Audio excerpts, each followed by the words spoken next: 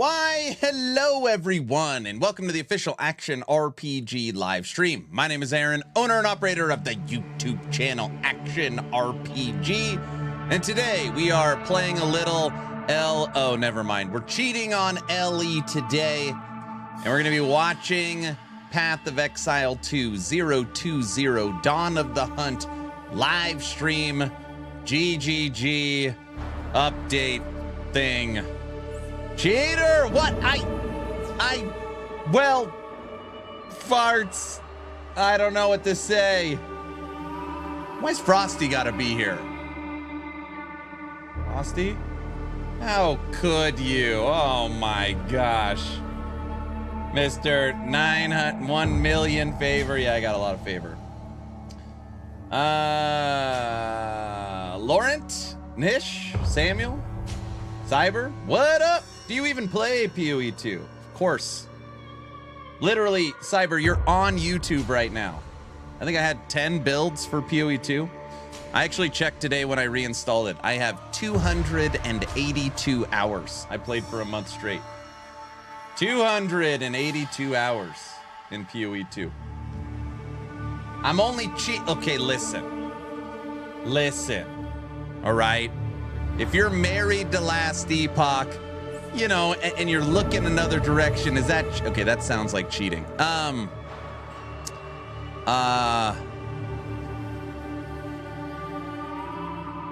You know, forget it. I'm not cheating. I'm not cheating, guys. That's a type of cheating. Here we go. Last cheating, no. Is flirting legal when you're married?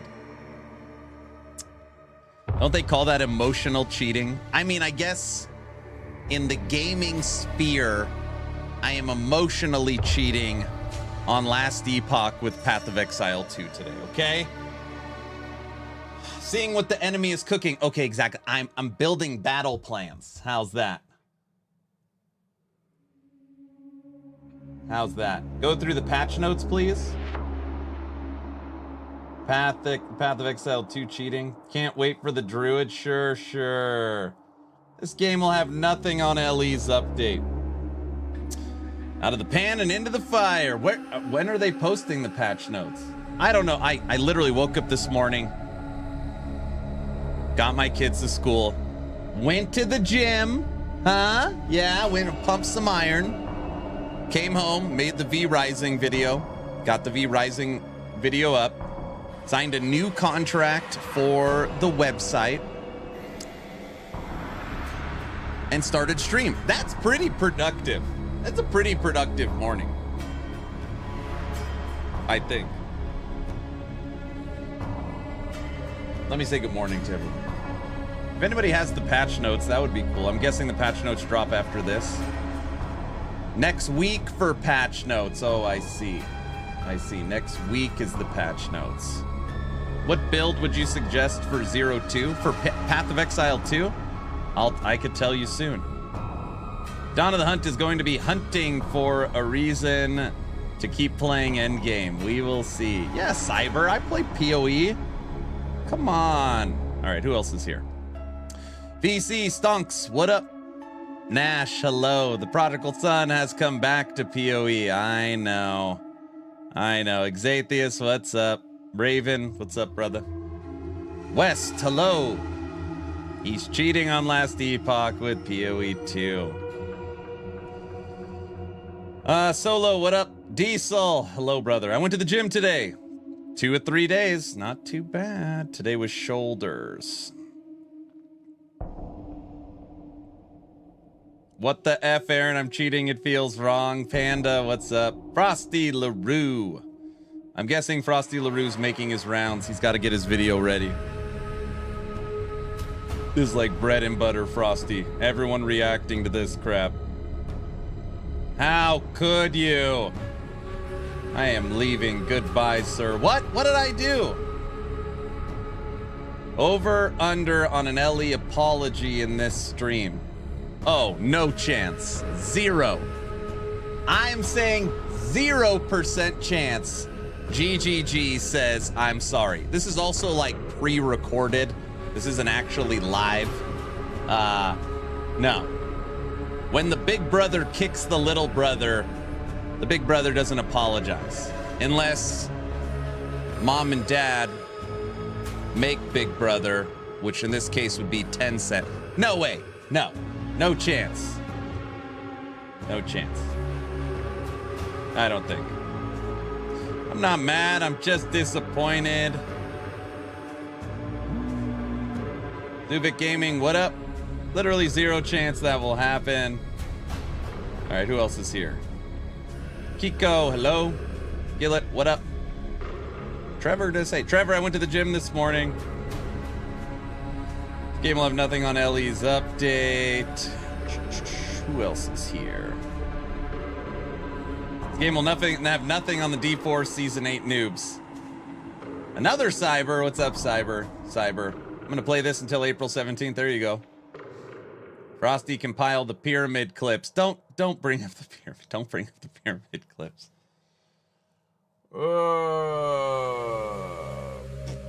I didn't do enough this morning yet. Aaron has gone to the dark side. Will you guys stop it? Just stop it.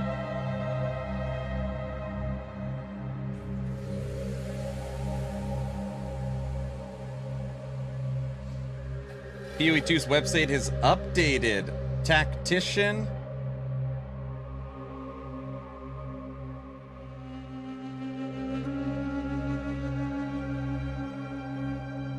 Who else is here? Step Bro, what's up?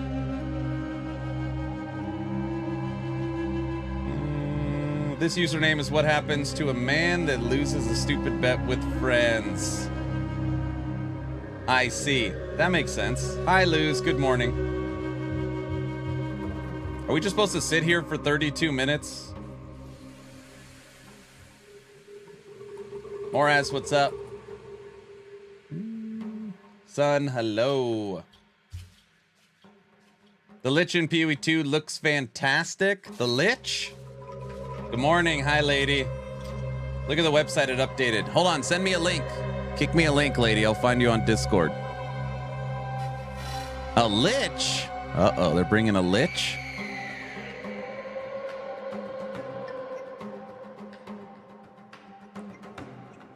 Did Discord do it? I hate it when Discord updates all its crap.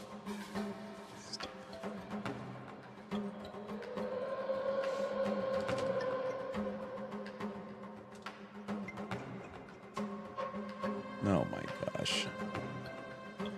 Someone send me a link. Oh, screw it. I'll just find it.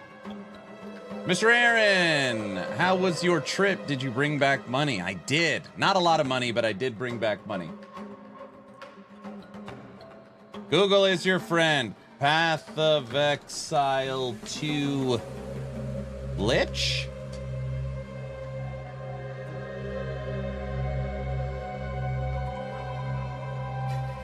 I ain't seeing crap.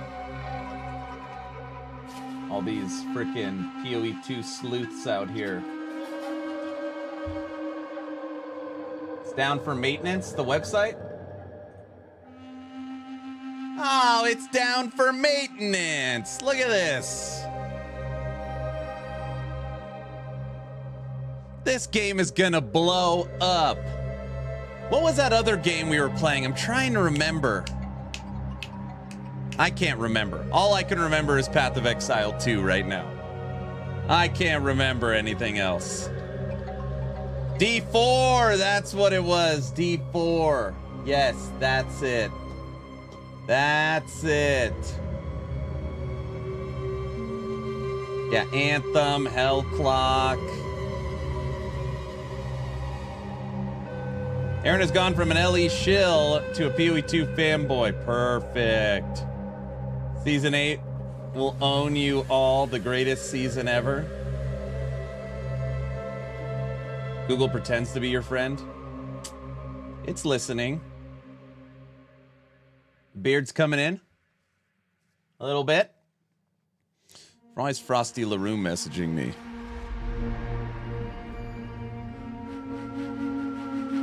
The Witch. Ascendancy the Lich. No crap. The third ascendancy for the witch is the lich. It's the witch lich. Oh, the witch lich. It's not very funny. It sounds really dumb, but I like liches. So, lies? I'm looking forward to this. Here, I'll show you guys what Frosty LaRue sent me.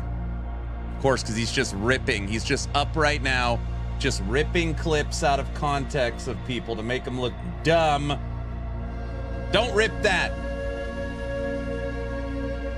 The witch. Lich. Huh? This is the way. I highly doubt we'll get an Act 4.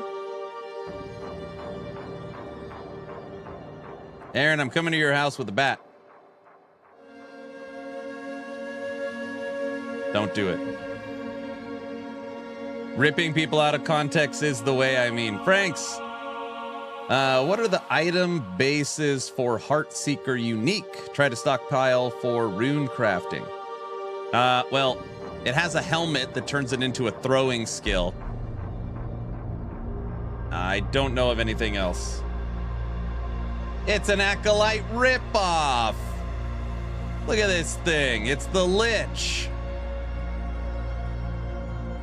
It's got minions. This minion, what the hell? What's this minion doing? Oh, brother, it's looking for the... Never mind. Never. I can't believe I almost said that out loud. Never mind. Lol. It's looking for the void portal. I didn't say it. Diesel said it. Diesel said it. It's tasting the rain. Yes. Minion activating freak. This one's just a standard scary. This one, what in the world? All right, I gotta screenshot this. We all knew you were thinking it. No.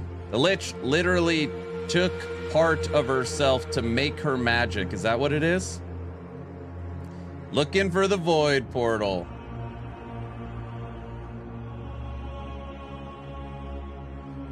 All right, how long until this damn thing starts? 26 minutes? Oh my gosh. What do we got to do something for 26 minutes. No, we're not going to do a bingo card. Bingo card. They already know what's coming. Dual wield Lich? Oh, I see what you're doing there. Start a new witch? You can't even play the game. The website's down and the damn game is down. Yeah, the website's down for maintenance. Play a game. Play a game. Right?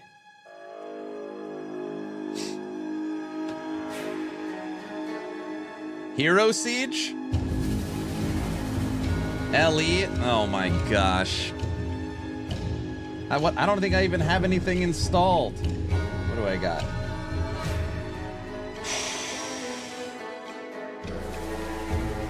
Dragonkin, Hero Siege, Last Epoch. Last Epoch Community Tester. Oh, I can log into Community Tester for a little bit. And Titan Quest 2 Beta. And POE 2.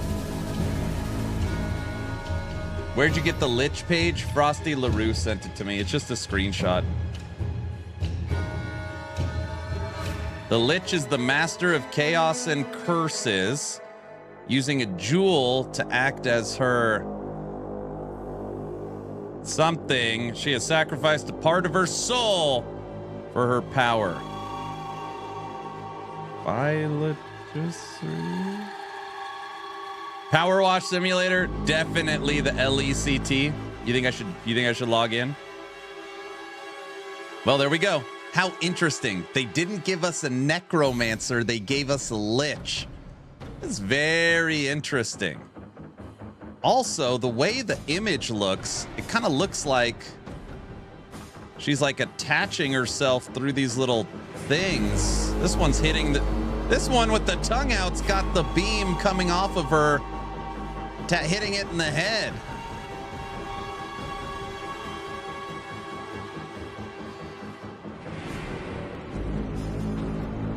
I wonder what Frosty LaRue can get out of the Void Portal and Skeletons. I don't know. Are you going to play the POE 2 update? Yes, I'm a POE 2 main. It's actually the only game I know. Lich is way cooler.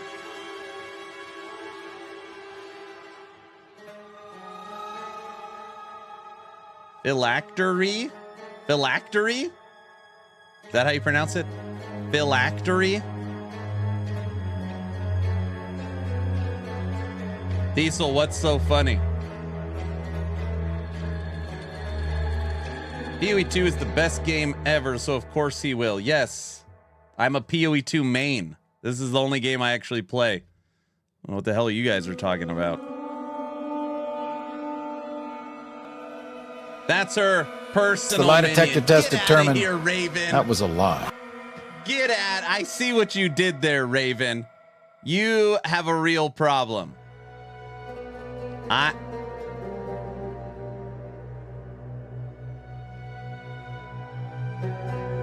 Don't laugh. Don't laugh at that.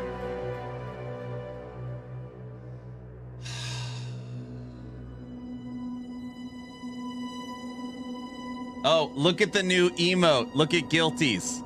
You guys like it? Look at the new emote for tier 1 subs. Sure. Sure. There's another new one too. There's two new emotes. Lich is way cooler than Necro? Is that true?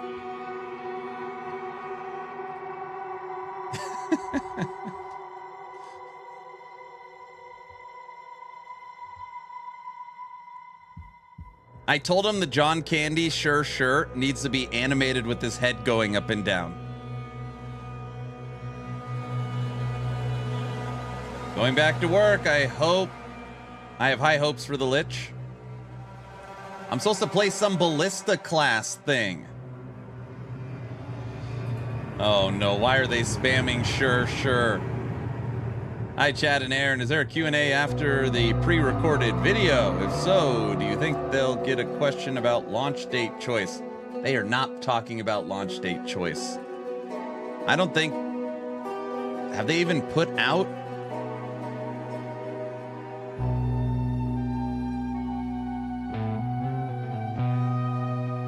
Watch the live stream, reveal full details.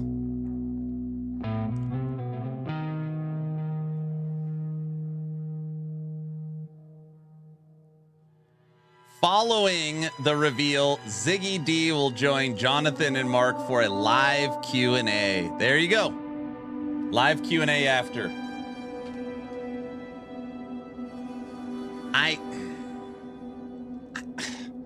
I would be, listen, I don't want to make accusations or assumptions.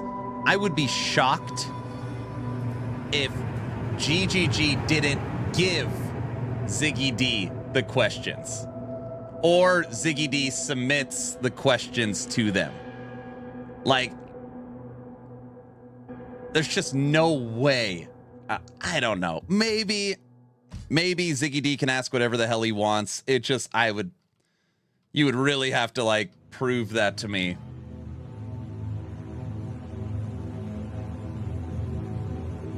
Curated questions, for sure. It's for sure predetermined questions. Correct. Hater? What? Totally unscripted. Sure, stupid. I gotta get rid of this sure emote. You guys like it too much. I can already tell. I think after that DM and Gazzy interview, the questions are going to be less aggressive. Twitch drops are live. I don't know if they're live now. Are they live? I don't even know where the hell this stupid 20 minutes. Shh, I'm not here. Native, thanks for the sub, sir. I see you. So apparently, POE 2 is going to have a Forge Guard and a Lich now. I wonder where they get those ideas from.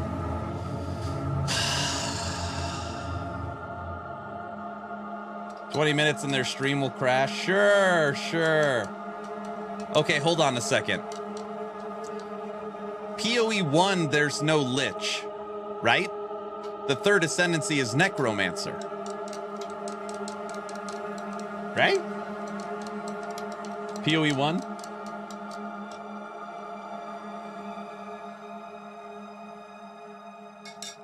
No Lich.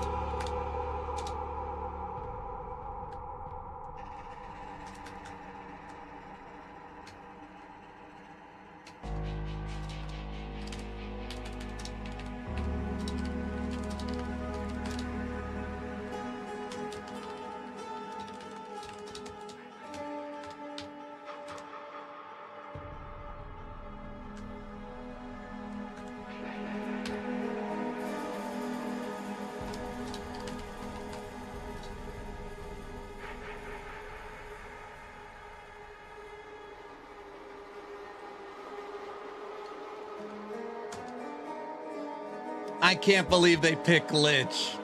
Occultist, no Lich. Got it. Necromancer, Occultist, Elementalist. Is GGG fixing Forge Guard before LE? Okay, hold on. Take a step back. They gave us dual shields. I wonder if GGG has bullied Aaron to play PoE 2 at launch. I played it at launch for 282 hours.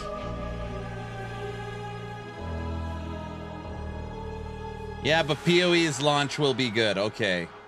Nash is feeling brave today. I could see he's a little pigeon-chested a little today. He's feeling good and confident about this damn live stream. He's in the building and he's feeling himself today. I can feel it. He's got that confidence right now. Enjoy that brown bag of Triple G cash, you dirty sellout. If you guys think GGG has ever paid me before, you're tripping. PoE, let's go! Thanks, Jinja, for the sub. Stealth Grim Dawn 2 announcement. Bro, could you imagine this ends? And it's like Jonathan Rogers, and he says, oh, sorry. This stream actually isn't GGG. And then Crate Entertainment gets up there to announce Grim Dawn 2. I would literally have a heart attack. I would just fall over. The PoE 2 subreddit would literally like manifest itself into physical flames. It would be... I would die of happiness. Oh my gosh. Kiko has gifted a sub. Jinja's gifted 5 subs. It looks like we're listening to Polka for the next 16 minutes. Well, at least the next 5 minutes. Here at Action RPG, if there's ever a level 2 hype train, the polka will flow till the hype train is over. Enjoy. Grandpa Aaron couldn't take it. I couldn't. Grim Dawn 2 is my dream.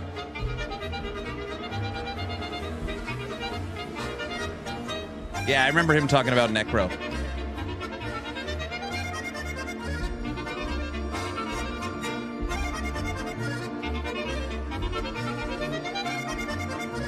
Will you guys stop with the sure? Come on. It's new. Don't kill it.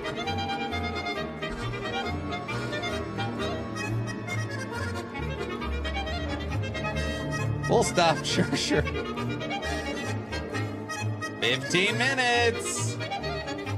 Louder and sadder. By the way, I will turn off all notifications and announcements during this live stream. You can enjoy it without all this crap. A goal achieved, I feel special. Thanks, guys. 500 subs. Jeez, thanks, guys. Sure. Oh my gosh.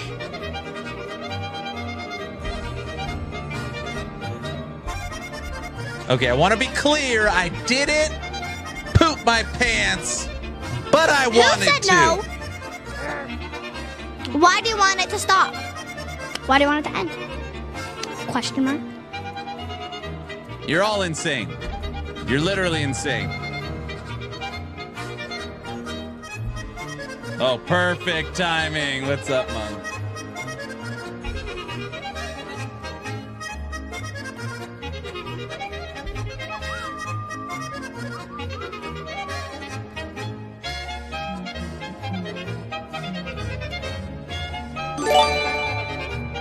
Mung's gifted 2 subs to the channel and the hype train continues.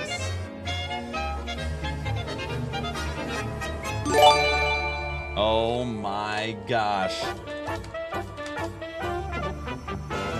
Dude, there's 149,000 viewers on POE 2.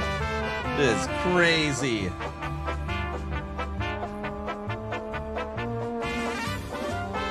This is going to be the funnest place to watch it, though.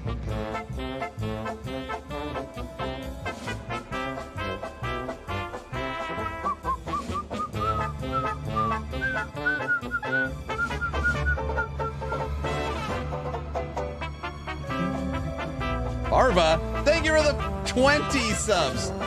Do we have a level 7 hype train? Oh, the fly killed me. We did see the Lich Ascendancy was leaked. We saw it. The fly didn't kill me.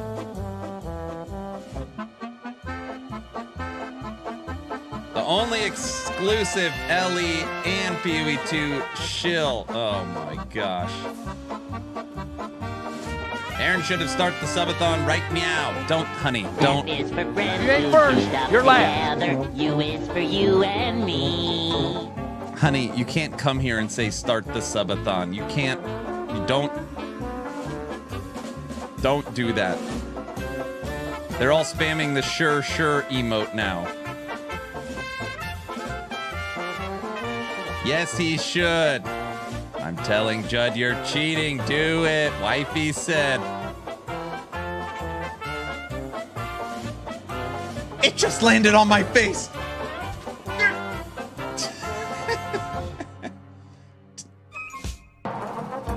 Subathon. Wife's always right. The chat's going haywire now.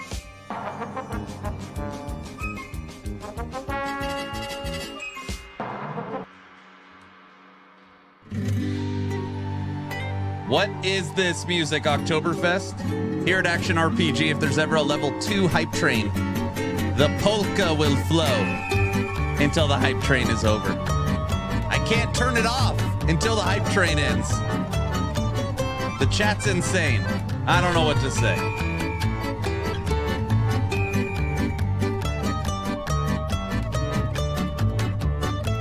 Look at them. They're all nuts. Happy wife, happy life.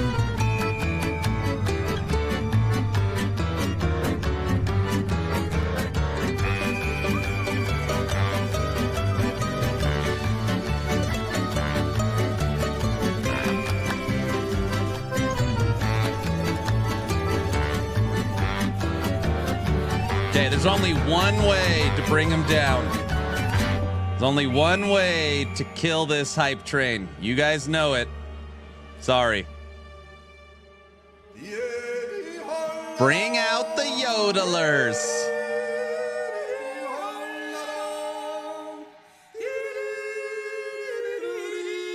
You started this. No. Deal with it. What are they? You guys don't do the dogs. Everyone's gonna think you're insane.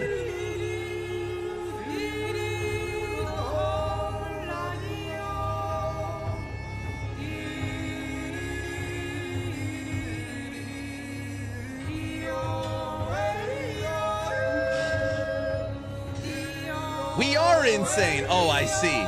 I see. We've taken over. You guys know the hardest part is I can't deal with the yodeling.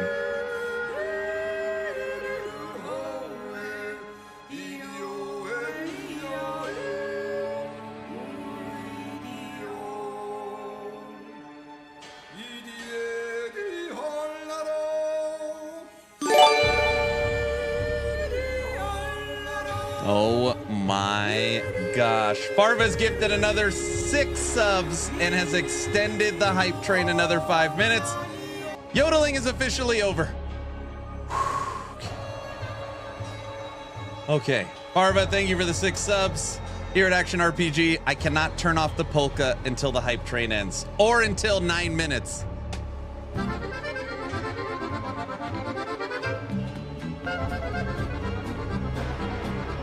Scott, I've got my lederhosen right over here.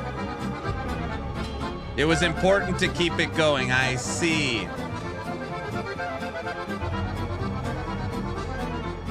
Bring back horrible yodeling, no.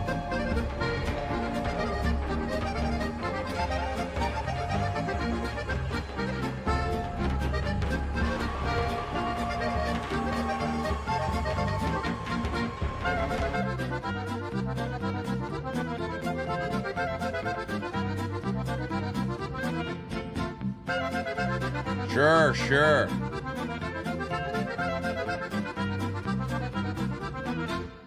Yes, the timer is when the subathon starts. Just kidding. No, it is not.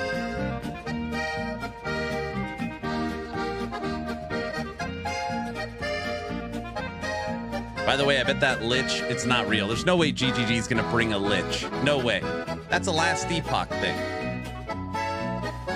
Clip? Don't clip that. I had a friend in the military, and he had a CD of his family's polka band. They were all dressed in lederhosen and had little hats with the feathers. Hats with the feathers, huh?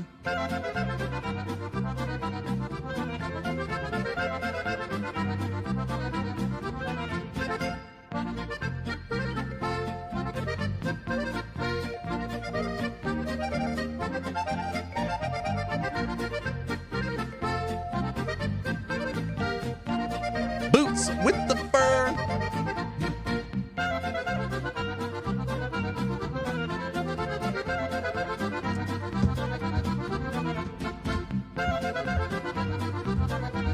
Seven minutes.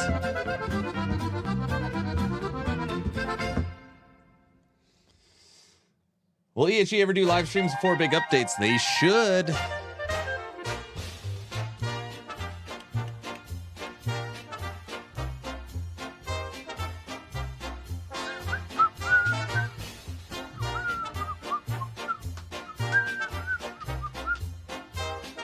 Hello, Aaron. I'd like you to know that you are one of the 2 content creators that inspired me to start a YouTube and a stream. Keep up the great work. I like you. Ah, thanks for saying that. It is very, very kind. You can do it. I believe in you. All you just need is a little polka. That's it.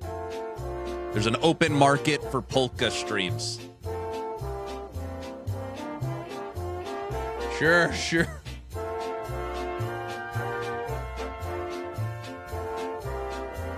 Rotten Gamer, don't tell me there's a new Undecember season coming.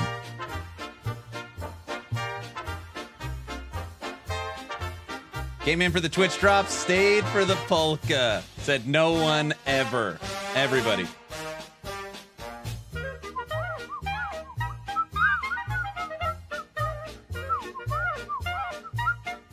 Wait, what? You think there's only one hat?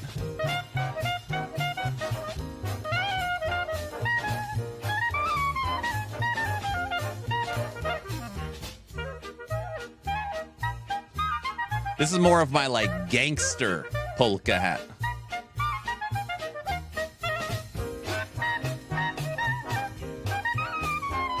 Five-minute warning. 5-minute warning.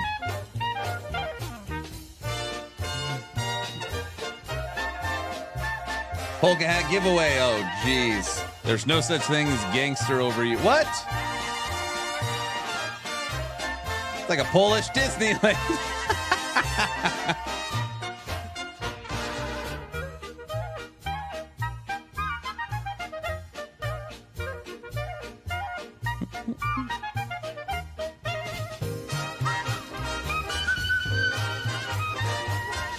All right.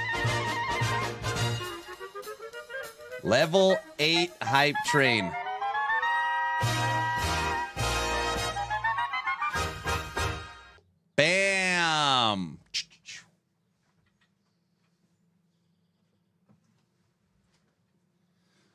So we've got some new members here, whether it's YouTube or Twitch. I will tell you the story. Since we have 4 minutes, it's not a very long story. February 21st was my first subathon, and I went full-time as a content creator February of 2024 last year. That was like my quit the job, and this is now my job. And I've been so blessed, just overjoyed, and never been happier. Anyways, when I was preparing for the first subathon, okay, me and my wife were going through music to play while I sleep. So while I sleep on camera, what kind of music should I play? And we're going through different playlists of music, and one of the playlists said polka. And she's like, man, if you're ever so sick of the subathon, if you ever want to kill the subathon, play polka music while you sleep. You know, 6-8 hours of that. Dude, the subathon will be over before you could blink. So anyways, I tell that story on stream, day 6 or whatever, and people are like, oh, like, play the playlist. And I'm like, sure. So I play the playlist that my wife told me to play to kill the subathon, and it had the opposite effect. When the polka music came on, we ran like a level 20 hype train. And then the next time the polka music came on, we ran like a level 15 hype train. And this just slowly started to morph into like a kind of weird, unexpected channel identity. Which, by the way, I'm Italian. I'm not, it's like so ridiculous. I'm Sicilian Italian. Anyways, that's why. That's the story. The cult of the polka. So ultimately, what happened is now Subathon 1 is over. It went for 31 days. Subathon 2 went for 65 days.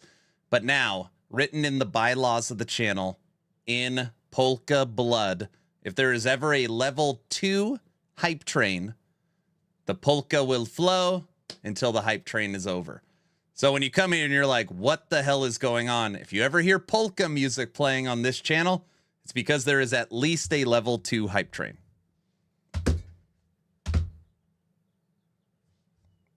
"90 seconds.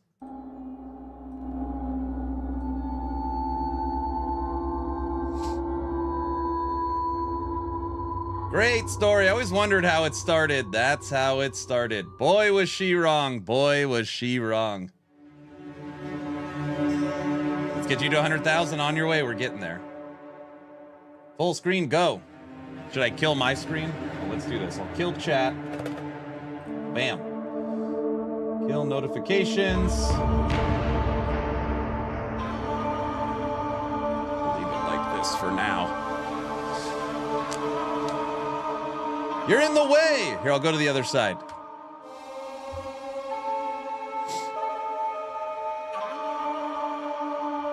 See you on the other side, gentlemen.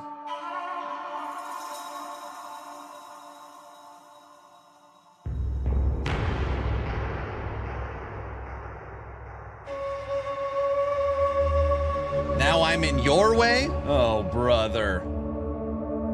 Aaron's already gone to the dark side. Oh, chat is back because I went to the other side.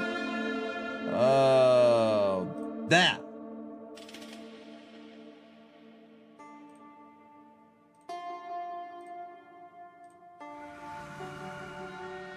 They're going to copy so much LE stuff. When you're watching this, think about Last Epoch. We could do a comparison at the end. Here we go. Hi, I'm Jonathan Rogers, Game Director on Path of Exile 2. Welcome to GGG Live. Well, it's been a little over 3 months since we launched Early Access, so it's about time for our first major content update. Today, we're going to show you an exclusive reveal of Path of Exile 2, Dawn of the Hunt, which launches on April 4th. Twitch drops are enabled on today's live stream, so make sure you follow the instructions below in order to claim your Executioner's Guillotine finisher effect. Now in today's stream, we're going to take you on a deep dive into the new Dawn of the Hunt update. We'll cover a new class, 5 new Ascendancy classes, and huge expansions on character systems like unique items and support gems. After that, it's on to the in-game improvements, including changes to systems, a bunch of new encounters, and lots of other content. We're going to finish up today with a live Q&A session where Ziggy D will ask Path of Exile 2's game directors, myself and Mark, your questions from Twitch chat. Now, we have a lot to cover today, so let's get started with a trailer for Path of Exile 2, Is it Dawn enough? of the Hunt. We as Mary are guided by the Spirit. It provides prey, shelter, even love. But for me, one day, all that were changed.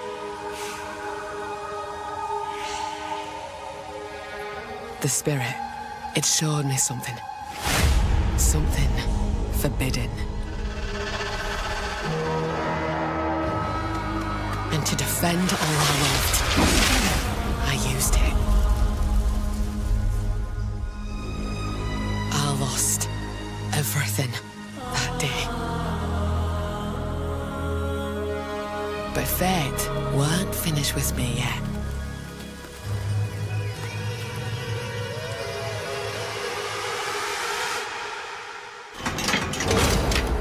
Yeah, he said I'll right class, the wrongs I've not done. classes. I'll do what I must, no matter the cost. I will hear the Spirit once more.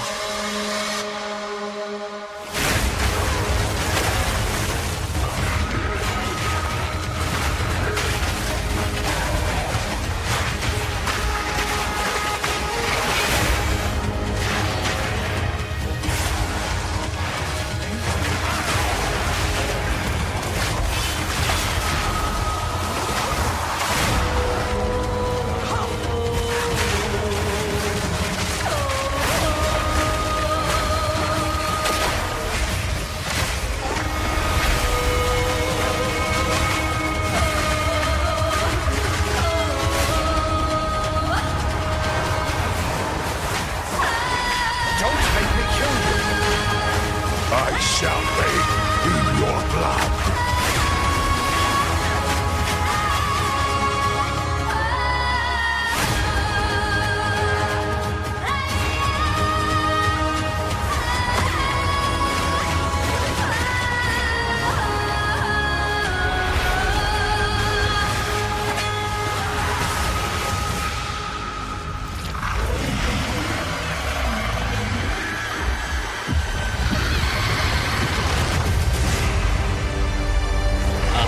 Support gems. That's a lot of support gems.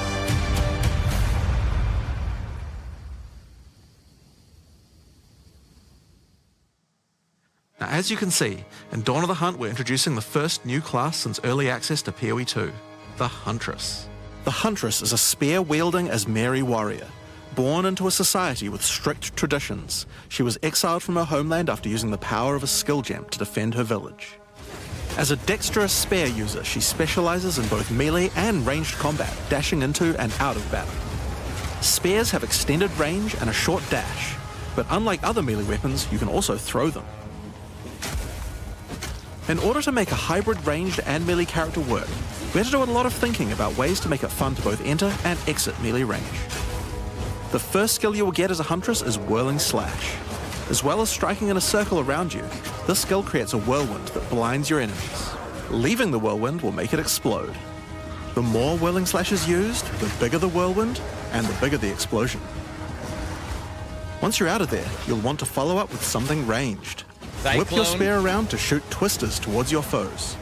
These twisters bounce off walls and can hit enemies multiple times. I have no interest in the Huntress. You can also throw twisters inside a whirlwind to shoot out extra tornadoes that do way more damage. In her offhand, the Huntress will usually want to hold a buckler, which allows you to do a new skill, Parry. While holding down Parry, your character will counterattack any incoming attack from monsters near you, stunning them. In addition, the monsters will take extra attack damage from your follow-up strike. Some specific skills are designed to be used after a parry and have extra effects. Disengage is a skill that does a quick jump back, damaging enemies in front of you, and it can be used to interrupt other actions, like dodge roll. If you use it against a parried enemy though, it causes an explosion and gives you a frenzy charge. Just be careful. If you parry too much, you're going to get stunned and possibly killed. You can combine this combo with Whirling Slash. Slash, parry, disengage, and you'll get an explosion from the disengage and the whirling slash. It reminds me of The Huntress wounds also has in a variety Monster of Hunter elemental Wilds. spear throw attacks. The enemies look like they have wounds You on could them. use Lightning Spear to bounce lightning Am I the between only your one that foes. sees that? Or you could throw explosive spears into the ground. These spears take a while to detonate, but when they do, they'll incinerate anyone caught in the blast. All spear throws on the Huntress can also be empowered by frenzy charges. For example, explosive spears will do an even larger explosion and leave fire on the ground. And these empowered versions can activate even more combos. Using Whirling Slash over ground fire will suck it into the whirlwind, adding fire to the explosion. Using Twisters inside a fire whirlwind will shoot out fire tornadoes as well. And you can do similar combos with ice devils and lightning too. Now, a key aspect of hunting is exhausting your foes by causing blood loss. This skill is Rake, which dashes towards your target and unleashes a deadly slash, opening up wounds on your enemies. Follow up with Disengage and watch them bleed out as they run towards you. On the health bar of monsters, you can see how much blood loss the enemy has experienced, and the Huntress has skills to take advantage of this. For example, using Blood Hunt will thrust forward and cause a bloody explosion. The more blood loss, the bigger the explosion. If you want to cause bigger bleeds, try out Rapid Assault. The final hit of this multi-hit combo will stick a spear into your enemy for a big bleed. Now, Explosive Spear and Rapid Assault both result in leaving spears behind, either in the ground or in enemies. You've But there missed are other nothing, skills that medic. leave They're spears showing around up, too, Huntress. like No Storm druid. Lance, that leaves an electrical spear that arcs towards enemies. But what can you do with all these spears? Detonate them, of course. Thunderous Leap will allow you to jump onto and explode any spears either in the ground or in your enemies. Now, as well as hunting animals, the Huntress also has the ability to work with them. While fighting any beast, you have the ability to tame it and use it as a companion. You can only have one companion at a time, but it will keep the mods that were on it. Try to What? find a rare beast with good mods to take full advantage of your ability to tame them. Oh boy. Now, this is just the beginning of the Huntress. We've really tried to make the hybrid ranged and melee gameplay work for this class by having a huge amount of synergy between ranged and melee options. There are 22 new skills available for the Huntress. By endgame, you'll be slinging hundreds of insanely powerful spears, sending forth spirit animals and summoning the might of Solaris from the sky. But we still haven't talked about ascendancy classes yet. What can the Huntress ascend into? Well, the first Ascension class you could choose is the Ritualist. The Ritualist has embraced the darker side of his merry traditions by harnessing the power of animal sacrifice and plague. The Corrupted Life Force skill causes all enemies around you to grow volatile blood Animal boils on their skin. sacrifice. When those enemies are slain, the boils will burst, spreading corrupted blood to all enemies around them. The Ritualist also excels in taking advantage of magical trinkets. The Unfurled The Finger Darkers. skill allows you to equip an additional ring on a finger around your neck. Taking 3 Mystic rings? Attunement increases the bonuses of all the rings and amulets you have equipped. Now, this Oh, is one of my boy. favorites. As the Whispers Ask grants you a new skill, Ritual Sacrifice. Use the skill on the corpses of slain rare monsters to absorb the power in their blood to give you one of their modifiers for a short time. Specialize pretty cool. further into That Ritualistic is pretty Sacrifice cool. with As the Whispers Demand, which allows you to perform that skill on yourself instead of a corpse. Cut your own hand, sacrificing some of your own blood to empower yourself.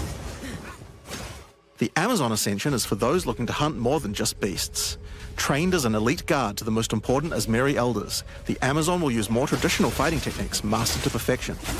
This is The Predatory Jabazon. Instinct skill will cause you to reveal weaknesses in the defenses of rare and unique enemies, causing you to deal more damage. You can see those weak spots represented on their life bars. While using Elemental Infusion, any charges you consume will infuse your weapon with elemental power, causing any projectile attacks to explode on impact. The Critical Strike skill is as simple as it sounds. It takes your excess accuracy and gives it to you as critical strike chance. Additionally, you have skills like Mystic Harvest, which allows your elemental damage to leech life, and as Mary Brew to be able to use either flask to restore both life and mana.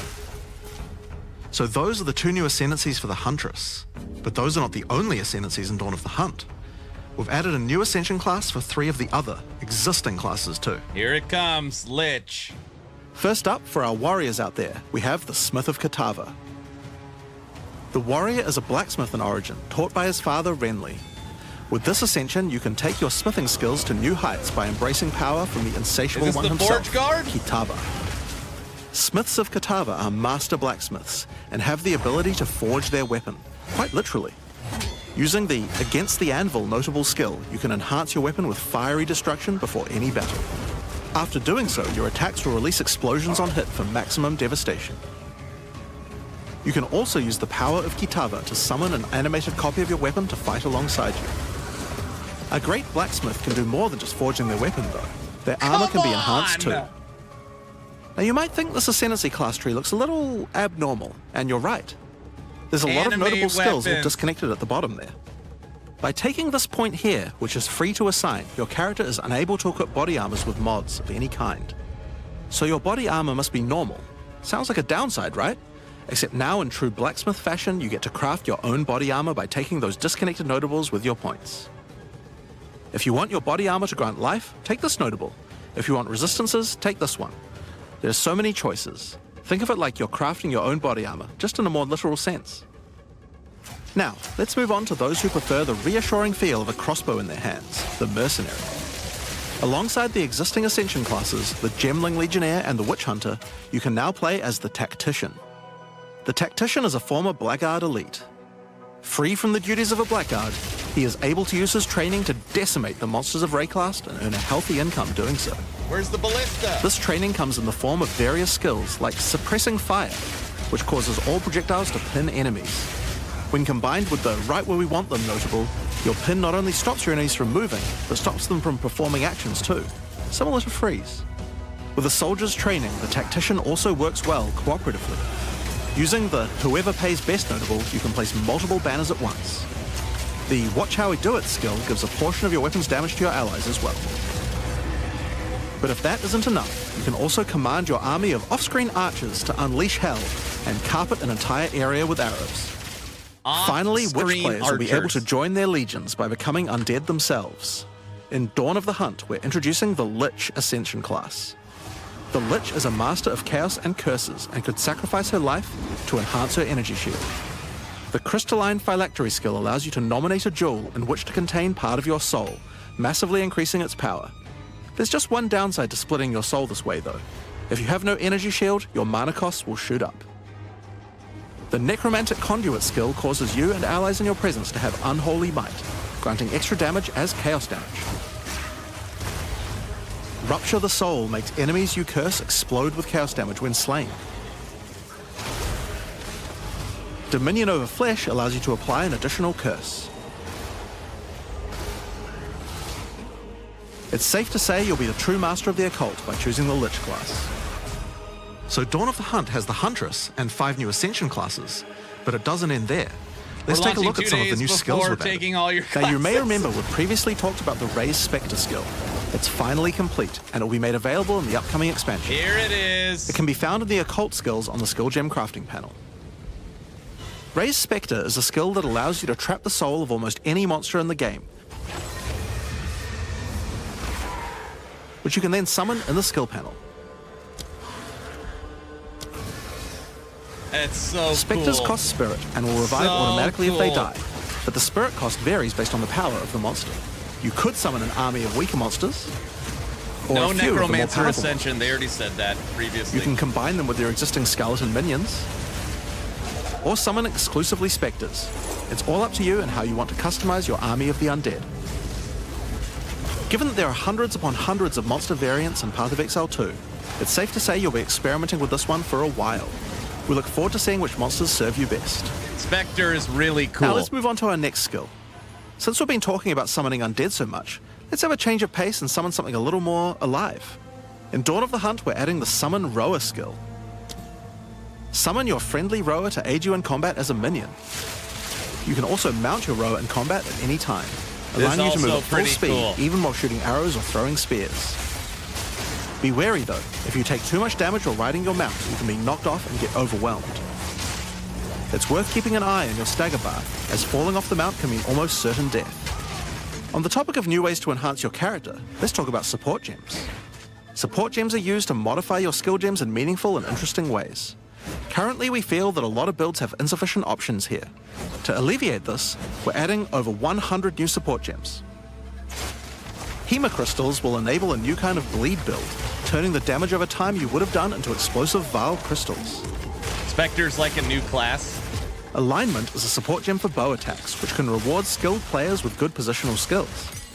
Caltrops will allow you to litter the battlefield with hazards, slowing your foes. I just want to quickly say, so far everything's good and fine, but they haven't mentioned anything about what we're going to be doing that's different. Unsteady and tempo. No quality of life.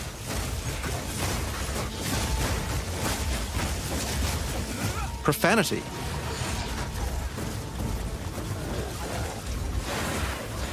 Retaliate.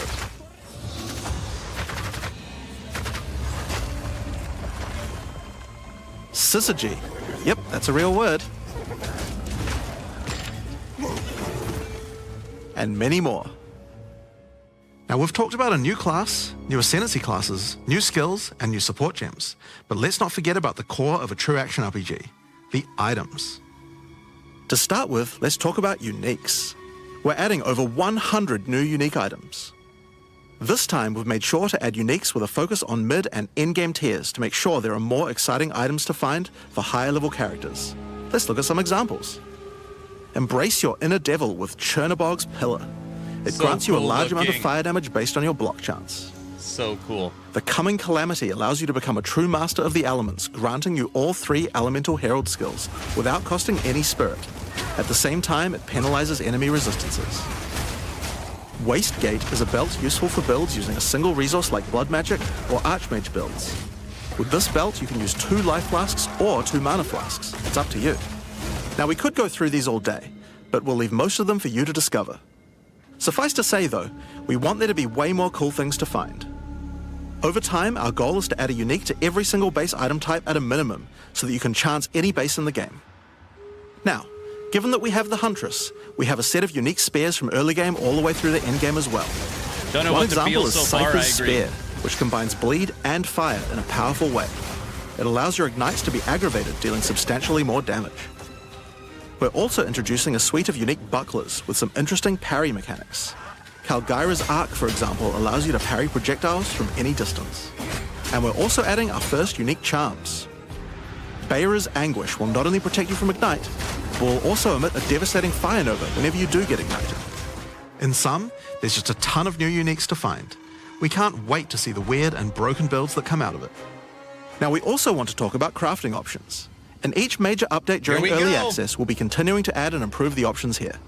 We have various new crafting tools that have been added as rewards to many of the different types of new content that we're adding. But for now, I just want to mention the changes to runes. Runes add commonly available mods, but since they only have 1 tier, flat damage mods tend to get outclassed by endgame. So we've changed runes to have multiple tiers, allowing you to get higher tier mods than before. Our plan is to significantly expand the number of more specialized mods for crafting using socketables as we add new content over time. And the first new set of those comes from what we're talking about next. In Dawn of the Hunt, we're adding Asmarian Wisps, which can be found throughout both the campaign and the endgame. The Asmari spirit has made itself present in Wraeclast, and it appears to be trying to warn, or maybe prepare us for the coming darkness. You will first encounter a manifestation of it in the Grellwood in Act 1, where you'll meet Delwyn, an Asmari hunter who is trying to find out what exactly is causing the spirit to behave this way. As you approach the wisp, it will flee, leading you past monsters. Any monsters it comes into contact with are infused by it, making them more powerful.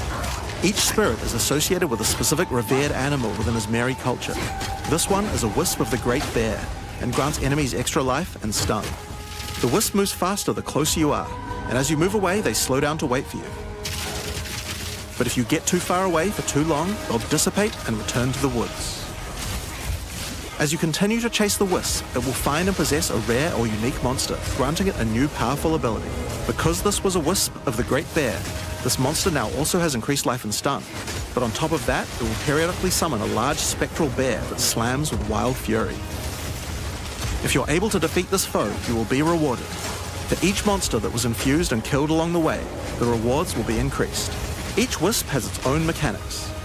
The Wisp of the Winter Owl is a primal wisp that causes enemies to deal extra cold damage, gain energy shield, and release wind vortices on death. When infusing a monster, they will call down large tornadoes to protect their host.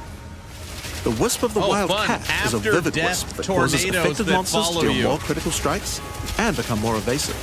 When it infuses a monster, it will summon a barrage of feline spirits that will attempt to tear you limb from limb. If you're lucky, you may even find sacred wisps that can do some pretty crazy things to the monsters they influence.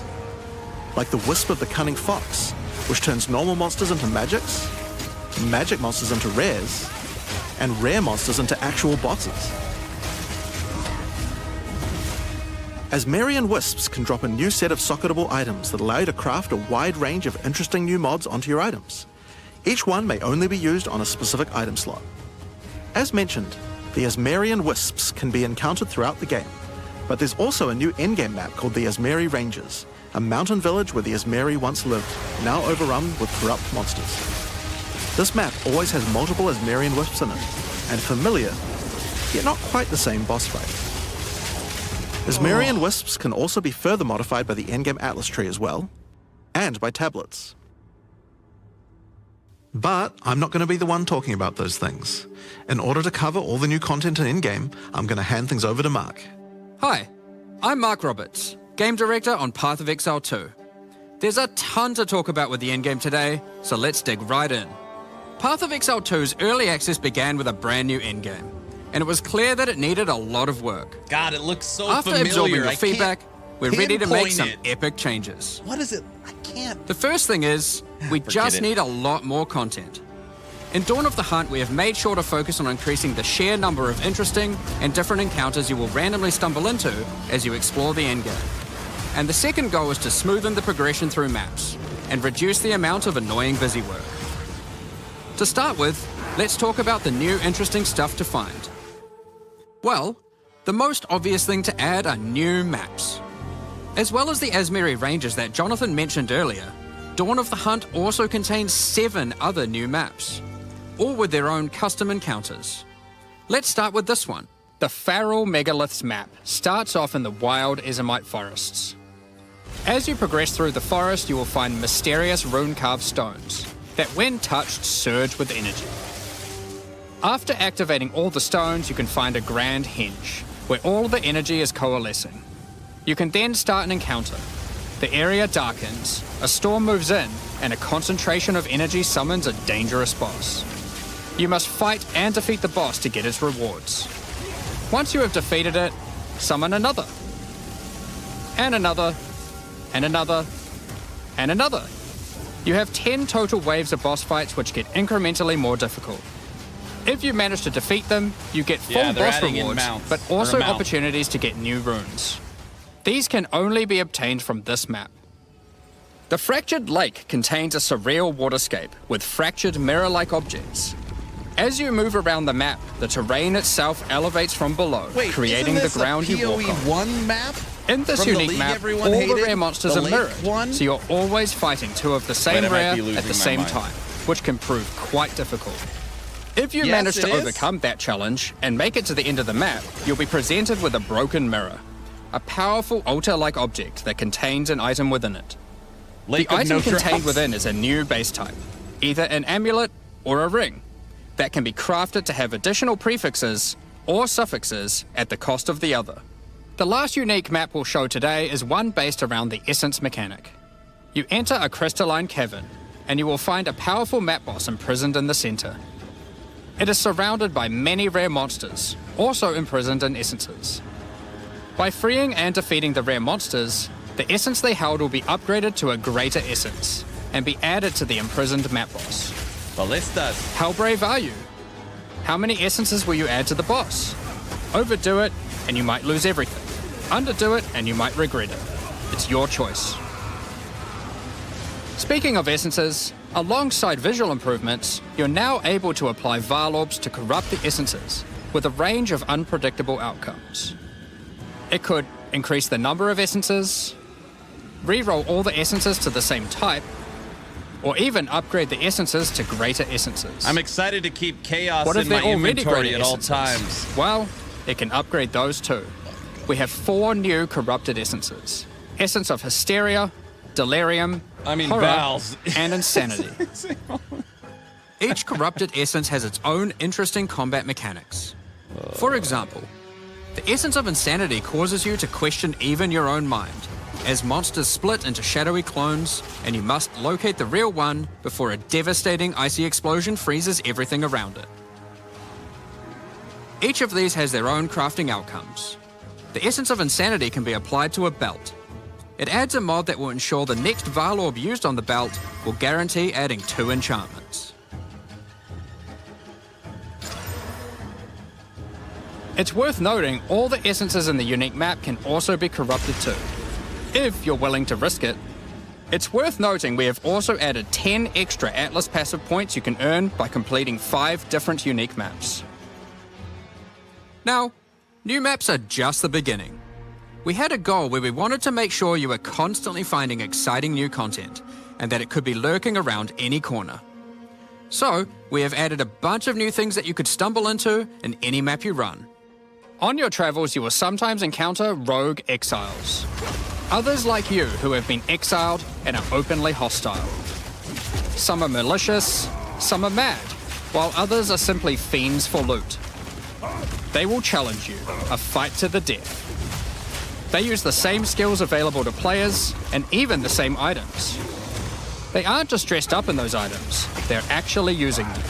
It's going to feel like a true player versus player situation. Of course, if you are able to slay these exiles, those items will all drop on the ground. So if you encounter an exile using a powerful or valuable unique item, which you can see displayed under their life bar, you want to be damn sure you kill them. Because if they kill you and your party, they'll portal out, taking their items with them. That's Every pretty fight cool. will feel completely different depending on the items they come equipped with. These exiles are much smarter than your regular monster.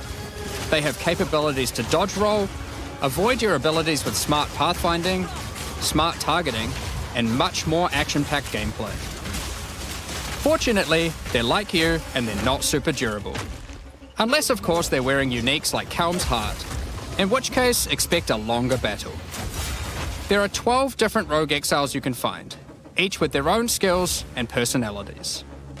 Some may insult you, while others may admire your honor in combat. Another encounter you might stumble onto in Dawn of the Hunt are one of 4 new unique strongboxes. Strongboxes are chests with modifiers. When you try to open them, they activate traps and spawn waves of monsters that you must defeat to access the loot. Let's take a look at 2 of the new unique boxes that are harder to find and behave just a little bit differently. The Ogham's Legacy Strongbox has a corpse splayed out in front of the rune-carved stone. Upon interacting with the stone, you activate Forbidden Ezomite magic, which revives the monster as a powerful rare. The Strongbox comes with a modifier which determines how many times it will revive that rare. Each time you defeat the monstrosity, the Strongbox revives it again, adding an extra modifier to the monster. With each resurrection, it becomes more difficult, but also more rewarding.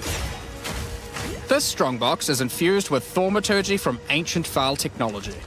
Eshel's Torment has a powerful artifact inside, and is guarded by Chaos itself. Defeating the monsters will grant you a unique item, with a specific corrupted outcome.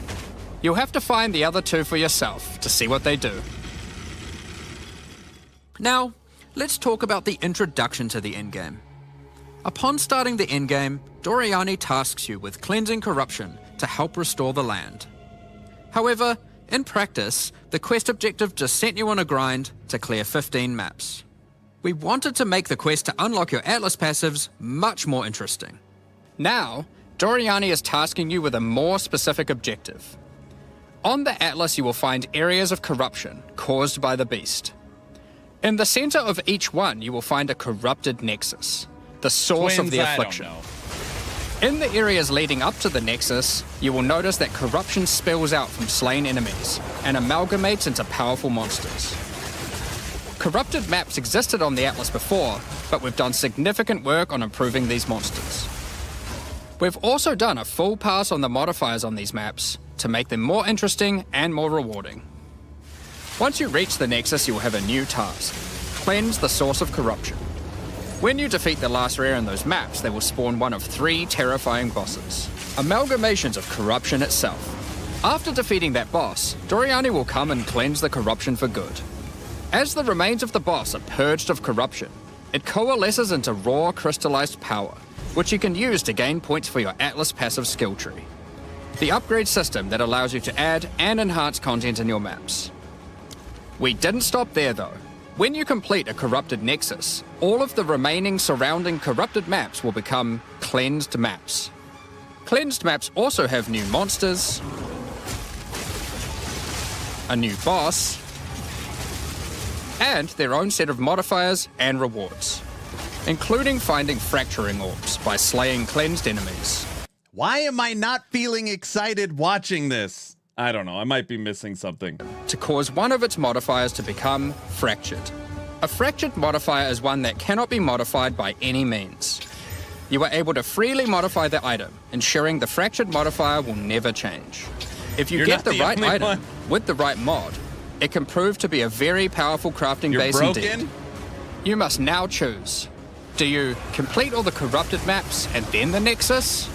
Or maybe you beeline to the Nexus, complete it, and do all the remaining maps cleansed. Both have rewards to entice you and challenges to assess. Now, let's have a talk about towers. One thing we've had a lot of feedback on is the busy work around running towers and managing your tablets. The first change we've made here is that we have reduced the number of towers drastically, so there are now 1/3 as many as before, but we've made them much more powerful. To start with, tablets now inherently add twice as many mechanics, but that's not all. Running higher tier maps and towers now increases the number of mechanics applied by tablets. By tier 15, the bonus is double, allowing a single tablet to now add 4 times as many mechanics as before. So, we're running far fewer towers, dealing with fewer tablets, and affecting even more maps than before. But because there are fewer towers overlapping with each other, you won't get as many opportunities to stack different tablets. In order to solve this, we've made it so that each tower can consume up to 3 tablets at once. You always get 1 slot on completing the tower, but if you can complete a tower with more mods on the Waystone, you can unlock a 2nd or 3rd slot. Overall, this allows for even more juicing from towers, while drastically reducing the amount of busy work you have to do. On top of that, towers are much more interesting maps because they can now spawn with all mechanics, including bosses. Each tower map has a new boss. Let's take a look at a couple here. The boss fight of the Alpine Ridge map has 2 powerful witches contesting for territory. One witch has an affinity for ice, the other fire. Who will win? Hopefully neither.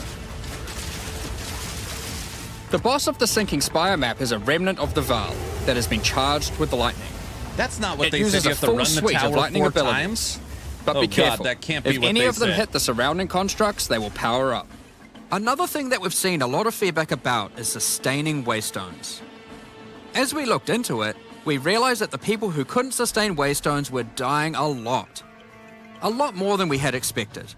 And that made us realize something. During the campaign, the expectation is that you can die multiple times in order to learn how to overcome challenges.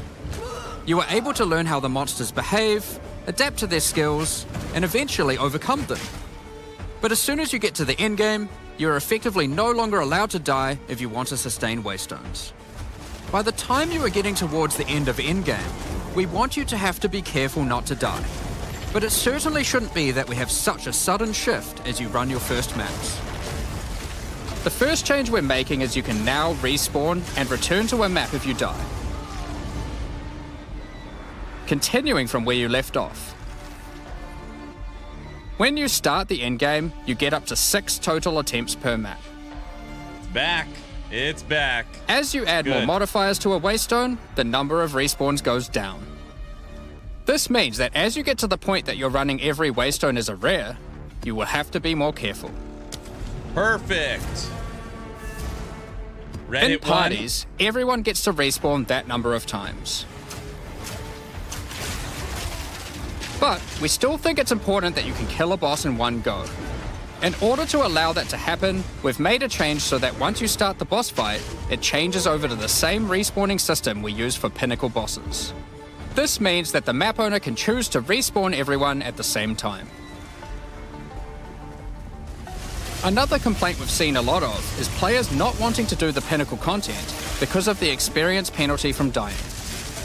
A change we've made here is that all Pinnacle content now no longer grants experience, but also no longer removes experience on death either. Smart. Dawn of the Hunt also brings the first batch of Twilight Order reliquary keys from the early access supporter packs. These keys contain items selected by our supporters. They can contain any unique item found in Path of Exile 2. If the selected item is a Pinnacle boss drop, then only special keys dropped by this content will be able to provide these items. Pay to win? For example, Hand of Wisdom in action can only come from a key dropped by Zesht. We're also making a change that allows Pinnacle boss uniques to drop at any difficulty. Rarer uniques will be rarer at lower difficulties, but still possible to find. This applies to the drop chances for the reliquary keys from this content as well. We spoke about towers and tablets earlier, but we have also added a suite of unique tablets. Each of these adds crazy interactions to the maps influenced by it. For example, this unique tablet allows you to run any map in a tower's radius without requiring connections, which can be quite useful for jumping gaps and traveling around your atlas. Oh, that is awesome. And this tablet causes all runic monsters spawned during expedition encounters to be duplicated, and weakens all expedition monsters that emerge from the ground. The Atlas tree has also been expanded, and you can find many of the new mechanics there, and improvements to existing ones too. Now, through this livestream, we have mentioned quite a few new crafting options that we've added. New runes, corrupted essences, fractured mods, and jewelry crafting bases. But we did have just one more crafting system to talk about: recombination. Expedition was the only in-game mechanic that was lacking a crafting system, so that needed to change. Recombination is a mechanic that might be familiar to some players. It allows you to merge two items together, hoping to get the best elements of each on a single new item. This new crafting bench will be unlocked as you complete your first expedition, and requires artifacts found during expeditions to fuel it. The rarer the mods on the item you are combining, the more expensive the cost. That wraps up all the major in-game changes we're talking about today. With all the system changes and new content, we can't wait to get in there, start blasting maps, and obliterating monsters. There is one more thing we wanted to clarify before we move on, which is that all the content we've talked about today will be made available in the existing early access leagues, so you can play your existing characters. However, there will be new leagues made for those who wish to start in a fresh economy. It is recommended to start over and get the full new experience in the Dawn of the Hunt leagues. Wow, for all our existing early access players, we're really looking forward to joining you playing in this new update. For those who don't already have access and are interested in playing Path of Exile 2, Dawn of the Hunt, you are able to at any time purchase an early access supporter pack at www.pathofexile2.com. Oh, man. Additionally, the Paladin and Penance supporter packs are now available to purchase in Path of Exile 2 and contain 6 microtransactions each and the full pack's face value in points. All the microtransactions contained within these packs are purely cosmetic and do not affect your character's power or progression in any way. Thank you so much for your ongoing support. We're just about to start the Q&A with Ziggy D. With release at the end of next week, our community team will be posting crucial information you'll need for the release. Keep an eye on the news. On release weekend, we expect to launch the new mystery box and many new microtransactions, including Path of Exile 2's first alternate skill effects. Thanks for joining us today and checking out our latest developments. We're looking forward to playing the Huntress, trying new builds, and exploring the new endgame next week. So we'll begin the Q&A shortly, so please get your questions ready. Ellie is officially dead? Wait, because of this?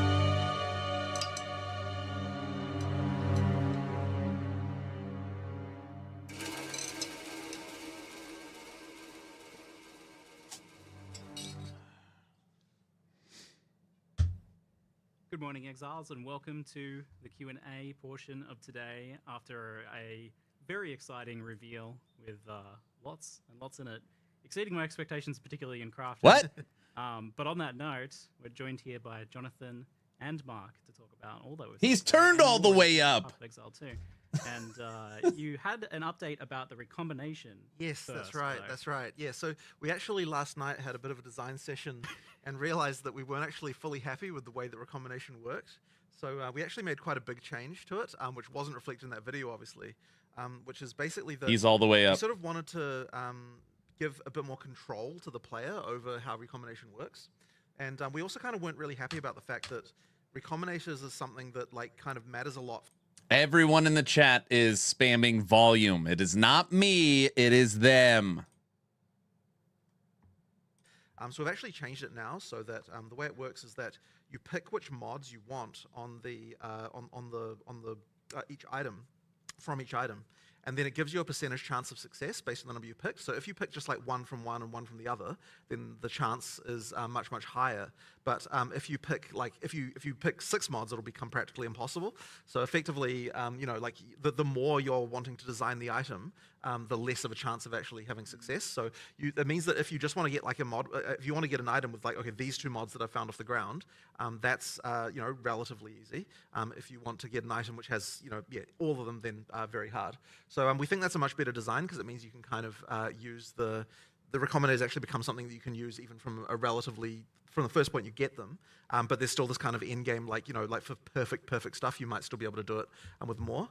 It is kind of balanced though, so that like if you pick literally all 6, then it's going to be like incredibly low to the point of like, don't even try that. But you know, like 4 mods might be a good thing to have a good one, Extreme. Thank you. Kind of thing, and then exalt the other 2, that kind of stuff. So yeah, that's kind of the new design of that. So hopefully that'll be in by the time 0-2 comes out. We're gonna we've kind of got a plan for doing that. But yeah, like I think it's a much better design than what we had before for recombinators. If it's not there for 020, it'll be very as soon as soon. it can afterwards. Very But soon. yeah, you know, spur of the moment, night before the live stream design sessions. Yeah. But Been a few of those. increased player agency and visibility into the success result is just a win. And honestly, took way too long to, you know, get to the point of us actually going, oh, this is just straight up. I'm not going to interrupt them that many times. We're going to let him go. I have a million thoughts. Yeah. Both really high end in terms of the crafting that it was intended for, but also just even understanding it. This seems much more intuitive because You just pick what you selecting want. the mods you want. Yeah, Right? exactly. So it does sound like it's a little bit of a nerf for the very high end of crafting, though. Like, It might end up being, but I'm not like it sort of depends on how the numbers come out. Like because we only just designed this, we need to still work out like exactly how the numbers end up looking. But I mean, look, we have to make sure. Obviously, whenever we're designing any crafting system, we have to be really sure that we're not like screwing over finding stuff on the ground. So you know, you have to sort of have that balance, and that's, you know, so that kind of informs everything we do with crafting usually. One difference here, though, of course, is if the success chance fails, both items just both deleted, items yeah. are destroyed as opposed to always keeping one. Yeah. So okay. So it's basically Whether or not percent chance for success, and if it fails, item's gone. So Roughly, what do you think you try to pitch just choosing 2 mods at? Like, it depends on what mods you're selecting, but I'm kind of thinking kind of like 35%-ish kind of thing for like 2 normal mods, that kind of thing. both Like to for them go both, over? yeah, for them both. For if you pick 2, Yeah. and then you know, but we'll it see. kind of depends. Again, It kind of depends. We'll see how we have to do higher some tier mathing. mods are rare, and Yeah, exactly. So it sort of it depends on the also situation. the other thing is it's going to now have a fixed cost, so it's not going to Yeah. you know. And the idea is dollar like, based on and the idea is like doing a single expedition should be enough to do a recombination. So you know, you're going to be doing them like relatively often as you're doing expeditions. so is the part of Expedition where you get to craft with the NPCs still a thing then? Now that you're adding this? Yeah, I mean, you've still got that whole mechanic, and like, so it's effectively it's competing for the artifacts. Yeah. Between recombination versus buying. This things stream from made me other- decide to So is there some uninstall POE buffs 2. intended for that then to make it more competitive? Not with- yet. It definitely needs some love in the future, but not at this time. Yeah. Yeah. It seems like the systems can kind of go hand in hand, where one is giving you items that you can then potentially recombinate. That is also true. You can use the ingredients of one in the other, or the outcome of one as an ingredient in another, Cool. We'll talk more about crafting a little bit later on for sure, because there was a lot announced there, which I'm quite excited about. Definitely exceeded my predictions for what you'd be adding in terms of crafting. But firstly, though, just a quick clarification on the league. So there's not going to be a wipe for the new players joining us. If you were playing on a character, you can still keep playing on a character. No wipe. But a lot of long-term Path of Exile players know the importance of playing on a fresh start. And that's also really important for you guys as well, For sure, yeah. I mean, basically, if we don't have, like, any character that's, come from before, you're just not gonna, like, because the balance is so different and because so many things have changed, there's like no point in even listening to feedback for someone who's playing in the old league. Like, it really has to be that you're doing the fresh start and we're sort of seeing how things go in the new economy. So like we were really sort of, it was kind of an interesting decision about whether or not we should make it so that all the content is exclusive, or rather like what amount of content would be exclusive to the league versus not. And the issue that we had is that, so I mean, like, a league means something in Path of Exile. You know, like, in order for something to rise to the level of a league, it needs like a certain amount of features. And the original thing we were thinking about doing that way would be the Asmeri and Wisps, but there wasn't quite like the kind of like meta mechanics and, you know, stuff with that. So like we didn't quite rise to the level of feeling like it deserved to be a challenge league. And at the same time, we've also got a lot of new players playing Path of Exile 2, never played Path of Exile before. So we were a little bit, like, we kind of were deciding, like, okay, should we make them exclusive or not? We sort of decided, you know what, for this one, we're not going to. And then what we'll probably try and do is for the next, league that we do, we'll actually make it a proper challenge league with like its own exclusive mechanic and so on. But yeah, it's a little bit funny because like in early access is a bit of a different situation with different, you know, like, and so yeah, we'll sort of see how this goes anyway. But certainly I would encourage everyone just like start again on a new character. I think, you know, you'll have a much better time because, you know, obviously if there's structural changes to the passive tree, it's like if you log in. This looks good for Ellie. For sure. For sure. You know, like there's things like that are going to happen that mean that, and you know, also just balance changes, right? Like huge numbers of them. So you're going to have a better time playing from the start. I don't know what hoodie this is. And speaking of the Huntress then, so we saw initial Huntress quite some time ago now and had some hands-on time with it and things, but I certainly, having played that before and played it now recently, the Huntress has changed quite a lot. Yeah. So what was the, how hard was it to get it ready for release? What was kind of the key there? I mean, it's funny because class design is one of those things where every time you add something, it can make you reevaluate everything else, which is why it's so hard to predict like how long a class will take. So like it changed a lot since the last time we had like we were showing Huntress. And honestly, like, you know, it's... I'm sorry, everybody. I just got to mute him for a second. There's so many conversations going on. Listen, I'm not a GGG hater. I put 282 hours into Path of Exile 2. I made 10 build guides. I even got sponsored for a couple of streams from them. I'm not a GGG hater. I'm a true believer that a rising tide lifts all ships. I want D4 to be successful. I want Torchlight to be successful. I want Hero Siege. I want Path of Exile. I want Last Epoch. I want as much positive ARPG as possible.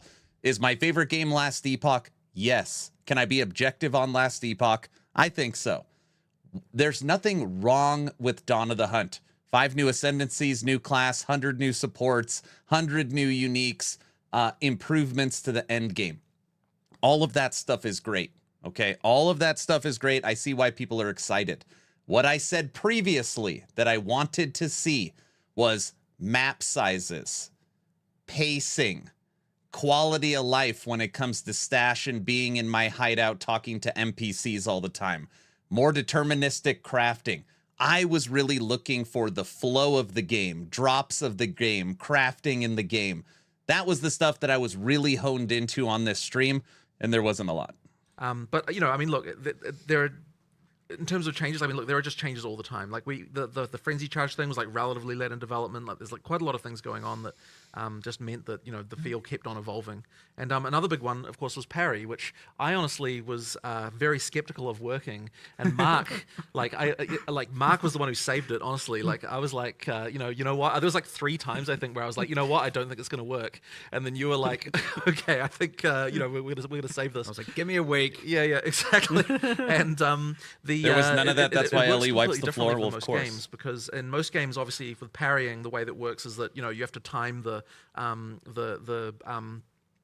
like to push the block button at exactly the right time, but that's just something that just wouldn't work in our combat system because you're often packs of monsters. It's just like you don't really have the ability to read combat in that way in our game, and at the same time we need to make something where there's going to be like, you know, if a single monster in a pack hits you, you need to be able to respond to that with something that's going to you need to be able to respond in a way where you don't just then immediately get hit by a bunch of other stuff. Yes. So having it so that the parry, like it always parries, but it's then taking advantage of what the parry does to the monster by following up with something that's going to give you like, an explosion or something like that to kind of deal with the pack. That's something that sort of allows that counter gameplay to work in our game. So you've kind of got two primary parry follow-ups. You've got the Frenzy Charge one, which dashes back, which means that, you don't have to worry about the monsters hitting you. And then you've also got the one that, there's another one, which I don't believe we showed there, which, called Fangs of Frost, which does a counter where you attack with ice, which freezes the pack. So it's another way to so in both cases, you've kind of got something that's kind of dealing with the fact that you've got all these monsters around you. And that was kind of the biggest challenge, I think, that we had with that mechanic. I'll also make note of there was a support gem I found that you can attach to any attack that allows you to follow up parry to generate a frenzy charge too. So it doesn't even have to be the backflip. In that case. Yeah, there's other... create your own parry. Parry in a grinding ARPG is always weird. That's a weird one. There's a skill that does give you a guaranteed crit, so that's a potential. Stop, let him hit you. You've got a few different ways to generate them. Because parry guarantees a light stun. Yeah. You always get that small window to actually engage or do a thing before before you're under danger again. And I'll tell you this, like, I am one of those players who never parry, right? In any game ever, because I can never do it. It's always just so frustrating. So I was very skeptical of that, but it feels really good. You've both managed to make it something that's easy to do because you can just hold the button down and parry at any time. There's no skill involved in that. James, you've officially lost your mind, my friend.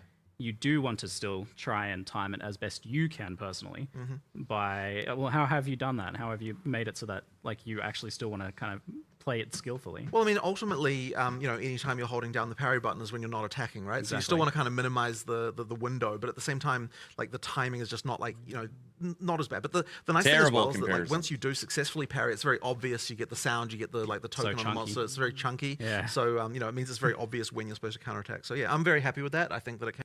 James, who always gives me crap on Last Epoch, which is fine, says, LE players are very similar to the WNBA players. They want the same attention as the NBA, but nobody is watching. We're trying to ninja in a change to how shields work at the last minute, which we'll see if it makes it into 0-2-0. I was playing around with it last night. This was 8 p.m. last night. Yeah, 8 p.m. last night, exactly. I was messing with this. Yeah, messing around with it. And I won't talk too much about how that's going to work, but effectively we want to make shields, the shields better as well, and kind of build something into those to make them more interesting. Yeah. So that's the plan there. We'll see if it makes it for 0-2-0. Yeah, following that kind of similar design space idea of being able to do a bit more with it. Yeah, and then 100%. that feed into other skills and things like that as well. 100%. There's a lot of room there to play with. Yeah. So we talked about Huntress being very, very combo heavy, and she has the deepest combo chains out of anyone so far, even exceeding like things you can do with Monk. You've got 3-4 different skills deep of things you can start to synergize together. So how do you balance? How do you make that fun? Firstly, like rather than like onerous, for example. Well, I mean, I guess there's a few things. Like one of them is it just has to be very readable and understandable when, like what you can do and when you can do it. And I think the other thing that's really to our advantage here is reusing skills in multiple ways, so you can make a deeper combo chain without requiring you to be using as many skills in order to do it. So the way that Whirling Slash and Tornadoes interact with ground effects and kind of like all that stuff sort of means that you're using Whirling Slash multiple times as part of the same combo chain. And that's an idea I think that I'd like to try and explore more, because I think that it is a cool way to kind of extend the combo chain. Yeah, as I said, without sort of getting too many things involved, and makes it a lot cooler. So yeah, I'll think a bit more about how we can apply that to other classes and other skills. But it's worked out really well here. Yeah, it's a bit of like a loose create your own combo system in a way. Like obviously there's intended combos, but because it's interacting with something that's fundamental like ground effects, you're able to combo with anything that creates a ground effect. And there's a lot of different ways you can do that. Like I added shocked ground to the backflip skill, or I got a companion pet that had a shocked ground aura. Nice. As like, so that was just there, and that was available all the time. I mean, it's funny as well because it also works on just enemy ground effects, and so sometimes you can just get a damage boost because the rare just happened to be dropping ground fire or something. So that's kind of fun. But it's been it's just a lot of fun to play. The first time I ran into that was actually in the graveyard where there's these like chests that like pop open with fire, and like I was using tornadoes, and then one of them just randomly turned into a fire tornado, and I'm like, oh, what happened there? Oh, yeah, sweet. It was just like a really cool moment where it just sort of interacted with the environment, which was really fun. It always feels like you're getting a little bit of something extra for free when you're taking advantage of the enemy effects, or a boss fight that just has burning ground everywhere. It's like, sweet. So how do you go about balancing, though, when you have a class that has deeper combos and kind of somewhat requires you to do a bit more versus a class or a skill or a build that is just bonk? I mean, you have to ultimately make the combos matter, right? And I think actually that's one of those things that we're trying to really focus on with the balance changes we're doing in Dawn of the Hunt more generally, is making sure that even, like, I think it's the case where some of the combo gameplay kind of degenerates a little bit by endgame in a way that, like, I want to make sure it still feels rewarded. It should not have delayed for this week update. One class, 3 ascendancies. At this rate, they won't finish the game for 2 years. They said they're going to finish it in 6 to 12 months. Those were their words. But when you get to endgame, doing armor break, sorry, what's it called? The armor piercing that causes armor break, followed with high velocity rounds, is just worse than just using high velocity rounds. And that's like really bad, right? Like we have to make sure that we're improving that stuff. So it's like sometimes you just get these things where like the balance by endgame kind of degenerates in a way that that doesn't support the combo anymore. And so we have to make sure that when we're looking Jonathan at doesn't understand time. We're like making sure that when we're doing it, it's to support the fact that using more things is actually a good thing. Yeah, we're really trying to make sure that we're bringing some of that, improving some of that stuff as well as we're making the balance changes. So do you have like a baseline there of where like the really simplest build should be, the build that just bonks? Like, I mean, you mean in terms of damage or in terms of like what it does? You know, I mean, we always want you to be able to build that way. But players have to do a combo. I mean, like, for no, people who don't want ultimately to, you never have to, right? But it sort of what it means is that you are sacrificing something. And look, the ideal situation is that like you don't feel like you have to do combos. You feel like you want to do combos, right? Like, because you feel rewarded for them. It's like should feel like a fun, like, oh, I can add this. You know, like it's the feeling you should be getting. Yeah. I think the Huntress is doing that very well. It must have been like extremely hard because I don't think I've ever seen this like ranged melee combo done well before. Right. Well, I mean, it does require a lot of discipline, and it means that a lot of skills like end up on the cutting room floor because you try them out and then you realize, well, if this is in the game, then that's the only thing I'm ever going to do. So you got to be really careful about that stuff. Certainly, playing the Huntress now makes me go back and look at the other classes and be like, we need to up that the level there, and we missed the mark a little bit now because this is better. And who's to say the next class won't even be better and make us question even this? But you know, but that's the way it is with class design. That's what he says when we like literally when you make a new class, you question everything. He's not understating the level of questioning everything. Yeah, do you see like going back to the monk at some point and looking for more like opportunities to link skills together with? I mean, we haven't got to the full skill set for any class yet already, and we need to add more pieces for a lot. I think there's at least 4 skills that were designed and then aren't in the monk currently. Ellie shouldn't have changed their date. I'm getting spammed on Discord. Ellie shouldn't have changed their date. It was intended to be more chaos dots, all kinds of stuff. We have to obviously at some point fill all of that in. Hard to say when, but we're going to try and incrementally get it, like much like how Race. I don't want to keep interrupting them. I'll give you my opinions after, and I have a lot of them. Something for the Ranger this time. Good and bad. For the summoners out there this time, and so we're just going to keep filling in those gaps over time. And it feels like you're getting better at class and skill design as you go too. So I imagine the last class you're going to release is going to be like Tid, I don't know. You look back at the first ones and be like, ooh. Possibly. Well, that is the worry. But whatever. But look, that just means we've got another round of going through everything and improving stuff again, right? So and that will never end. That's it. So with the parry came the kind of looking at the player getting stunned, in particular player heavy stun. So it's always hard to tell players like, hey, we're going to do something to you and it's going to be a bad thing. You're not going to like this. Well, the funny thing, let's talk about why. there's a few things like that actually, because so I mean, for a start, like we needed the downside of parry to be like that. Yeah, you get stunned out of it. But then when we're looking at how long, like we're like, okay, right now, even, and it's true with shield block as well, by the way. It's like if you get stunned out of that, the amount of time that you get stunned out for is actually not even enough time for most bosses to do a follow-up attack on you. No, so Unicorn, that's what we're saying. We're saying all that stuff's good. So we did have to extend that out a little bit, and it makes you a little bit more careful. But just to warn people, right, there's a few other things, like we lowered, what's it called, I can't remember the name of that thing now, the thing that makes you more easy to be elemental statuses apply to you. Ailment threshold. That's right, ailment threshold. Yeah. So we lowered ailment threshold to actually make it so the player has those mechanics happen more to them, right? Because like right now through campaign, like you barely get frozen or burning or shocked, really, to be honest. So there's stuff like that we've had to do to kind of make sure that that, because if you don't have that stuff actually happen to you, then there's no point in mitigating it. And it's like things like charms were like not very useful because those mechanics weren't happening to you. There's stuff like that, right? The downsides do actually matter in order to make it so that that there's other things you can do to sort of bypass those just downsides. Play standard character to experience new content. One of those things that we just have to make sure is there. I did always find it a little bit strange that like I was able to count the number of times I was frozen in the campaign on one finger. For sure. For sure. But it's always by those vile ghosts. yes. So expect a little bit more, a little bit more danger from the stun. I definitely died a couple times to getting heavy stun. Yeah, it can happen. So that's mostly occurring if you're like doing bad blocking or parrying. But can it also occur just from like taking a really big hit or something? Nope. At least we've discussed that. We've gone through a whole bunch of different like. Should certain boss abilities heavy stun you, and if you spec into enough stun threshold, it like demotes it to a light stun, and if that, there's all kinds of multi-hour discussions we've had, and we haven't really come to anything conclusive there. But it's only from mount, raise shield, and parry, and of which, at least for all of them, you can see your stagger bar filling up. It's worth noting things like evasion apply to. So when you're parrying, we turn off your evasion from taking damage because the block does, right? And otherwise you'd be like, I'm going to parry it. Oh, I evaded it. It didn't parry. Yeah. But you can evade the stagger build up. So you don't take the damage anyway, just before anyone misunderstands that. The evasion still works. Yeah. So high evasion will mean you can parry for longer. There's a bunch of parry stuff on the tree, including damage affecting the debuff, the duration of the debuff, so you get to benefit for it longer. Reducing stagger is all over the place for both mount and so in the dex section of the tree.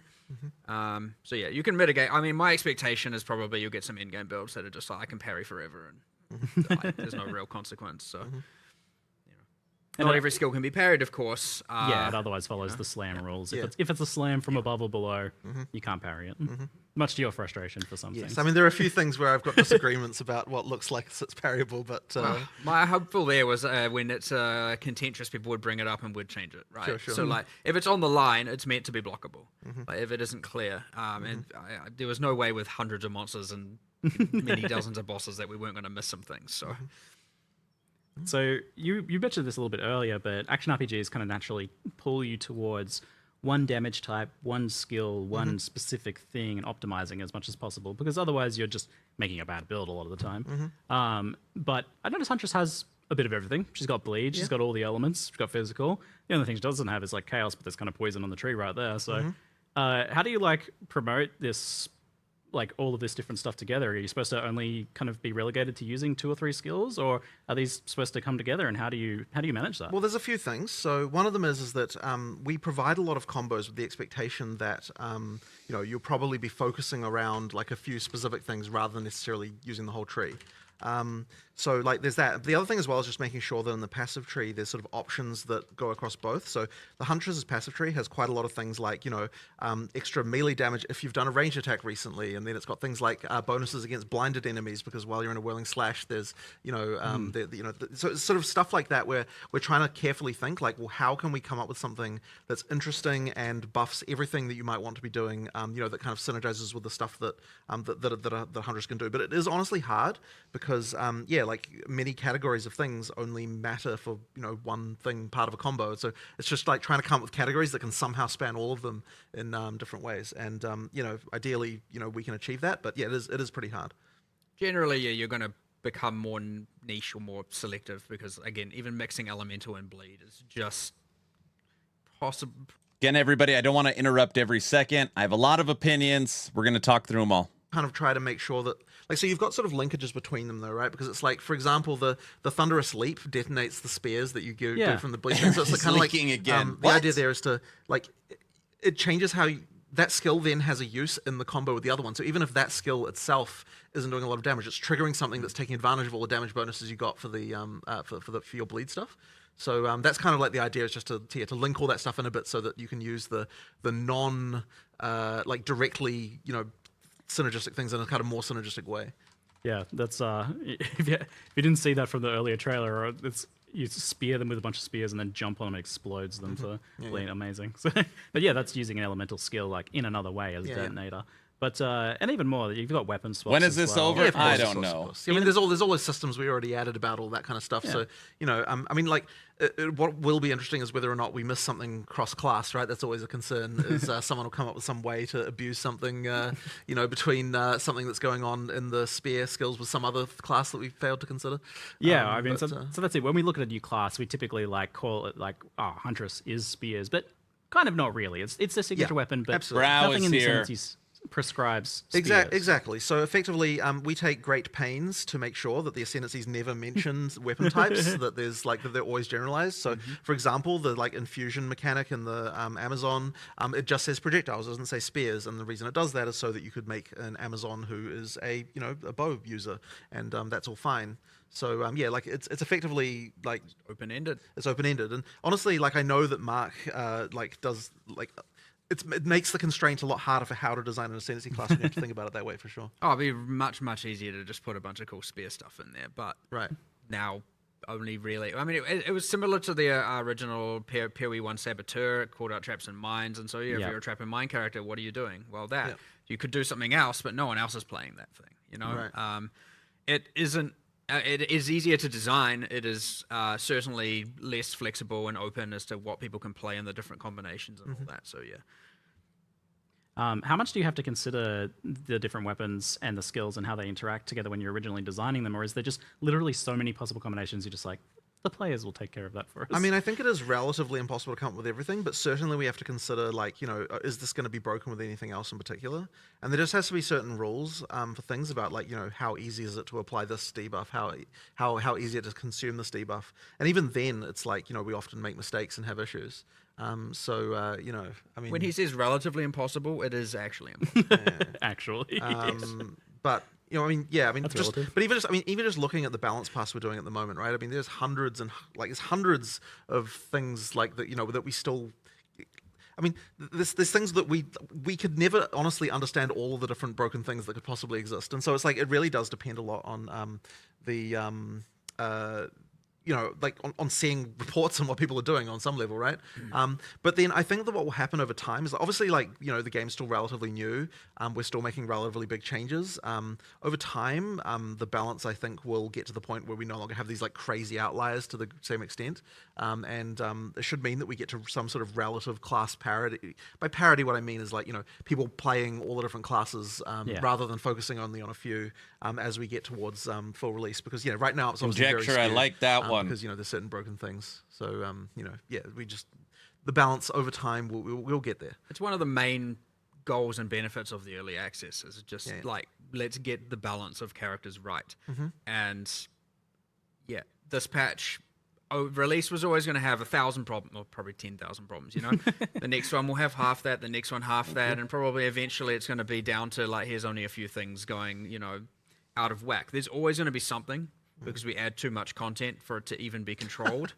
Again, there are too many uniques, too many supports, too many skills, and too many other changes for any amount of people. You're talking about a matter of you'd have to put in thousands and thousands of hours internally to find it, and then you give it to the players. There's so many people, it's going to take literally 5 minutes. So it is. It's very beneficial. And we're lucky in that regard that we get to that level of testing and feedback and on such a mass level, and especially, with things like, Ninja and all of that, and other people being able to see it and discuss it more openly, we're just going to be able to iterate on it even faster. But every single patch, you're going to see a pretty substantial change in what's going to happen here. Yeah. Thanks for making the broken builds. And well, 100%. I mean, you mentioned support gems. It's over 100 support gems added just this patch. It's already so many, and with you doing a different weapon for each of the 16 classes. Yeah, there's going to be a lot by the time we're done. But there kind of has to be, right? Because that's what you made it. You made this system that you need so many supports to support. You do. Otherwise, it's not going to work. Especially with this one support system, it's what have you guys done? Well, I mean, look, this is why we have recommendations, and hopefully we can improve those as well and continue to. You have to level Merchant's Guild to buy items because it stops bots. There's no certainly bots in room Ellie. for the complexity to get a you out of control here. So the recommendeds are going to become more Very and more smart, important. actually. Right. So we need to make sure those are very much right. For sure. You must be looking to players even to find some of those recommendations down the line as well. In some cases.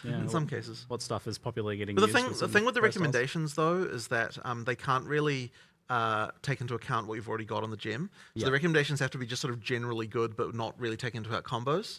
That kind of means they're a bit more simple. The recommendations are going to be more simple than what you'd otherwise be doing if you're Feels like at some point you're going to need some sort of nested recommendation system. It's like, well, I'm kind of doing bleed stuff, so you go to the submenu for bleed recommendations. I'm less certain about that because I kind of don't want to get into the thing of actually telling you what your build should be.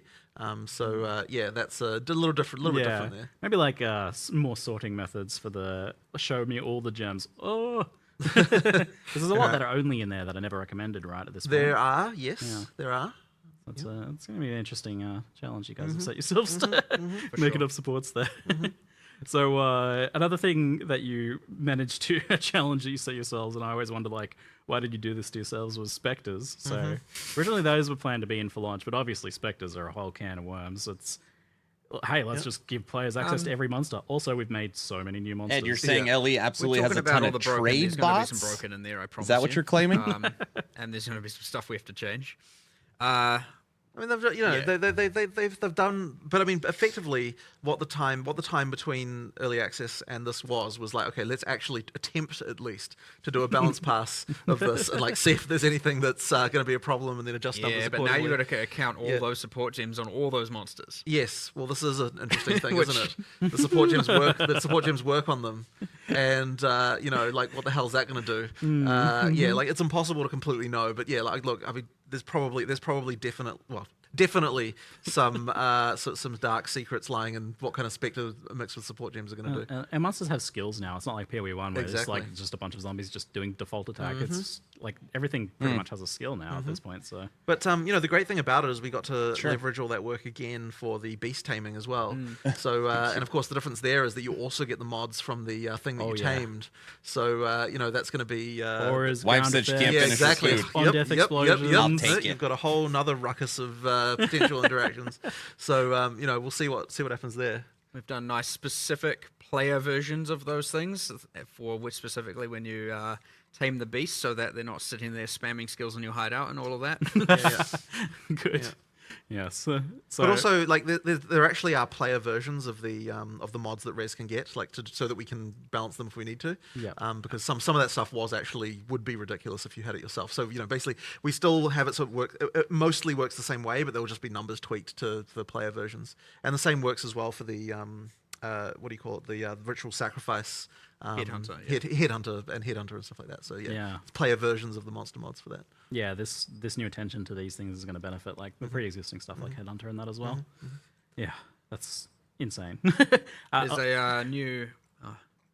Probably should let people discover it. There's a new unique charm that possesses you with a random Asmeri spirit as well, and so you get the daemons and the stats, and those technically also have player versions too. But actually, not to necessarily make things worse, to make things better, because monsters are balanced to fight player life and monster life, not in the same universe. So actually what we've done is all the things you steal that are monsters and the monster skills, like the explosions and the summoning bears and all that, we've actually specifically balanced them way up to be more effective against monster.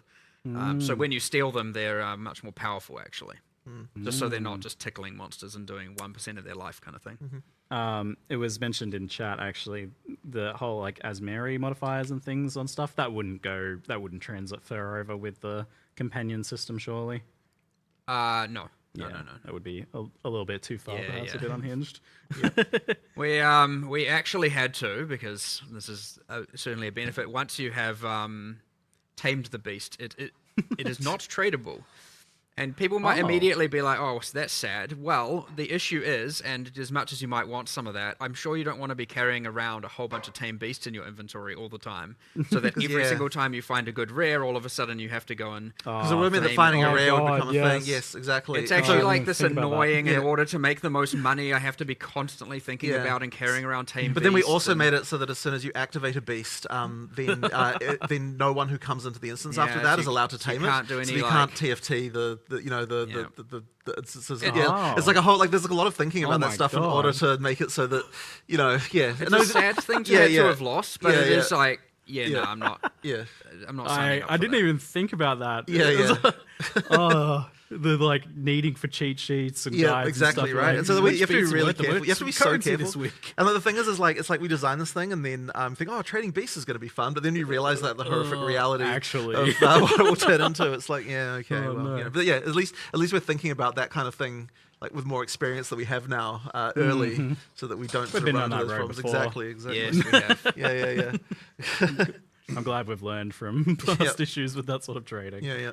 Fantastic. I'm back. So, talking about some of the other new skills, we had the addition of the rower, which was teased quite some time ago, I think. Yes.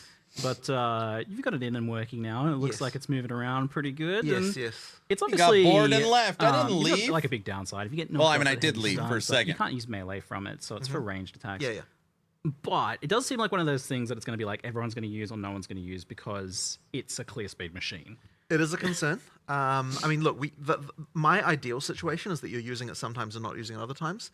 Like, if you're using it like during clear, I think it will, like you will definitely want to. But I didn't miss anything. We want to just make sure that we've got like sort of fun things like that, and like it's just a cool fantasy. Like there's stuff like that I just want to get in, and it's like look, if it doesn't work later, if we have to nerf it, I mean sure, I suppose, but like I want something like that to exist. We believe that it is balanced as much as we can. You sound very convinced. Yeah, yes, it's balanced. As I said earlier, you can probably get builds that get to the point of parrying indefinitely. So you can. That means in theory you can probably get to the point of running a rower indefinitely. Sure. Again, enough evasion and enough stagger speaking into and all of that. Yeah. Well, fundamental question actually. Like, what's its move speed based on? Its own move speed? The move speed is just your move speed. Like but it's what you don't get is the penalty for when you attack. Course. Yeah. That's the thing. But it's funny though, because like even though it doesn't have a move speed bonus, it feels like you're motoring when you're using it, just because of the fact you don't get that downside anymore. Like you feel like the fastest thing on the planet. It is when you're doing. Yeah, there are other like more mechanical benefits like.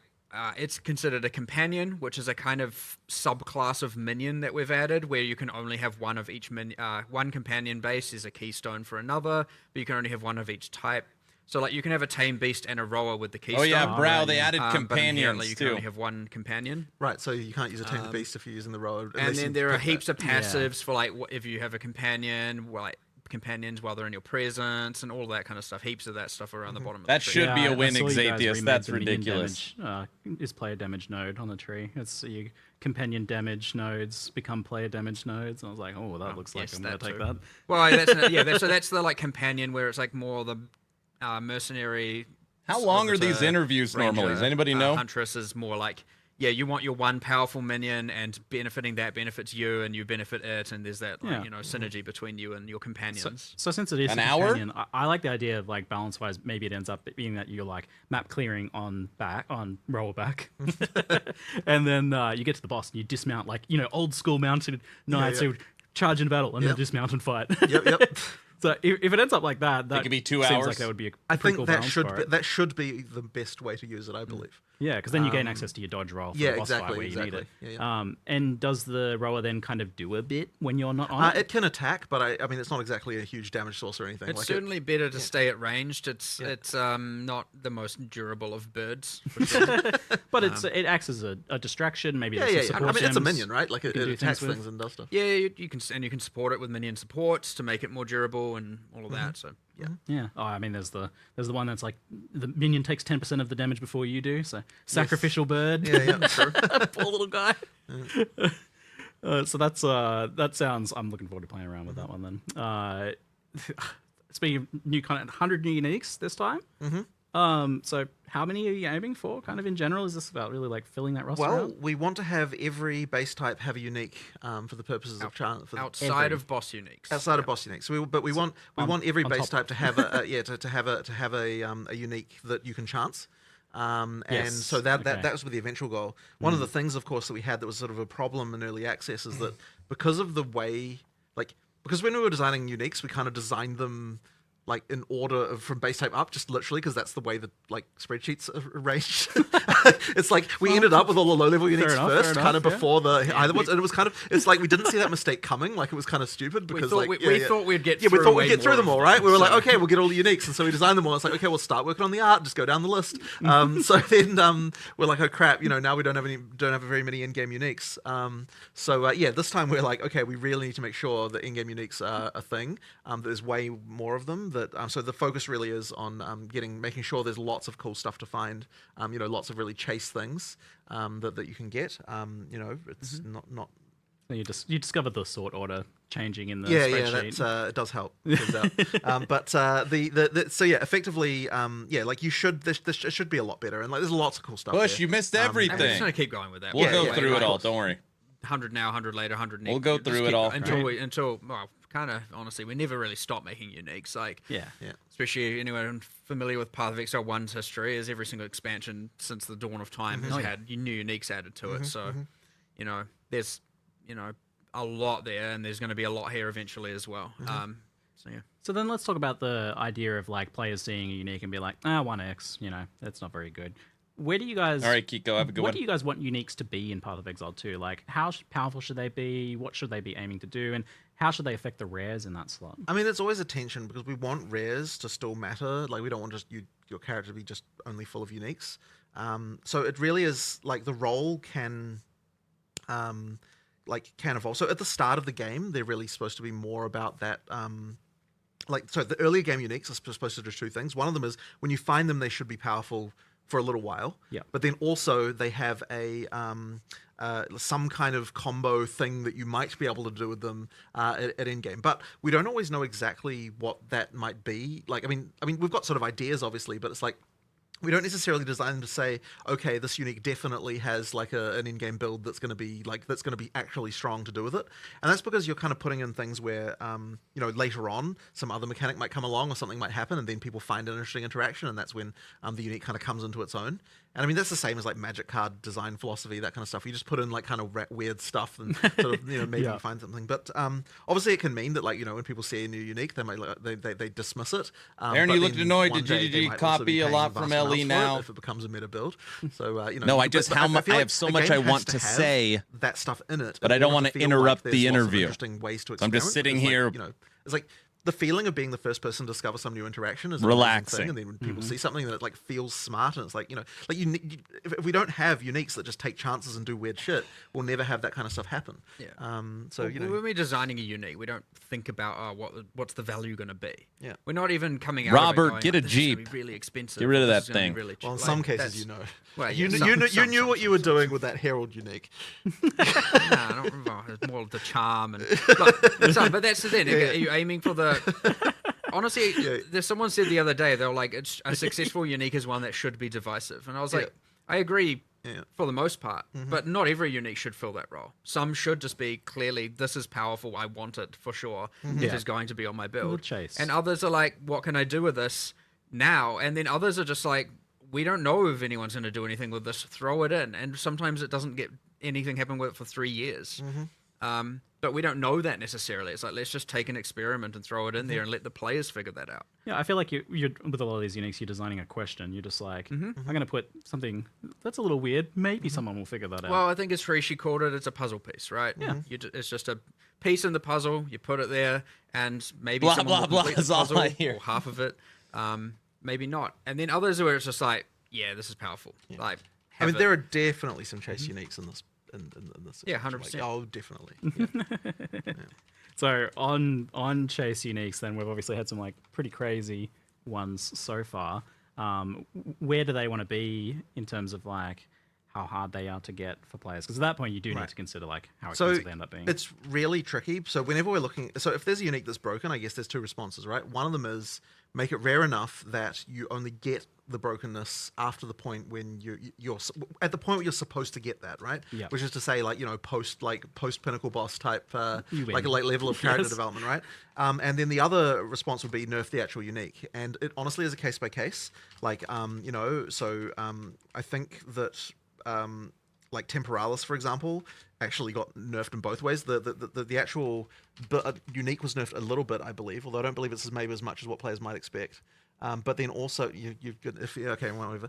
But also we have made that one rarer. It's still pretty crazy. Oh, it's still crazy for sure.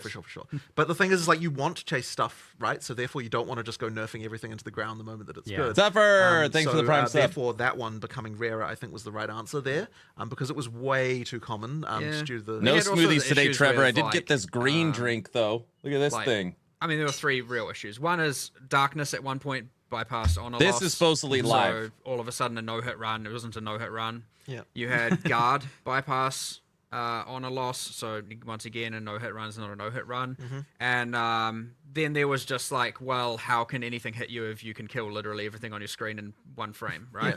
So those three problems. And so as the balance issue of not everything surviving for more than one frame due to a subset of builds. It is poison. And those other two things go away. It becomes a lot rarer in itself. Yeah. I don't know what it is. And that it is much harder to acquire, require like very specific and ideally high skill gameplay.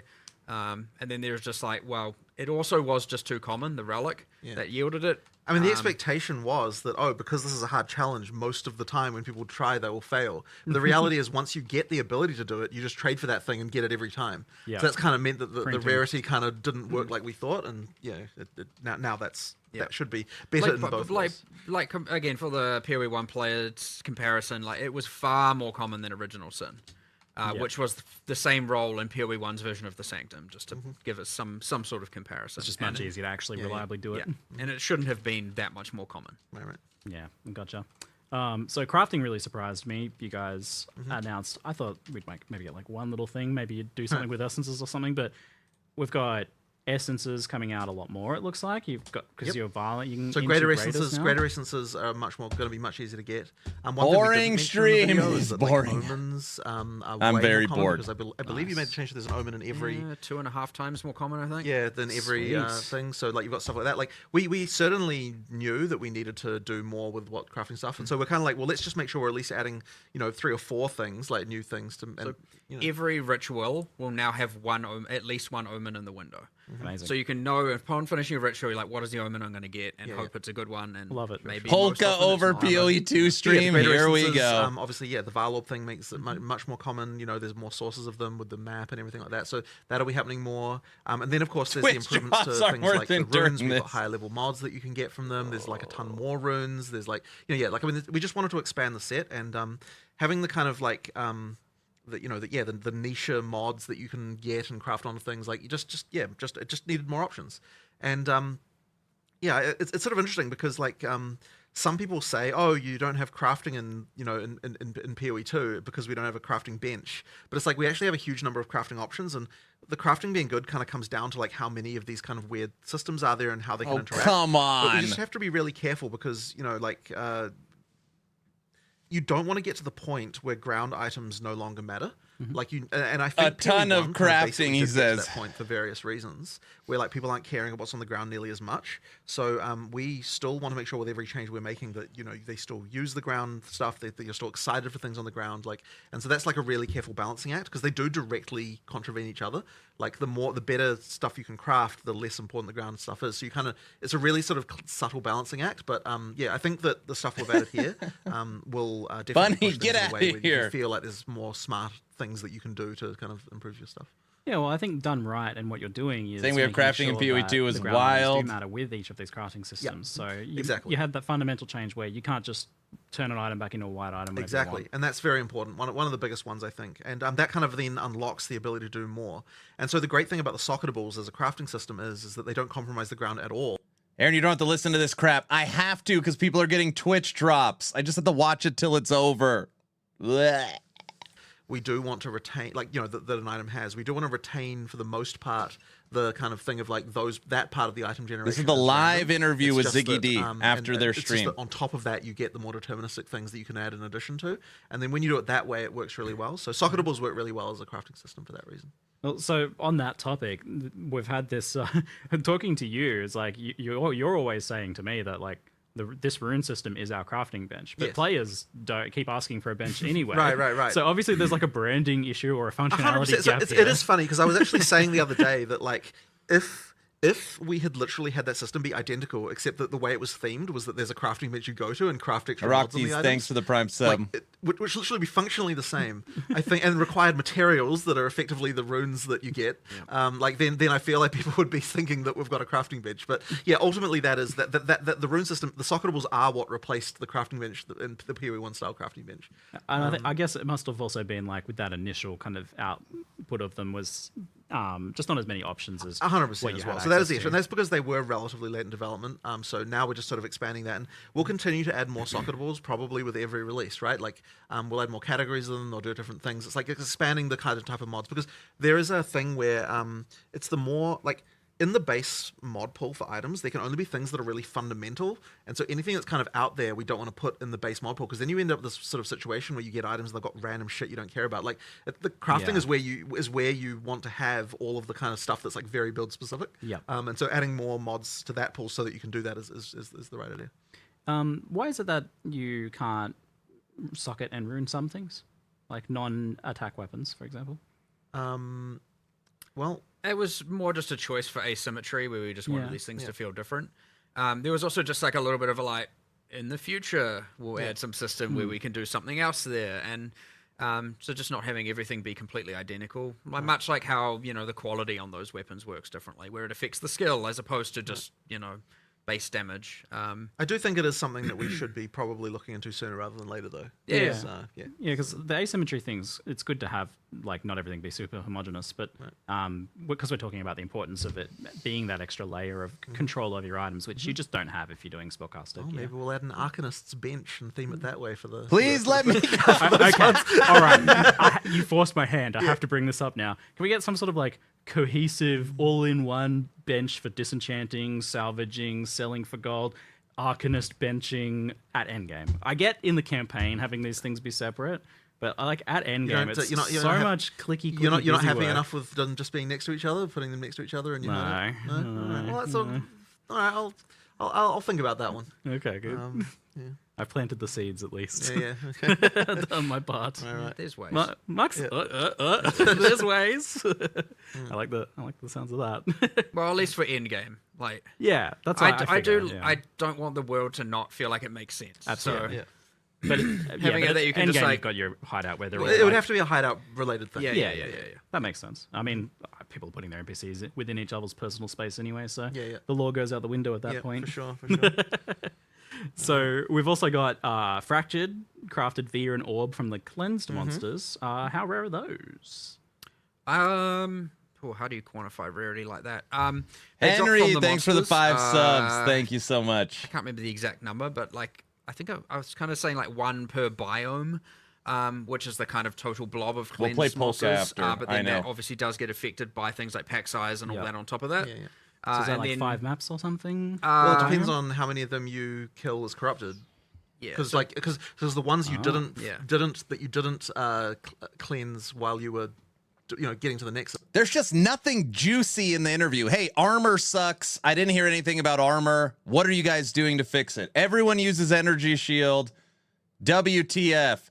Hey, 4/4, kind of interesting release date. What are your thoughts? Like, put something in this anything. Well, it's the other way around. POE, Path of Exile 1's Reddit hates you guys. What do you guys think? Or you can fight them corrupted before going to the Nexus if you want to get the rewards that the corrupted maps have. And we have for example, the corrupted bosses have their own uniques now. Yeah, so you're gonna want that. There's a bunch of new modifiers and how they.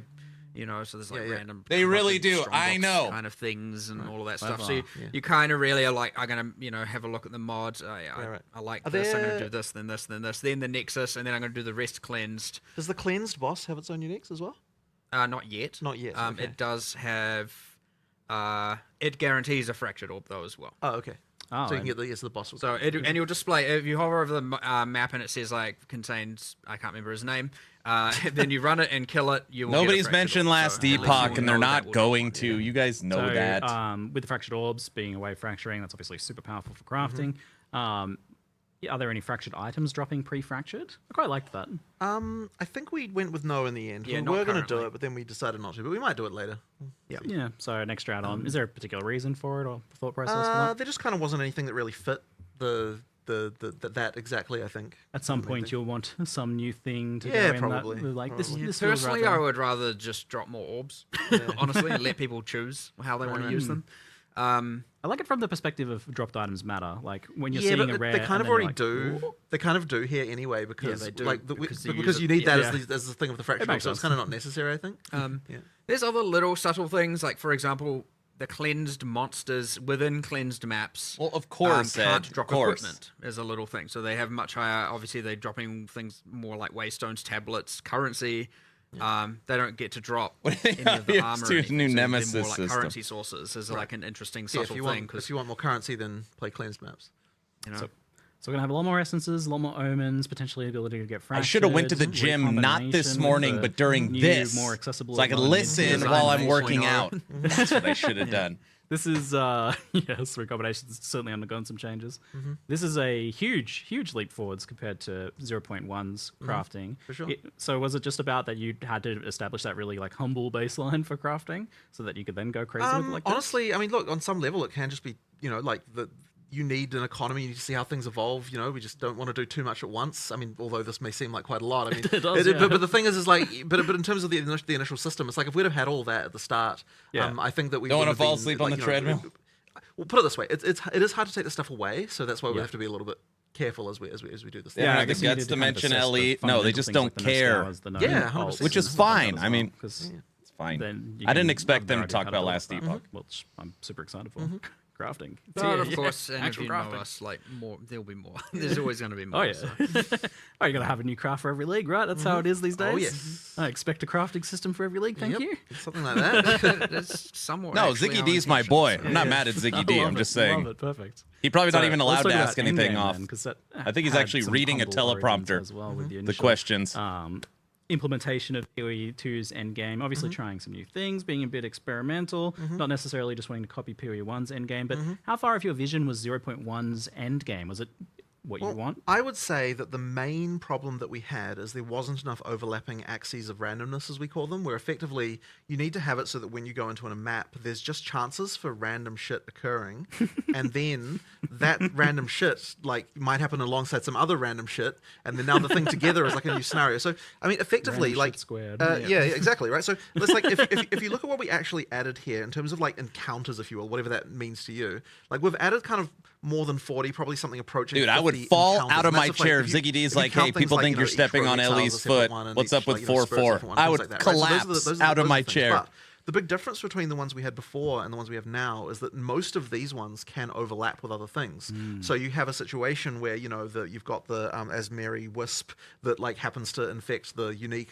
boss of the area, and then that leads to a combat situation that you haven't had to deal with before. Or then like you've got some essence thing that like or like, oh crap, that like this other wisp like caused the thing to turn into a boss that then it's just like it's all that stuff combining. Or like what happens when this goes with a with a unique strongbox, and it's like all that combining stuff, and that's what leads to the situation where you've got an exponential explosion of like possible combat situations, and then sometimes you just run into stuff that you've never seen before because of that, because of this combined in some interesting way. And that's something that definitely POE 1 has got very well, because it's got so many of these things that have been added over time, and it's also something that we took care to make sure that each league specifically did. So what POE 2 lacked was, I think, that. And so that will mean, I think, that the end game is overall just much more engaging. Maybe now, obviously, we're going to DM or Gazzy will ask. Sorry, posture check. But my bad. Fundamentally, it's like it wasn't enough of. It was specifically more of that type of stuff that we needed to do. And honestly, I don't think we've even got enough yet. Like we want even more. We'll keep on adding that stuff, but it needed to become a focus. And I think part of the reason is that when we're first working on the end game, it's like we need to come up with the big ticket items, right? Like what are the the league things and like the maps, and we need to come up with all that stuff. And so it's the little detaily kind of things that kind of a little bit require a bit more like time and stuff to work on, even though they're actually like relatively efficient to make. Like we can make a lot of them when we do actually sit down and design them, because they're like making a new strongbox. Like sure, it's like it's work, but it doesn't take like that long, if you know what I mean. But it is. But it is that stuff that really adds all the flavor. Can we have our and kind of polka interest. back, pretty we'll please? just be continuing to do that through the game. And I mean, even yesterday we were having a conversation about like making it so more of the maps, even just like regular maps, have more interesting just little things that happen in them and stuff like that. Like they added more like crafting. what they the added a campaign way has. to combine we items haven't, with the got chance there of getting yet, the but, like, affixes as from through both. early access will definitely be just So like you find introducing one more garbage of those little and another details everywhere garbage, so that and you get can the combine it into a regular so item. like those exploration mechanics in campaign. A chance to 100%. turn into a Exactly. regular It's item. just we just want to make sure that you feel that same way through the in-game as well. And with the leagues as well. Yeah. And like there's really only so much randomness that can occur within a breach in a map, and so they will end up feeling ultra repetitive. Can LE do that? Combine two items? Again, in POE 1, you had an the boss exalted that and a could spawn legendary, occasionally, an exalted 5 and unique to make a different legendary. factions, things like that. And it is very much our intention to expand on all the leagues, to have way more random things occurring, mini bosses spawning, whatever else. You know, I have a whole set. I don't want to spoil them all yet because that's a whole later thing. But definitely want to expand on all that. You know, even Expedition only has the one boss.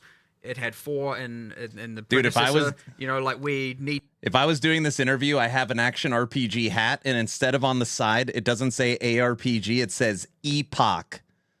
I would have worn that. I probably would have made it to the live interview, so that when I turn my head, it says Epoch. Include all of these things from the get-go. Right. Otherwise, we're just signing ourselves up for like, here's 1,000 things we need to improve. It'd be nice to actually get some of them finished. So that's going to be a goal going forward for sure. But I think it's like it is where our type of design shines, because like adding content is no longer a process of like, you know, we work on a thing and then the players get to play, you know, like it gets into a situation where like adding content has more value than just the content itself. It like, because it adds to everything else too, and so that kind of makes it feel like the world gets like larger in much larger proportion than what you have. And so like, you know, it's an n squared thing where like, you know, the square of all the stuff we add. So that, like basically it'll feel like it's ramping up in terms of interest as we add more content, rather than just feeling like you're just continuing like rather than every league feeling like you just add the same amount. It'll feel like it gets even bigger each time. Yeah, like when you add Asmeri Wisps, that's not just about adding that.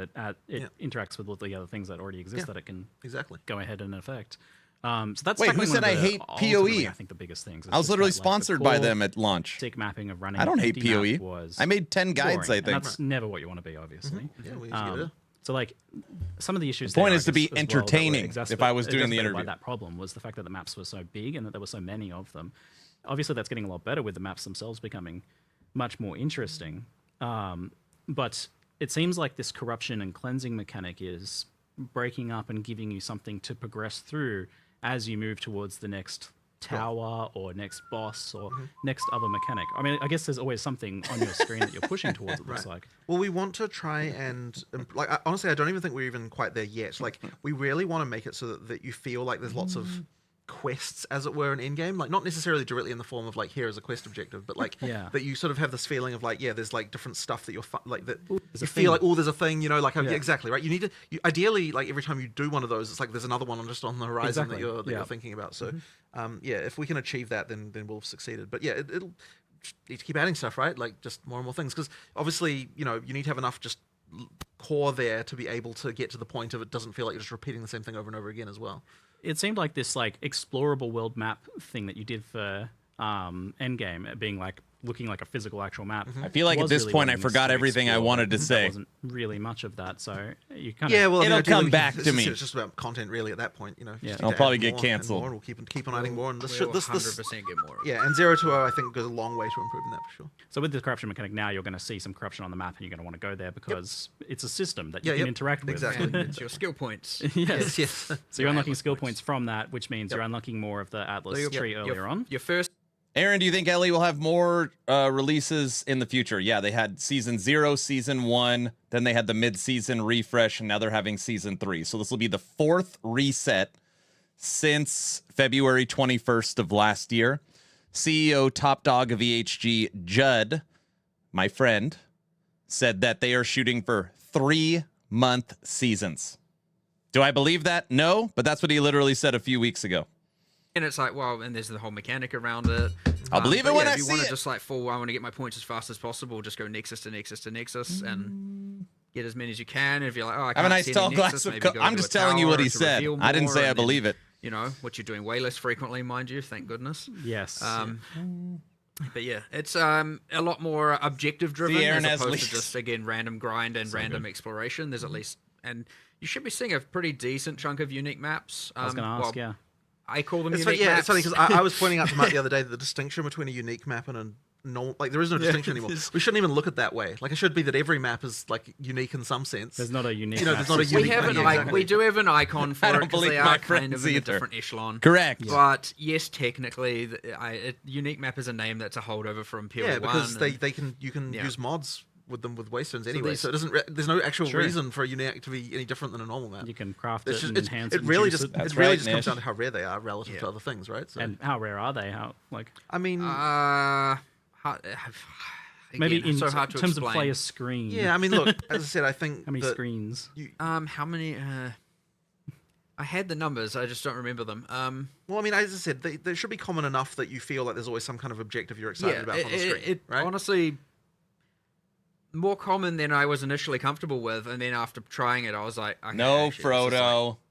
This is reasonable. So yeah, I feel like you initially probably want them to be common enough that you're like almost getting tired of those map layouts, so then you're incentivized to add more. The good thing is, by the way, by adding more here, we didn't just keep them the same commonality as the 2 that existed.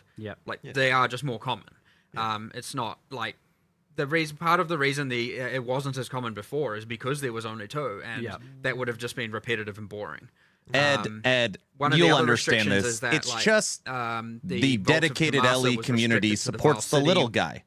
Biome, so to speak, and that was Ellie one is of the the Citadel Rudy biomes. That's in like this one of the rarest situation. and It's hard to you know? not support so it's Rudy. Like, we've not only made that more common within You get that it. biome. You get how some but people see A that. lot of the new ones, in fact, all of the new ones aren't restricted to those city biomes, and thus they They're are little appearing more guys. frequently. And some of them are like, oh, you want deserts because they give you the essence map, or you want the mountain because they can give you this and that. You know, Of course, it's okay to ideally like there's a little both. bit of just like you I'm see just the saying edge a lot of the people are desert, like, and oh my god, please. why do people like Glass So that's what I Depot? was going to say. This like idea of exploration is like Rudy. I felt there needed to be something biomes where like you're actually pushing into a biome because there's that one node that like affected your drops slightly, but obviously that's not much. The one that was the shattered lakes, for example, as you can probably imagine. Reddit's about to have a fiesta with this. And so there's a little bit of like, you know, and so does Untainted Paradise, and so does one other. So there are actually All right, 3 radio works. You could use radio. special maps that can spawn only in the water. So Ellie is go to just the better water. in all ways. And otherwise, Some how ways, easy is not it to find? always. You said there's an icon. Obviously, you kind of have an idea of what biomes. Is it like also something that's pretty visually there's art there, spottable on the map? Yeah, so the one we looks looked at with the interesting. one we looked at with the megaliths, which had all the storm and lightning. Well, on the Tricks, map, it has Ellie a is the bunch of action storm and RPG lightning. called Whoa, Last that's awesome. Epoch. That's great. So we mentioned the Atlas passive tree, and you're seemingly, I think, you're getting better progression of that. But definitely an issue I had with it personally was that it felt very top heavy, both for the core one and also especially for the league mechanics, where like the league mechanics, you don't get points until you kill the bosses, which to me feels like the end of it for most players. That kind of was the original pitch of that, and I wouldn't say that's really changing here, but there is more we want to do with that, and I think that it could be made better, but 020 isn't getting a change there to that side. But in terms of the actual core Atlas, it definitely is. You know, like Which way is Last Epoch better It's a bigger than tree, there's more interesting stuff. There's You know, subtle the changes to POE2, getting is that them your in question? the sense that, like, for example, the difficulty 0 pinnacle bosses are Yep. way lower life Well, that's actually now. good. That's actually a very good point. So yes, difficulty 0 is now like half the life that it had before, and so that's like a pretty But substantial difficulty change. 4 is currently the same as what it was before. So it's same top end, but like easy, more accessible for more people at the bottom end. Right. And then also because of like, you know, due to the reliquary key working the way it does, all pinnacle bosses can drop all uniques at all difficulties, except they are like substantially less common at difficulty 0, but you feel way less bad for running them at that point now. Right. So again, it's just opening that up to a lot more people to farm, and it's not so much dependent on if your build can't do difficulty 4, you're not really a viable character kind of mindset. So much more easy onboarding for those. Which will give you your first sets of points certainly a lot easier now. That being said, not if you're playing the most broken build of all time, because you're probably nerfed into the ground, let's be real. So with your new build, we'll have to see how that balance goes. With their new broken build. Yeah, of well, sure. yeah, one of those New specters. builds, yeah. Anyway, the ultimate point being, yeah, you're certainly going to get those initial set of points easier than before. However, yeah, you are right that something isn't quite right there still, and I do need to kind of explore. We are going to do more with this like later. We've talked about this issue, but we didn't have time to do anything about it in 020 as much. But certainly by the end of early access, I think that system will probably look quite different. This thing's gotta be close to over, right? Bits of content to the leagues, it'll help Guys? give more interest to the trees and more nodes we can add to actually invest into. Because if you think about a breach, there's only so much you can actually modify right now. Right, there's a level of radius, speed, density of monsters, and like sure, there's Been over the since it standard began, stuff of no, monsters, usually but, 2 like, hours. You can only go so far when you don't have all of that depth of different factions and different bosses and different mini bosses and different itemizations or additional things with catalysts and whatnot. Like you are quite limited in how expansive a tree can be, and so it'd be nice to get those things in and also kind of look at the trees at the same time and reevaluate how that works, just so we can have them be more interesting while we're at it. Right. But yeah. And now with the pinnacle bosses, if you're like halfway through a level, you don't need to Oh, maybe I'll do that. Come when I on, get the Ziggy, rest of ask the level. one Yes, juicy that was question. that was a good Ask change. something juicy. So yeah, as he was saying, as you were saying, you no longer gain experience or lose experience anymore from Pinnacle, so you could just feel free to do them anytime. Yeah, I think that's just a straight up upgrade, and I think that it's not like you were playing Pinnacle Ask bosses about for Chris experience. Wilson. So Yes! the downside is no. Is not That would be a good question. Yeah. Hey, Also, where's the Chris nice at? thing of really just keeping. He's like, looking around. If we add more leagues, for example, and we end up with a domain of That timeless would be conflict awesome. problem, where it's just like rotations to level to max. Hey, level, where's all the like 10 cent ultra- guys? don't want I hear that they're to taking have over. to At be the way least you now live. we He's can looking say around. it maps are the way you level. Like that is what you're doing. And sure, you might get some sort of unique map rotation here, and maybe not. I don't know. We It depends. want But hopefully we can avoid that. But either way, like it's just really you're playing in maps to level, and that's what you're doing. It's and there's not, something that's nice not about itemized that. content, right? At though? least, It's at, not at, something at least until we've added Delve. Well, sure. I mean, there will be future parallel in games. Okay, sorry, I'm gonna pause it for 1 second. Ed, I don't want you to think I'm ignoring you on YouTube chat. He asked a very simple question. What is better in Last Epoch than PoE? Now, I want to be clear at the beginning of this answer. I'm not a PoE 2 hater. I was sponsored by them. I made 10 build guides. I played 282 hours for almost a month straight of PoE 2, and we're going to play Dawn of the Hunt. Okay? Multiple things can be true at once. 2 games can be good, 2 games can be bad, 1 can be good, 1 can be bad. It is in my humble opinion where Last Epoch has a better feature than PoE 2. Its inventory is way better. Its crafting is way better. Its stash tab is way better. Its loot filter is way better.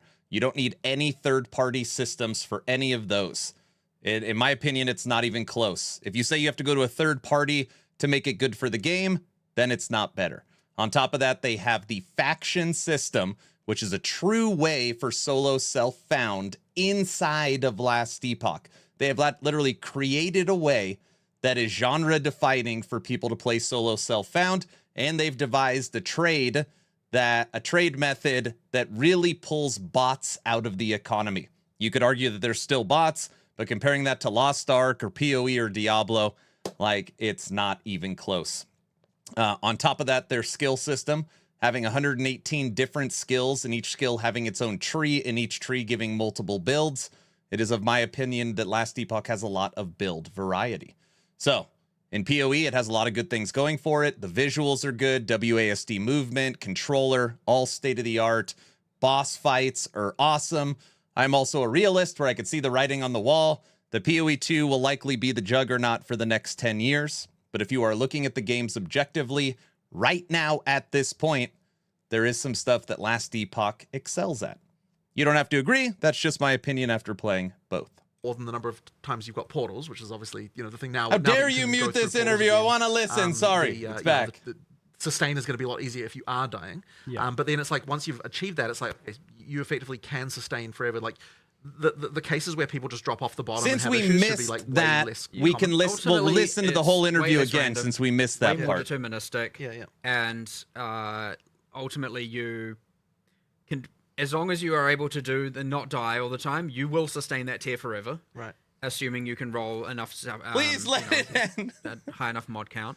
And there is a boss here. I'm going to go up a tier. Yeah. And you go for the boss. You kill the boss. You go up a tier. And if you and then you sustain that tier forever as long as you can do the difficulty. Yeah. It's And if, just very clean. And if you're adding more mods, which you do need to be doing to continue to maintain 100% ability to go up tiers, then and if you're doing that early, you're getting more maps than what other people are getting, which means you can do the cubing as well. Like it's just kind of like it just much more effectively gets the thing where good players can advance at the right speed, normal players don't fall off the bottom of the curve. It kind of solves all of those issues without, but also you're not going to have just like hordes of low level waystones that you don't need as well. So and just no, it does. There are still you can get to the highest tiers relatively quickly. You have to prove you're good enough, your character's good enough, but if you just talked over a word, please rewatch the full interview. You can take it at your own leisure as well. Frosty's here. Fine. So it's not like, oh, we've made it way longer to get to tier 15. Like, none of that is really the case. It's just that before you could luck into getting to tier 15 quickly,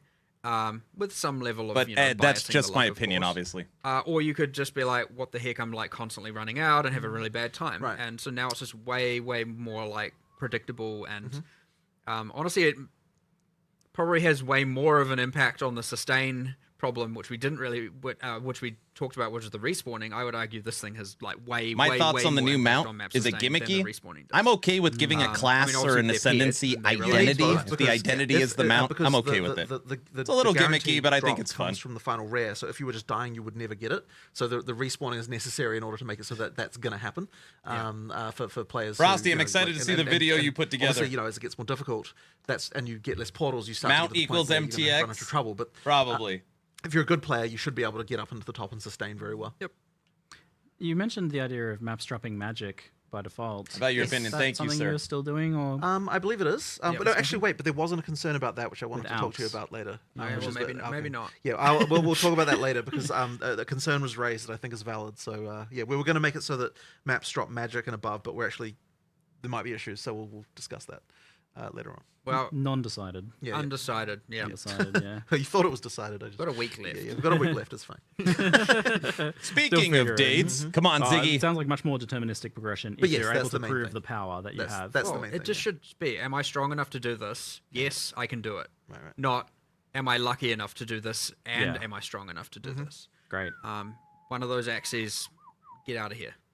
Love it.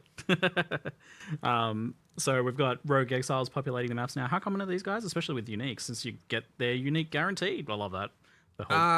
It's 1 in 8%, 1 in 12.5 to start with, but of course Atlas tree be Atlas tree.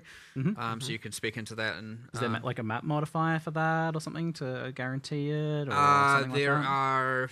I think in this case, this one is the exception, whereas you can get normally guaranteed of the other things. We wanted the exiles to be one that you can't just guarantee all the time. They don't stop it, always have Attack. uniques. Stop it. But when they do, they're using them. The AI is very cool, like how it works. I mean, they can have 0, 1, 2. I mean, there's nothing stopping. Also, guys, it is very unfair because I've played over 2 months of Season 2 Update 1.2 of Last Epoch. So I know fully what's coming. I'm comparing to what I saw today to what I know. It's unfair. I know. I'm sorry. It's not fair. They have quite a lot, because they're a player. The assumption is that their other gear is also relatively Fill good, the so they do beans! generally drop more biased towards dropping higher tier rares and stuff like that. Yeah, they're doing that like full set of items because you've killed a player. Cool, I like that. I always love that little thing. I feel like it's even more important here in POE too. So that's awesome. But just some of those will be unique. Maybe we wanted them to be less common than the other content, but like way more exhilarating when you find them. Yeah. But of course, again, you can speak into them at the cost of other things. That's your choice. Cool. Is there going to be some sort of like warning that they're coming, or are you going to know they're in the map ahead of time, or are you just going to get ambushed by these guys? Leaf zone from off you screen? won't know they're in the map ahead of time, much like anything random you run into. But they talk though, and they'll say something before they monologue before they. This interview makes me want to buy an Ellie's quarterback. Get it When through my Nexus when I store. said some insult you, I'm not joking. Good idea. Some do literally insult you, and I believe one of the monks is a pacifist, and he's like, I don't want to do this. Don't force my hand. He'll do it anyway. But, I'm not. You're just like running away. Yeah, He's like, don't make me don't do force this. my hand. Yeah, exactly. well, look, you can just run away. I really like the here's an occasional spike. Yeah, in my difficulty, interview is and again, now it's April important that 11th they are with Judd. relatively rare for that reason as well. But I do want it to be when you find one, you are very excited to kill it. And of course, even though they portal out, you still have your number of portals you have. So unless you're running like a full 6 modded Waystone, just get back in there and he's gone, or whatever. You've lost your uniques or non-uniques, whatever they had, but either way, just move on, you know? I mean, you guys were somewhat forgiving with this. You didn't make it so that they take your items. Yes, that would have been good. That's an event at some point. Don't give me that idea. That's maybe a 1 week event or something in the future. Pretty easy to do. Just take one of your items. Yeah. and then you got a nemesis system where you can find them and try and get it back in the future. He said nemesis. And you had the tame rogue exile gem. Just to be clear, I love that idea. These little exiled rogues or whatever the hell we're fighting, you have a chance to take their items. I like the idea that you opt into it so you know what you're getting into, and you have a chance of getting godly items, but also you have a chance of losing what you're wearing. I like that idea. 100,000 gold and I'll be your ally. I know you've tinkered with the idea of a said the hireling thing, system he at did. points in the past, so now you've got your mercenary hireling system, right? Rogue Exiles. You recruit the one with good uniques. We'll see. We'll see. Going down a little bit of a rabbit hole here. Yeah. So we did have some League mechanics come over from Path of Exile 1 to Path of Exile 2. You're going to be looking to port more over. Are you going to be doing some unique ones that we haven't seen before? I mean, we're definitely going to be doing more unique ones that are, that are just completely different outside of what we've done in POE 1. Absolutely. But I mean, I think that couch does look comfy. Sort of the hope in the long term is that each, as we kind of get, past the end of early access, and as we're sort of, just going out, that each time we do something, we're both adding a completely new League mechanic, but also potentially bring something back as well, kind of like as another additional kind of like, here's another fun thing. So that's probably sort of what I imagine will happen. But it kind of really is case by case. Like some things we don't want to bring back, some things we do. And my opinion can change on a dime as well. Like if someone suggests like a new way to interpret something, then I might be like, oh, actually that is great. So it honestly, people assume that we have a full plan of literally everything, but it's like in reality, it's like it's very much responsive to like what's happening, and like the actual plan relates to the things that like are definitely happening. EHG does have better, all that has stuff good is, like, ideas. Like that's happening. It takes a long time to produce. It sort of happens in the background. You've got outsources, armies of people kind of working on that stuff, and then all the kind of like more incidentally stuff is very much like, oh, let's do something cool. Let's just make this. What do we do? I think most people that don't even like Last Epoch would admit that they are a studio that throws stuff on the wall and see if it sticks. They're just not copying what others are doing. Being able to create your own sets, the faction system, how they did that, like champion affixes, sealed, crafting, legendaries, creating items. I think EHG actually is pretty innovative. Breach is fun, right? I certainly wouldn't want to remove it. I don't know about there's probably been some balance changes. It was spawning too many. It has. Yeah, let's just say that without a doubt. It's much better now to POE 2 standards. Yeah. It's currently on POE 2. It's just too out of control. It just needs to Chris, that's pretty funny, and I agree. The new ones are way better. Well, you'll get overwhelmed by monsters. Yeah, and Weavers will survive as long as you can, and then of course because you get self-propagating Herald builds that are just literally can kill anything. Which, by the way, Heralds don't self-propagate anymore. Just get that out a year, Ed. Only 9 months. The characters kind of distorted the League balance in a way where it's like we have to make some changes. So yes, like it's coming down a bit. I think we saw that one coming. Yeah, well, 100%. I mean, look, there's a lot of things that people will say they saw coming, but it certainly does end up being the case that like the patch notes are. So by the way, we aren't releasing them at the end of this live stream. We're going to be releasing them next week, but they are going to feel like a bit of a nerf fest for sure because there's a lot of things that needed to get. Let's talk balance. Yeah. All right. My expectations and anticipations are that this first one is going to be an absolute wrecking ball of chaos and carnage, and see where things land. Yeah. But then maybe over time it'll become a sledgehammer, and then like a fine carpenter hammer. Sure, that definitely should be the case. As I said earlier, it's like 10,000 things will change this time. 5,000 things will change next time. Then hopefully we can halve it every single time. People should really be going in with the expectation that like nothing they knew about how the game was balanced before is the same. Just forget everything you know. Exactly. So basically we'll that kind of just means that like everyone who's finding builds like do it again. Like you are going to find more shit that is like outrageously broken again, but it is not going to be the same shit that was broken before. Yeah. Attribute stacking, get out of here. Yeah, exactly. So I mean, it's the hope is though that yes, you're right. It'll stabilize to the point, and it will take time, but we will get to the point where we no longer have things that are easy to become outrageous with. Right, like the idea is like it shouldn't be that you can just slap a combination of supports together and then like you're just like destroying pinnacles in 14 seconds. Like it should be that. 14's a long time. Yeah, okay, sure. But you mean 14? That sounds like terrible. Exactly. That's not even on POE. Yeah, no, but that's what I'm saying is with no items, right? But anyway, so the point is that like the first time you fight a pinnacle, it should be a bit of a fight. But then of course you do get back to the ability after when kind of like continuing to expand, like continue to develop your character post pinnacle to the point of being able to annihilate them in seconds. Yeah. But it's just like that has to be earned. It can't just be that like just a combination of supports that you can get trivially will do that. Or like a common unique, and then that's it. Yeah, exactly, right? So, but it can be. But but if you get Temporalis, it's like, well, now, now you've got some shit going on. But it really has to be that there is an economic factor involved in becoming ridiculous. Yes. And so it's when that's not the case that we have a problem that we need to hit shit with a big giant balance sledgehammer. Yeah. So originally I was going to come in and like ask about all the specific specific things, but we just assume that like it's going to be chaos. So Yeah. I like the idea instead of focusing on kind of like your core. What are you aiming for? What are your goals? What are your metrics? So a number of like Thought I muted damage / how fast you kill a pinnacle boss. Yeah. that you're aiming for, and then how much players can exceed that, and you're like, Yeah. So it really should be that you're not killing, as I said, not killing pinnacle bosses that fast at the moment.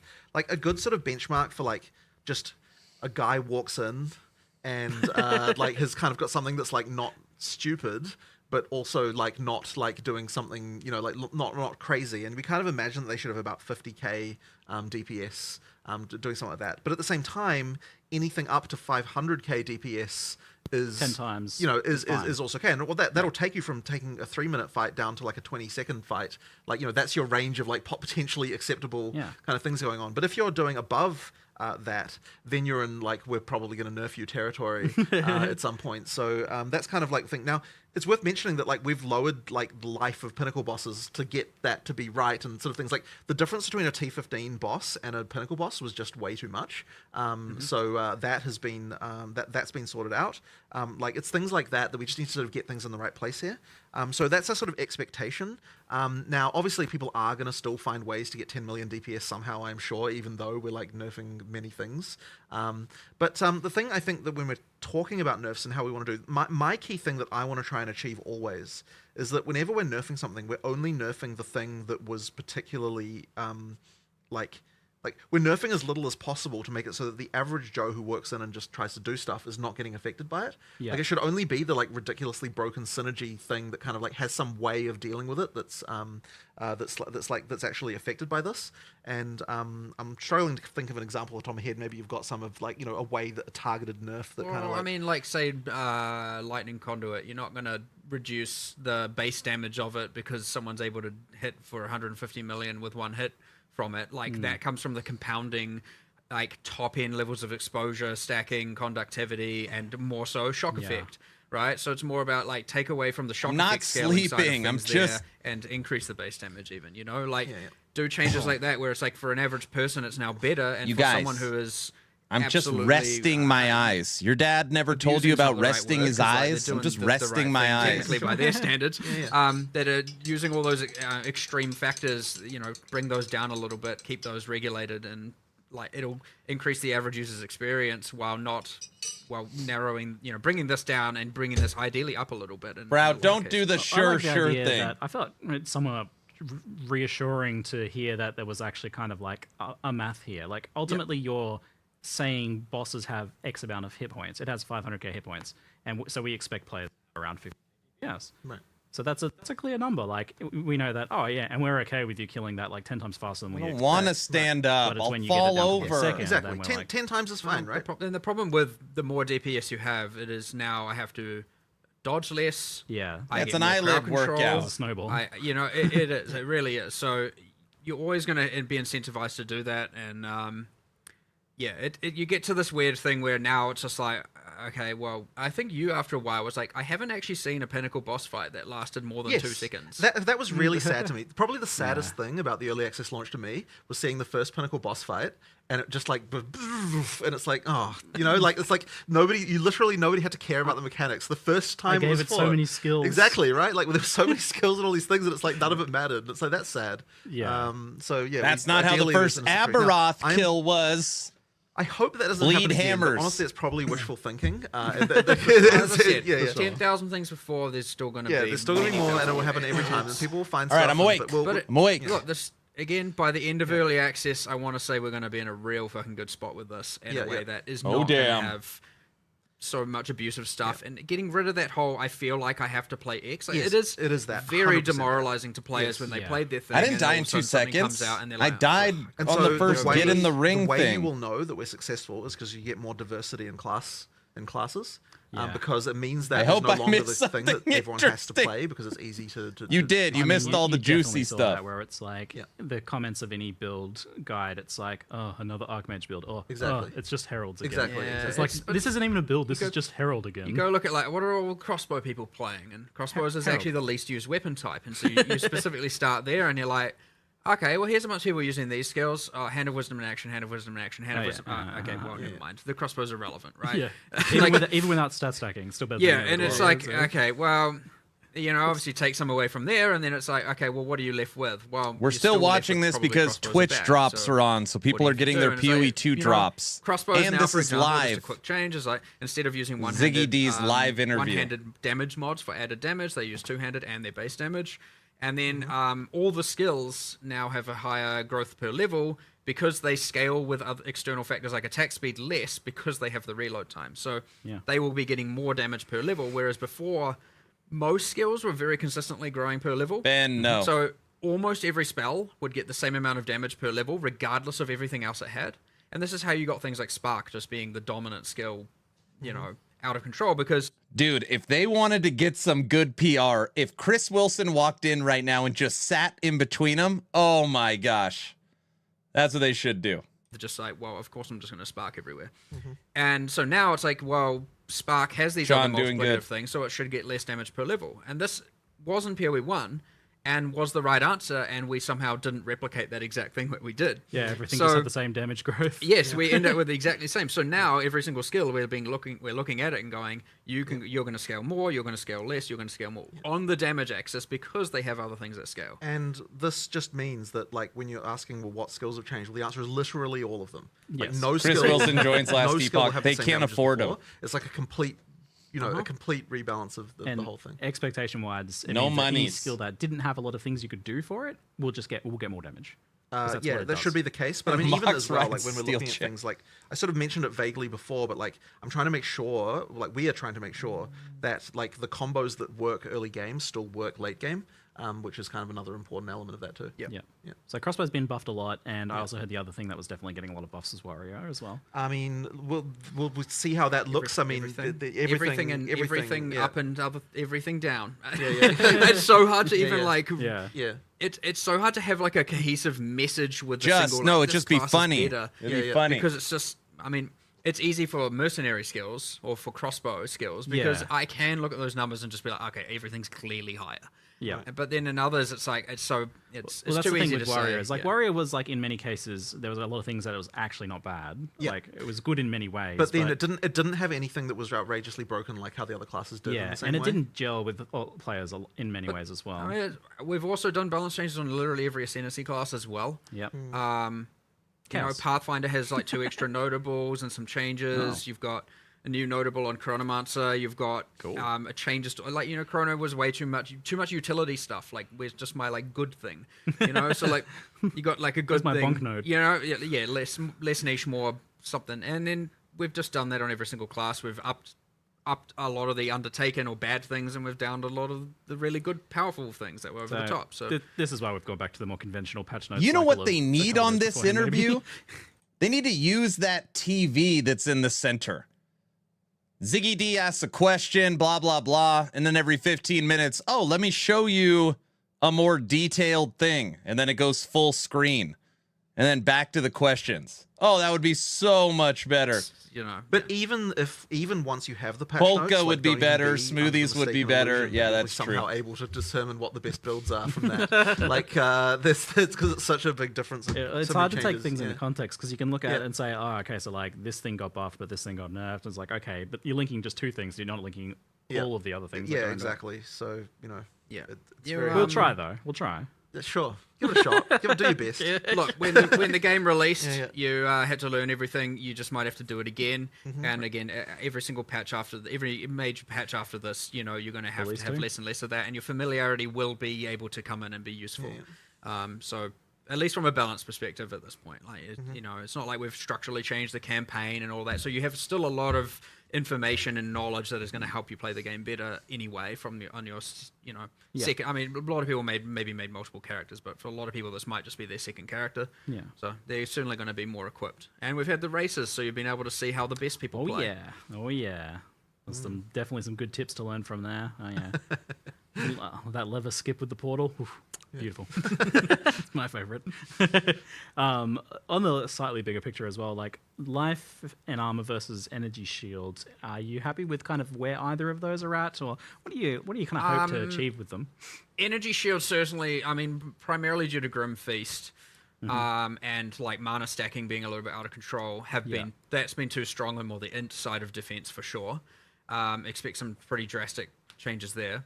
As for armor, well, you know, it's one of those like accuracy kind of things, right? Where it's like or dexterity and like you know, where it's like honestly our next point with that is honestly just to get in a room and just be like, all right, let's pretend it didn't exist and we were coming up with the game from scratch and you know, we're like, okay, we have strength.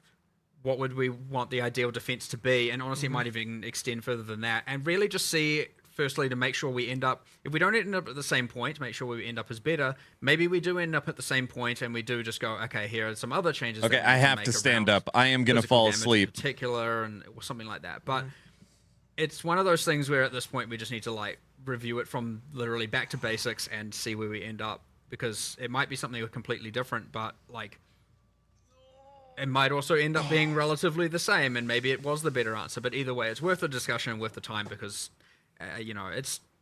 I wouldn't say we're happy with it, and I wouldn't say we're necessarily like all the way unhappy with it, but it's there's something not quite right going on for sure. You're still fundamentally questioning some of these things and willing to go back to the drawing board on them, which is quite interesting. Well, 100%. I mean, this is the time to do it. We drastically changed how evasion works, and I would say it's for the better. This new backdrop is on a shower we should curtain. Be exploring that with everything, and you know, so we just need to do that process still. So, like, I got to figure out a new way. That being said, you know, as we make things more like the shield block better, as we buff the ascendancies or nerf them, and you know, on the other defensive arcs. You know, things like armor will become better, but again, it's not quite right that I don't have enough information to say, you know, where it will look, what it will look like in the future. So. Yeah, okay, cool. So let's talk about recovery as well, because that's another big thing. I remember early on ExileCon discussions about the importance of limited recovery in making combat matter, you know, so that you could have situations where you're attritioned or where like the gaming chair is connected to the toilet. Just back up to full, but. It's pretty what hype good level in to show fights, toilet? Oh my gosh. Recovery is somewhat limited. That still happens a bit, but certainly in clearing, you have Chatterbox, what's tons up? Of recovery with cannibalism and things like that. It's certainly out of control, and it's a little bit Never of expected again a hot tub partly stream. due to the fact I know, that, right? Kill speed and clear speed just was way higher than we had expected, and what we balanced around. And because if we were balancing around what people are currently doing with the upper echelons of builds, you'd like, you know. You'd have to have effectively every average player and average build just could be completely, it would be useless for them. Now, there are ways around that, of course, but part of it is like a lot of the recovery mechanics, like if you're talking about things like on kill and based on damage dealt, it is a rich get richer problem. And so, yes, there are cases that are problematic, and then there are just characters that are too strong. And there's a little bit of both going on. I wouldn't say we've targeted any recovery specifically here, really. Okay. Like, it's not been a main goal. I'm not going to say that there aren't little bits changed here and there, but it's more about, you know, we've really made sure to just... It's kind of hard to say exactly what we've done because, again, this is probably a thing we're going to have to look at next time because there are so many changes that it is hard to even, like, understand how this is going to fit into once all the of that dust now. clears, you might be able to see how recovery's looking. 100%. Like, we're at the point where we do need a little bit of like, all right, we need another round of testing for this because, you know, and again, I'm going to stress it is actually impossible for the amount of changes for us internally to be able to be certain or test all of this. Yeah, but the vision is still that idea of like more stricter recovery or less powerful recovery than what. Well, it shouldn't certainly be like here's one little piece and now it's fully solved, right? Like having heaps of recovery should be something you can achieve, but it should require a decent amount of investment or high tier itemization, right? Like for sure it should be possible. It just shouldn't be trivial. Yeah. So, and on that note, then for like vision, what's your vision of what Path of Exile 2 is supposed to be? Because I think some people are still like unsure about, is it supposed to be just kind of more like Path of Exile 1, a faster game, or is it supposed to be a slower game, a much more different thing? Like, this is a hard thing to communicate, Yeah, but it gets asked a lot, and I feel like people are still a bit unsure. It's funny though, because like once again, it's not. I don't view it as just a pure speed question. It's about like, is the combat engaging and fun? Yeah. And also, are you getting to the point where you never get to? Don't forget, everyone, as long as you're following the channel on Twitch or subbed on YouTube, the first time you fight a boss, type in you just exclamation destroy point it without seeing any of giveaway. its mechanics, then that's a problem. And it doesn't really say anything about the pace of combat. Like if you look at some of the Hunter stuff we've got there, like it's incredibly fast paced when it comes to like dashing around and stuff, but you still have to engage with things, and that's the key element for us. So you know, like obviously players want to get ridiculously powerful, and we still want to let them get ridiculously powerful. It just has to be earned. It has to be, you know, like after a certain point, and like after you, like once you have finished your character, once you've sort of done everything, then yeah, you should be just like, you know, like crazy and like beyond the point of all reason. It's just that you have to earn it. You have to get there, right? And like that's the power growth thing. That's like it's really hard to sort of just like smoothen that out across the whole game, but like that's ultimately the goal, right? You have to kind of get to the point of like that. You constantly feel you're getting stronger. You always feel like the next, like, oh, I got this, and now I'm better, and now I'm better, and now I'm better, and you keep on going. And you have to scale that all the way to the end, because the moment that you get to the point where you're just trivializing everything too early, it's like, well, the No rest of the playing game ball just in the becomes house. boring Sorry. after that point, right? It has to be that, you know, there's the level of that you still have to get. And so kind of based on that earlier discussions about like damage and boss time to kill and things like that, it sounds like the time where you want that to be starting to taper off, like the players can start to cheat that a bit, is Almost after at a the 3-monitor time setup? passes. Well, you should feel that way multiple times throughout the game. But then later you still then get to a new level of challenge that still find requires you something to engage again. Like if we're doing our job correctly, it's like you reach All right, a Dad, point have of a good feeling one, like brother. you're a god, and then you're like, oh shit, but there's new god-like shit above me that then makes me have to then do I have to find the uber gods. exactly right. So you have to keep on with that train. And it's actually really hard to take you back from feeling like, oh, I'm all powerful, back down to like I'm feeling, you know. And so you Because have to there's kind of get somebody out here that in wants there to hear as it, well. and what if Dragon there's Ball anime actually art. for something sure, right? important There's always a said? new level of Super Yeah, Saiyan exactly. after You have to listen to it. exactly, right? That's what you have to be able to do. And so yeah, it's just smoothly taking up that power level curve, you know, all the way to the end. Yeah, so I think like when it comes down to things like movement speed when clearing, it's about like if you're able to just ignore everything because you're moving so fast. Yeah, exactly. If you're able to ignore everything, then you obviously you will move really fast. If you're not able to ignore everything, suddenly your clear speed is like not as big of a thing. So long as there are still things that are challenging you, as long as you reach the next tier and like everything's harder again, then you're good. I feel like a point of the difficulty here between the communication of this with you guys and some of the people in the community is that I feel like you're not really looking at it in terms of POE 1 versus 2. You're just trying to answer that question specifically. Aaron's a It's not really globetrotter? about, like, it No. being like POE 1 or 2. Exactly, just right? about- It's just about making the combat good. It's either the combat is fun or it isn't. Yeah. Yeah. And there's a sort of spectrum of stuff there, but I would say that you want to be able to engage with the boss. You want to be able to fight its mechanics and They use it, turned do its Chris skills, Wilson into the and couch. You want to feel like you can overcome those over time and get better, and you want to engage with monsters, and you want. And yeah, there's probably some people who are like, no, I don't. I want to just press a button and loot drops on the ground, and I don't have to look or do anything. And Well, so that's an interesting point. Is there's this let's say the quote unquote mythical average build is are they able to switch their brain off and watch Netflix on a second monitor only if they're doing like maps 3 levels under what they should be doing or something, or should that be able to happen at kind of like once, where they're once at you're at normally, once or- you're at your tier of This godhood, is crazy Yeah. questioning. But I actually want When to address can you that, turn because, your like, brain off? I'm watching. Well, okay, right now I'm watching Deep Space Nine, funnily enough, but you know, I'm watching Deep Space Nine as I'm playing, as I'm testing the game, right? It's like you develop a muscle memory, and that muscle memory can include using multiple skills and doing like multiple things, and that's still to me more engaging than just holding down a button, you know? So you're saying this like watching things on the secondary thing isn't about the game being easy. It's just a skill issue. You need to get I wouldn't say that. I'm to- just saying that you get your muscle memory can develop for more than just using a single skill. You just, you know, like and we've always sort of said that there's this thing where like, okay, sometimes you pause the show, right? Sometimes that happens because you come to a thing that's this is an update to the classic, you know, second I monitor. love how Netflix. this friggin' watching something on the second screen has become such a I fundamental know part it's just, of the community's just grabbed it and it's become a thing forever. But Well, it's been updated now. Like this is the update.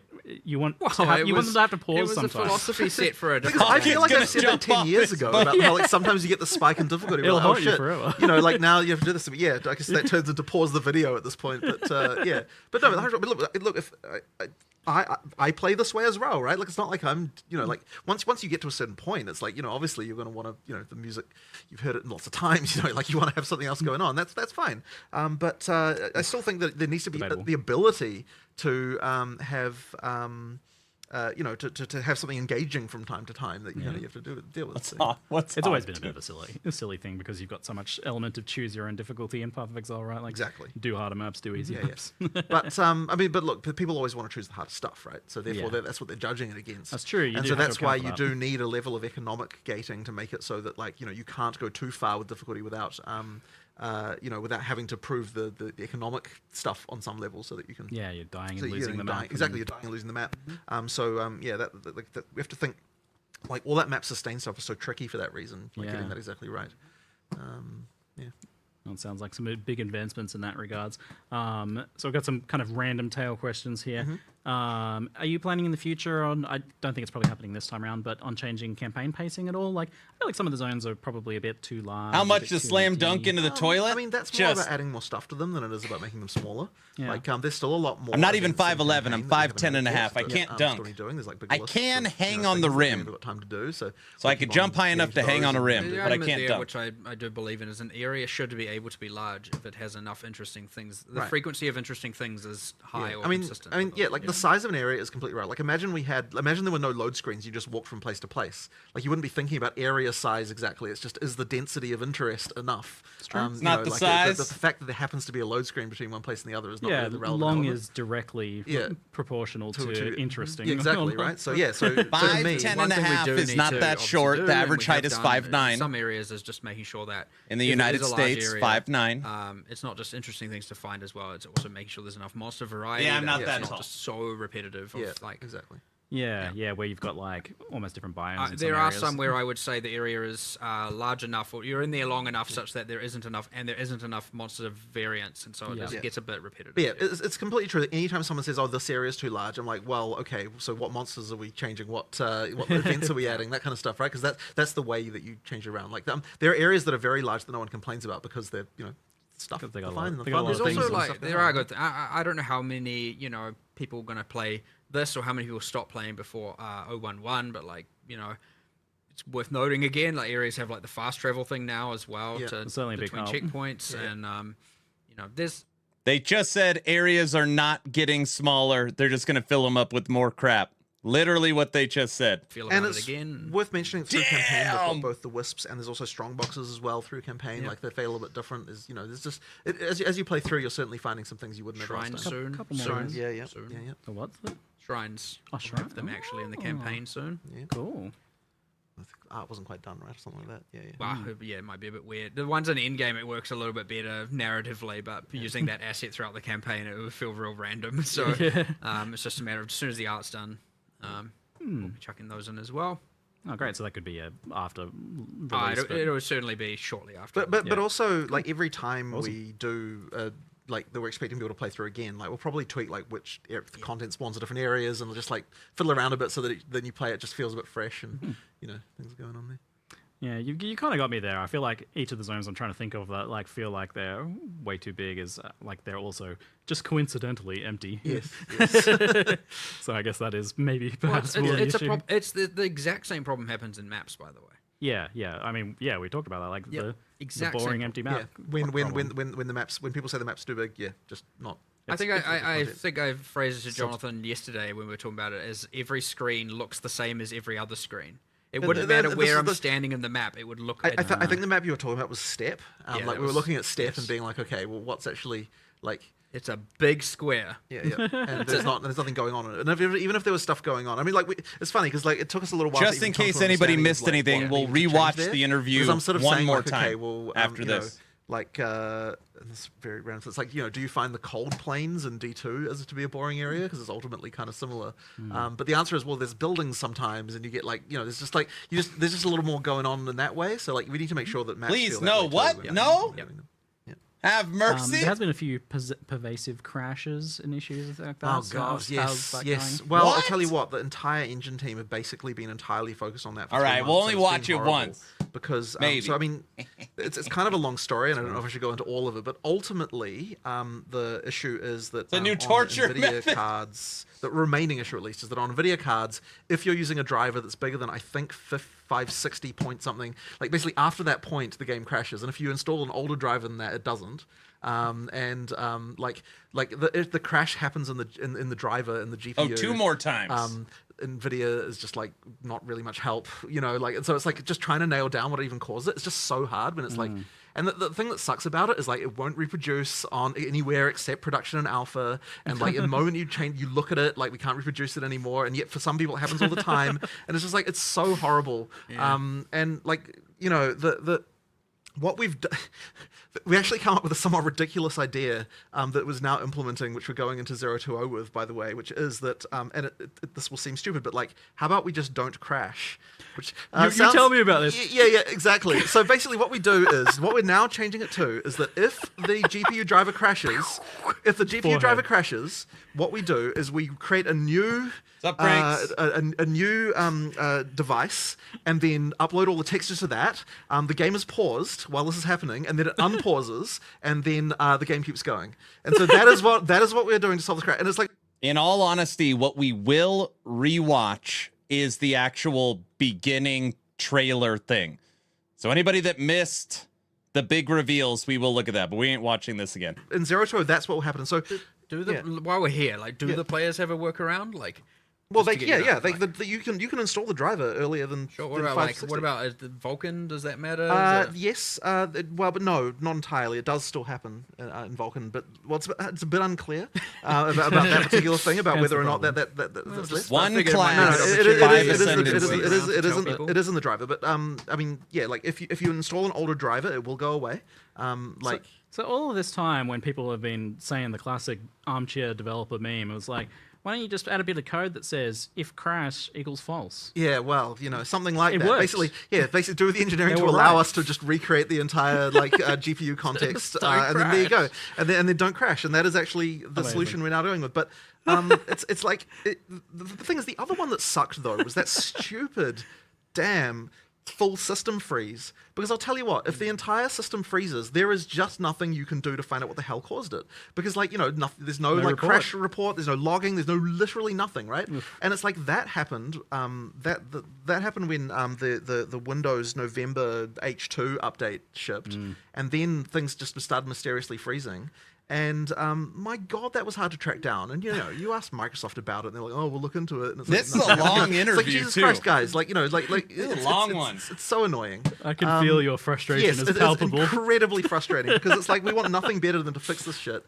So that one was fixed. Like there was some spinlock implementation that I don't have any understanding of why it causes this to happen, but we tweaked it a bit and now it doesn't happen anymore. And it's like there's no rational reason why this should cause the operating system to freeze. And it's like there's not even a good answer at the end. There's not even like, oh, here's what was wrong. It's just like this random particular sequence of operations being done causes your entire classes system in to freeze for no EHG will have reason more than 3 after this masteries. Windows They just update. have to finish It's the like, existing skills. Like what do you do about that? Like it's just terrible. And so yeah, that one sucked.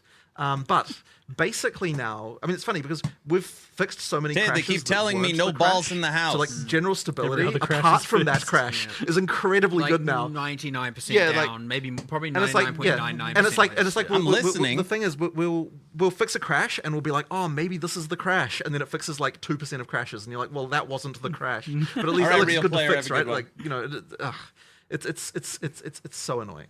But as I said, we have a workaround now. That's good. That will basically recreate the graphics device if so you might get a pause and then you'll get a pause for 3 seconds and then like roughly depending on hardware, and then it will continue and the game will pause at the. I obviously just make it clear we don't want it to remain like that. Obviously, yes, obviously we'll still try and fix it. But at least easy. It means you're not crashing. And you're certainly not freezing anymore. That's sorted out. And then we found another one recently, which was like, okay, so this is another stupid one, right? Like, so anyway, so there's that whole like Intel CPU issue, like on 13th and 14th generation Intel CPUs, where like there's some freaking voltage regulation problem that causes CPUs to break in a certain way. And if that happens, then like the thing that will break is that like the decompressor will like it'll decompress something and like one bit of it will be wrong. Like literally one bit in there, and then it fails like a hash check, and then that just causes the game to crash. And so the fix, like it's like things like that will happen as well. Like you've got stuff like that, and it's like, well, once again, it's like it is our problem. Oh, you mean shut it off? It's affecting real users, but like the solution to stuff like that, is just so annoying to find. And so yeah. Anyway. it sounds like you've improved a lot of the unrelated crashes, and you've come up with a good workaround at least. Yeah, now at least for that hopefully. One. Call Judge and just like release a LE. massive improvement. But I also just think I can log into your CT, obvious show you frustration LE is very season validating 2. for people who have been frustrated with this. Exactly, but the thing that's the most annoying about it is that like all these the engine team who are spending time fixing this, they're not able to spend time working on performance issues, which is something else that we need to be obviously improving over time. So there's been a few performance improvements, but like not nearly the number we would have had if we had all 7 of those people working on performance improvements. So that's been the most frustrating thing about it. Crashes first. 100%. But it's like when they're kind of we have been chipping away at some decent ones though. Yeah, like, no, we have. We got some pretty good performance problems resolved. Yeah, I mean there was that ice one that was really bad. Yeah. And, there was things like that. So like the worst offenders we're certainly fixing. But and like I have no doubt by the time we get each time we do a new release, it'll be even better. Yep. Great. But and by the time we get a full release, I'm sure it'll be like very good. And I mean, speaking, I just got back to LE 4 days ago. I've missed a lot. Well, you have. We had a lot of woes around the release, but we've done a whole lot of back-end engineering work to make it. Yes. So the launch should go smoother as far as like all it was pretty good. Stuff. It was. Wow, it still was 5 hours of not good. Yeah, but like 5 hours compared to no. This time. Days, I mean, look, I'm standard. I'm tempting fate here, but like we've made significant improvements to the ability for the realm to handle stuff. Oh, they're saying launch is going to be smooth. Well, I mean, we'll see, right? You never know what's going to go wrong. But sometimes you get caught out by something random. Log out. I'll go over all the big stuff at the end of this interview. We only got another 3 hours. Enough players to stress your theory. That's always the good thing to aim for. We'll just run up with a couple of the random kind of chat questions before we finish up today. Any possibility of Ascendancy respecs? Is that something you've considered? Oh, here we go. Good question. We're sort of not in love with it.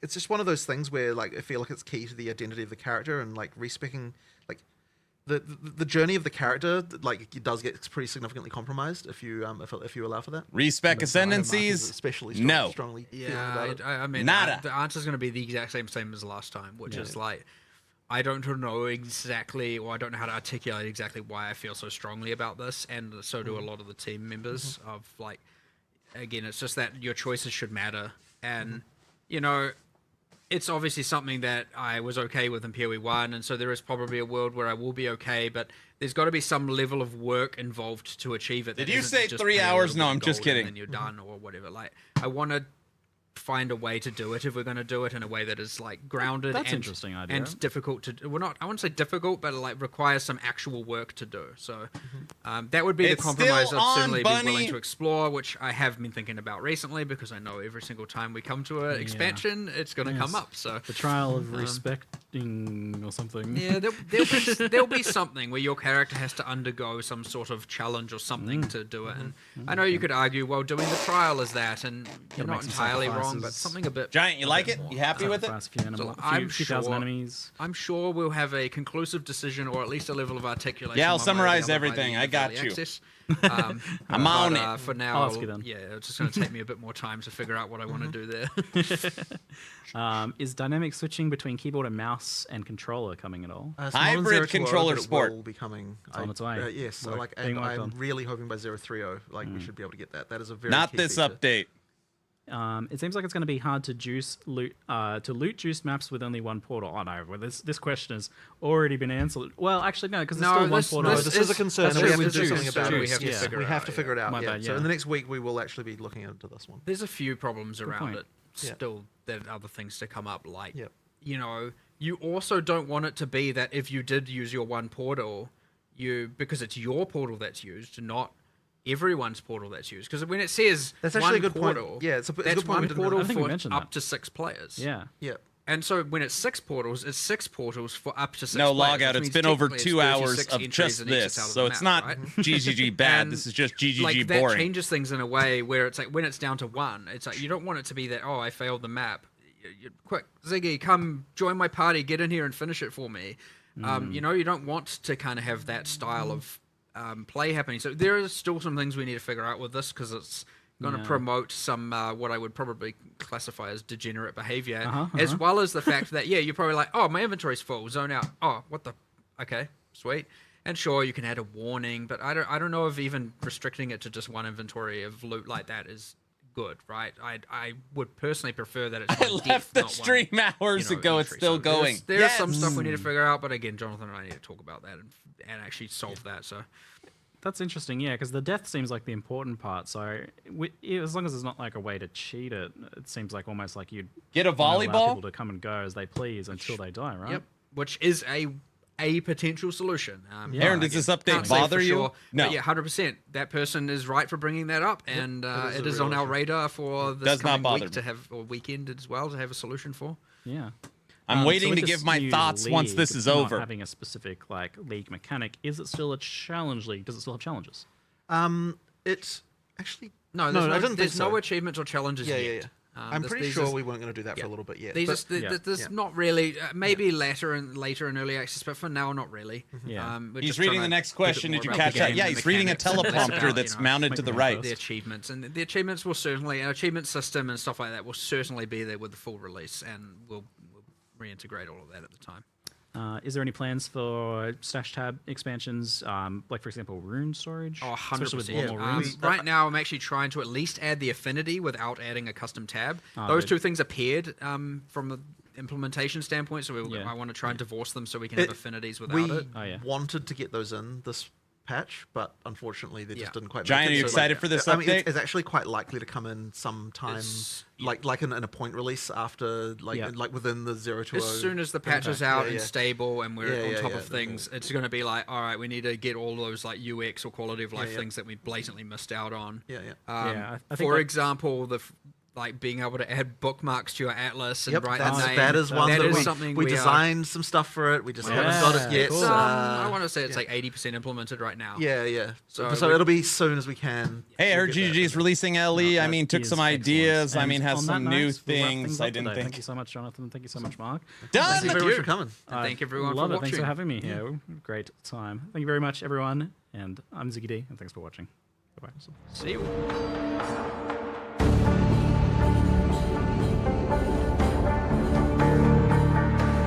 I think he said, all right, let's take some questions from the audience. Hybrid controller support, no.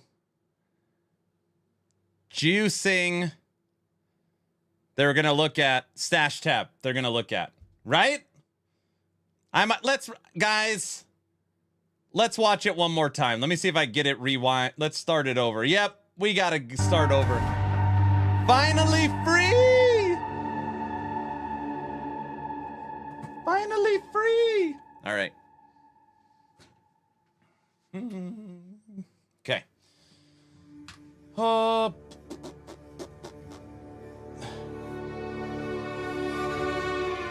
No?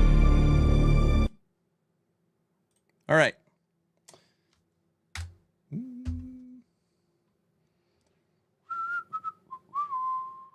Let's turn all the fun alerts back on. Turn chat back on.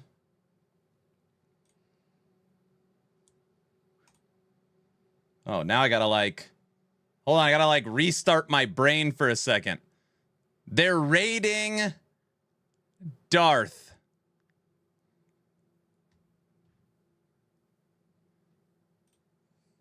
Can we rewatch the interview part? Oh my gosh. One sec.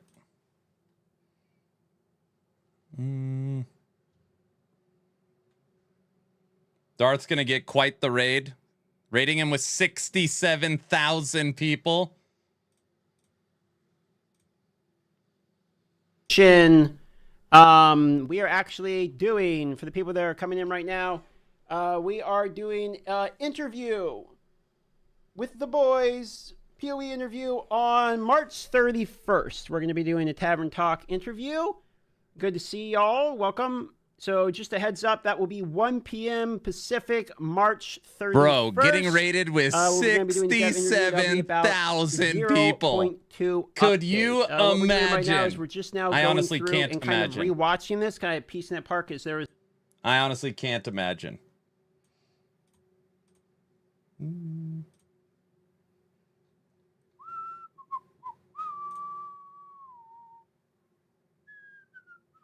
One sec.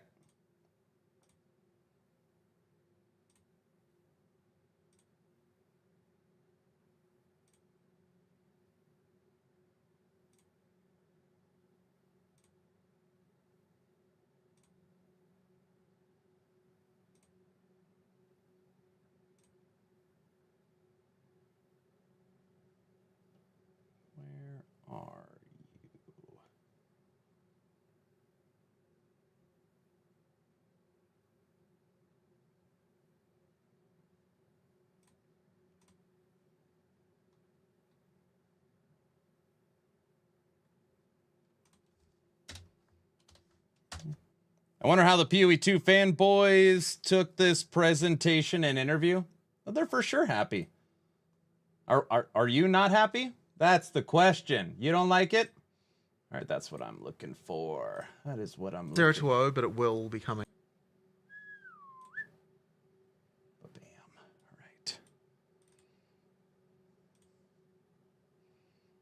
All right. Okay.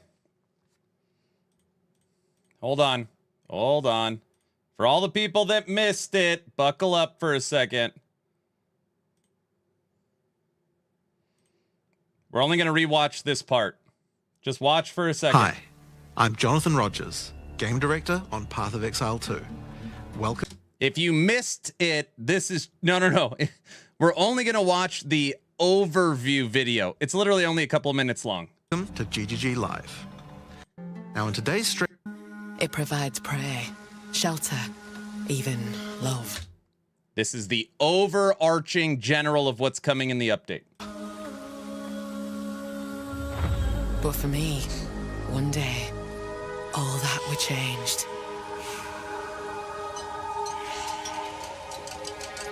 The spirit, it showed me something. Something forbidden. And to defend all I loved, I used it. I lost everything that day. But fate weren't finished with me yet. Slow learner, thanks for the $5.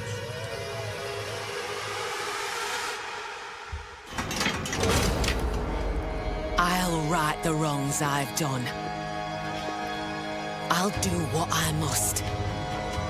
This scene is so silly. Come on.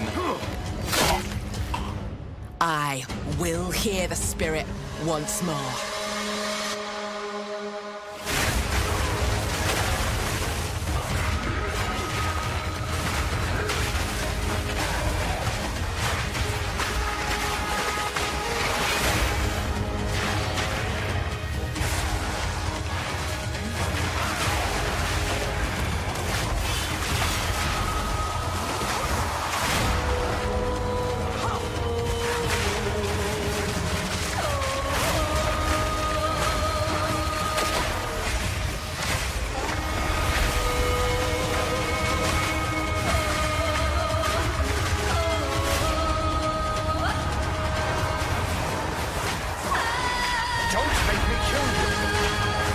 I shall bathe in your blood.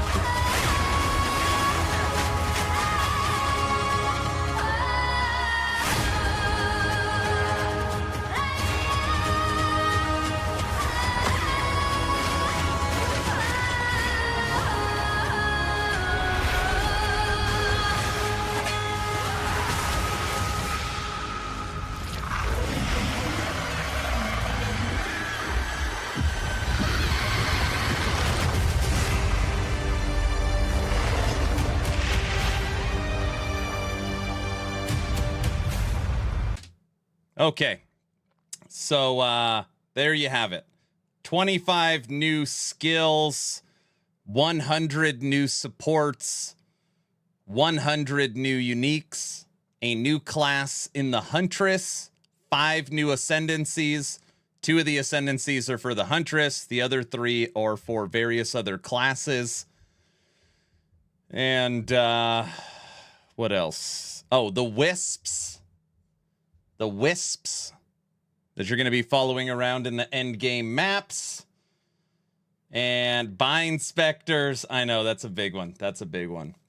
So, you know, this is going to be so hard to, like, articulate. All right, I'm going to do my best here. Reading chat over the last almost 4 hours, it's like this... Last Epoch versus POE. And it really does suck that it's come down to that. And I don't know, maybe it's partly my fault. Maybe I own it. But ultimately, and I said this earlier, if one is good, that doesn't mean the other one is bad. Or if the other one's good, it doesn't mean the other one is bad. They could both be good at the same time, or they could both be garbage at the same time. Okay? Now, I am coming from a perspective that having 4,000 hours in Last Epoch and already playing the new season for 2 months, in my heart and in my opinion, I know Last Epoch is good with what they are bringing for their update. And obviously, I haven't played Dawn of the Hunt update 020, so all I can go off of is the information we got from this stream. So for me, and my perspective and my experiences, I know Last Epoch's going to be good, even if I'm a shill looking at it through rose-colored glasses. Okay? So let's just start right there. I'm also not a D4 bad or POE2 bad streamer. We play all the seasons in all the leagues. And, you know, we'll log into we'll log into Dawn of the Hunt and check it out. I played 282 hours of POE2 when it launched. We played it for a full month. I think I made 10 different build guides, and we had a lot of fun. Like, it held my attention. Okay. Now, all of that being said, is this an exciting update? I don't know. I think it's good. I think it's a step in the right direction. Is it exciting? I don't think so. I don't know how to. All right, let me say this a different way. 25 skills, 100 supports, 100 uniques, a new end game system, a new class is insane. That's an insane update coming to POE 2. All right. I was going to draw a picture, but if I draw a picture, it'll just go wild. So I decided I'm not going to draw a picture. But ultimately, you know, if this fist is the core game, like the core game, and then around the core game, you've got skills and supports and classes and ascendancies. With this update, how much of the core game has changed? All right, so let's just start there. Who's he fisting? I'm confused. How much of the core game, what you are doing, size of maps, pacing, loot drops, how much is changing? That's hundreds of skills and supports. Half of them are for Huntress. Means nothing to POE 2. Oh, so nothing changed. That's not entirely what I'm saying. Like, of course things have changed, but if the core game is not super exciting, right? So, you know, it's going to be the exact same campaign. There's no changes to the campaign whatsoever. So the campaign is unchanged. The end game, they have added in some quality of life to the end game. They've added in some new maps to the end game. They've added in this Wisp thing to the end game. But when you're running the end game, if you ran it right now or during the new update, is it different? Is it different?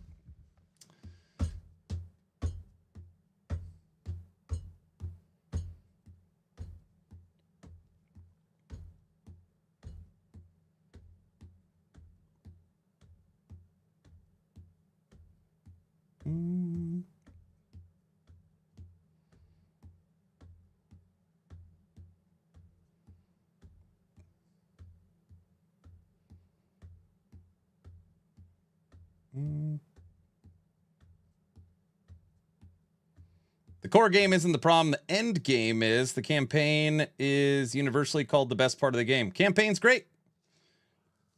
Okay. So Skoji is saying the end game is different because they added new strong boxes, rogue exiles, and essence.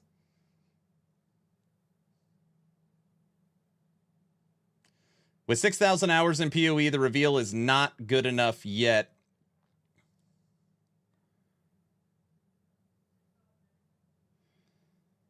I don't think it has to change too much because the game is still in early access. So this is a new thing. This is like, oh, that's like a whole nother topic. And again, like, I'm going to say this for the third time on the stream. I am not upset with this update, and I'm not a PoE 2 hater. I'm just trying to talk. I'm trying to talk from what I saw. You know, people always think like, oh, Aaron loves LE, so he's going to beat up PoE. No, not at all. Like, not in the slightest. Not in the slightest. Is this game really early access? I mean, they're launching a whole bunch of new supporter packs. Technically, it is a league reset, right? I know you could play it on Legacy. I mean, is it really? They aren't expanding beyond Waystones, then no. It's more blasting Waystones with new supporter skills. Okay, that's kind of how I feel. Okay, PoE hater, here we go. But LE is in the back of your mind. No, I'm not talking about LE right now. We're talking about PoE 2. I'm saying it makes me sad how, like, two things can't be good or two things can't be bad at the same time. I think if it's early access, it should have changed more. The problem with towers is nobody wants to do it. You are pushed to go forward on the Atlas, not left or right or around the tower. You are pushed to go towards the tower. I can't stand PoE 2's endgame. I was hoping for the rest of the campaign because it's the highlight. And I think this is the point I was trying to make. When I was watching it, it's like everything is good, but I said going into the stream, what I really want to see is them address quality of life changes. So like pacing, loot drops, map size, quality of life around crafting, quality of life around trade, inventory. Like I was really like kind of looking for core systems and core changes to the actual game and layout. And yeah, of course, we got crafting changes, which are for sure for the better. And we got some quality of life changes around towers and being able to jump different parts on the map. So there was some, but, you know, not a ton.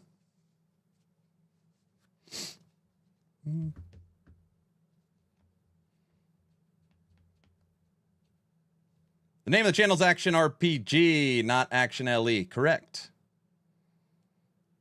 Early access is to flesh out the core to ensure that everything in the game is good. Not every update needs to introduce new core mechanics.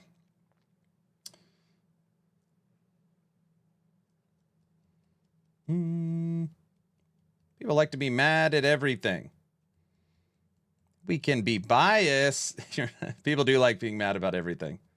I'm not trying to compare PoE 2 to LE. I'm not bringing up LE. I said I'm sad that you can't like both at the same time or hate both. The devs clearly don't play their own game too. You cannot luck into T15 when everyone one-shots you. Even opening a door gets you shotgunned.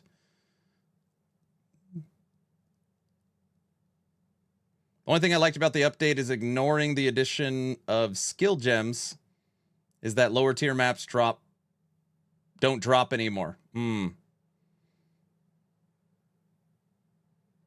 know Autobot's here. He came here yesterday.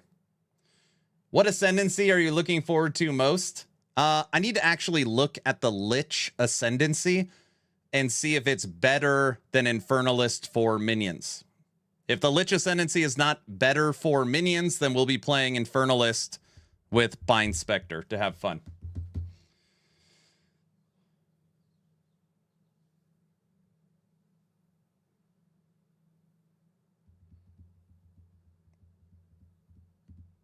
So ultimately, at the end of the day, if LE is good, I'll be able to pull people to LE over PoE. For sure. Yeah, stand on your own product. I want to see Spectres in LE. Yeah, I wish.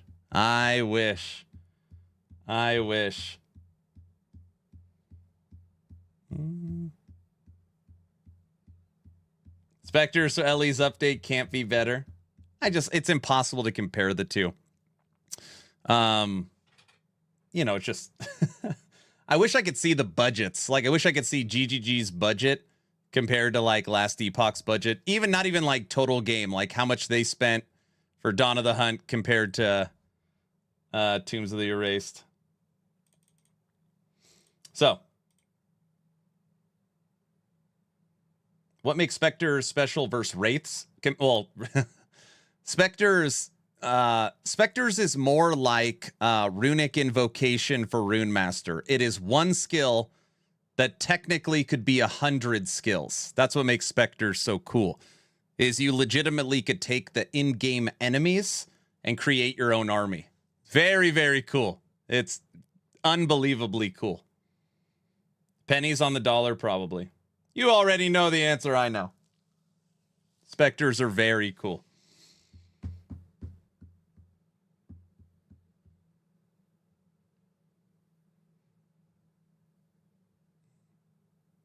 So anyways, just to reiterate my point one more time, I thought this update was fine. I didn't think there was anything in this that made me fall out of my seat excited.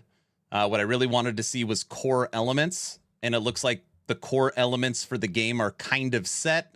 They mentioned that they want to make towers fun, so towers are for sure going to be core. They want the map sizes to be the sizes they are, so, you know, like, we're not going to get reduction in maps. They're going to continue to work on crafting through end game activities. So kind of like what you saw in POE 1, no crafting bench coming. So really the core of the game is done. Just, you know, the core, like the structure and what you can expect for POE 2 is done. It's just now going to be about adding skills, adding supports, finishing off the remaining classes, finishing off the campaign, and continuing to work on endgame. So, like, you know, rounding out the game. But the core, the way it functions, feels pretty set in stone. You know what they didn't talk about at all? I don't even think there was one question. Was there any question around ascending and the process of ascending? I don't think that was brought up the whole 3 hours. Right?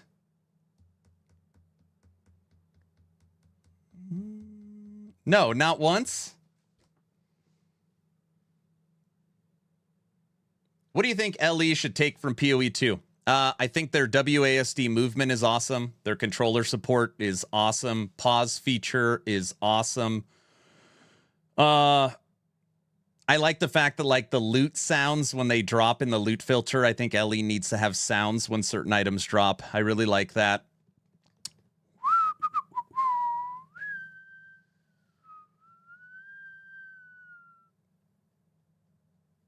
I like Delve from PoE 1, which is kind of a modified monolith. Oh, seasonal challenges and achievements would be cool.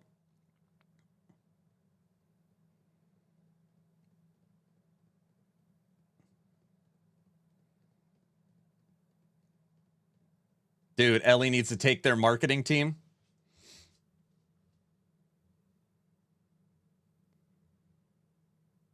Don't you mean the monolith is a modified atlas? No. No. PoE 1's atlas compared to the monolith? No, I don't see that. I see PoE 2's atlas is a modified monolith.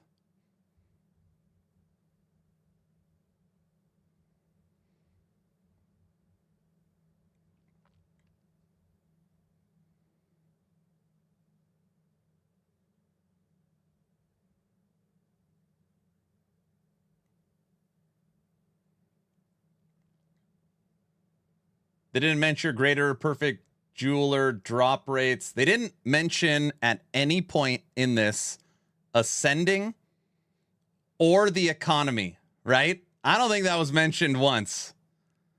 I don't think that was mentioned once. Yeah, I don't think those were mentioned. Or armor. And didn't they talk about armor a little bit during the question? I think they did. If this was a D4 stream, everyone would be absolute blasting them, saying D4 bad. But since it's GGG, it will get praised for being such a huge content drop. And they will use early access excuse all the time which it will be in early access for years because it needs a ton of work and balancing while milking you for packs and MTX. That is quite a take, Mr. Rotten Gamer. Honestly, I like both games, but PoE is just better, has better atmosphere. Like when I play a warrior, I don't want him to be some skinny guy. Yeah, I think Giant, what you're talking about is the visuals. Obviously, this is a AAA $200 million game compared to Last Epoch. Again, I've been playing this video every damn stream. I think it's because, obviously, like, there's just so many comparisons. I've been playing this video every damn stream. This is Last Epoch. Like, just keep in mind, you are comparing hundreds of millions of dollar GGG to this.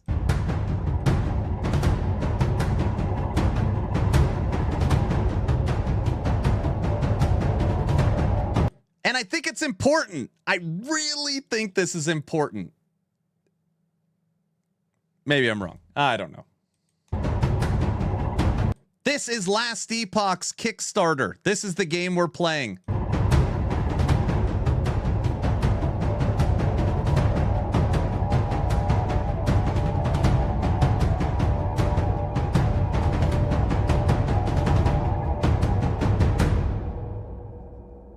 So anyways, you know, I always say that, like, the fact that EHG even got to a point where they're compared to Blizzard and 11th Hour game, or Blizzard and GGG, is insane. It looks like an old PC game from the 90s. That's Last Epoch. Last Epoch has come a long way. Yes, correct. That looks like doo-doo. Yes, correct. It does. It does. I always use the analogy. It's like you and your buddies for a few years. You're like Home Improvement. You're building a hot rod in your garage. And then you're like, hey, this hot rod's pretty cool. We're going to take on Ford and Chevy. People are like, are you out of your mind? That is, you budgets and size of teams wise, EHG went after Diablo and Path of Exile with 0. And look at what they've been able to do. 2 million copies sold, 265,000 concurrent players during launch, and their team continuously grows in size. The scope of the game grows in size, but obviously comparing them, you know, apples for apples is just like, it's insanity. Like, it's not close. It's just not close. But my hot rod runs and drives great. I bet it does. I bet it does. I think them focusing on animations being more crisp and using SFX being more punchy would pay dividends. Dude, you have no idea how much time and effort they put into their visuals. And Season 2 of Last Epoch, the visuals are greatly improved again. But trying to get to this level is just, I don't know if it's a fool's errand or what. I'm really ashamed that I only got to discover Ellie a week before the release. Don't be ashamed. It's okay. A lot of people. I think Ellie is more eldritch looking, right? What we got going today, Aaron? Today was the a fool's errand. Oh, that was a good one. Today we watched the reveal of Dawn of the Hunt, PoE 2 update 020 coming 4/4.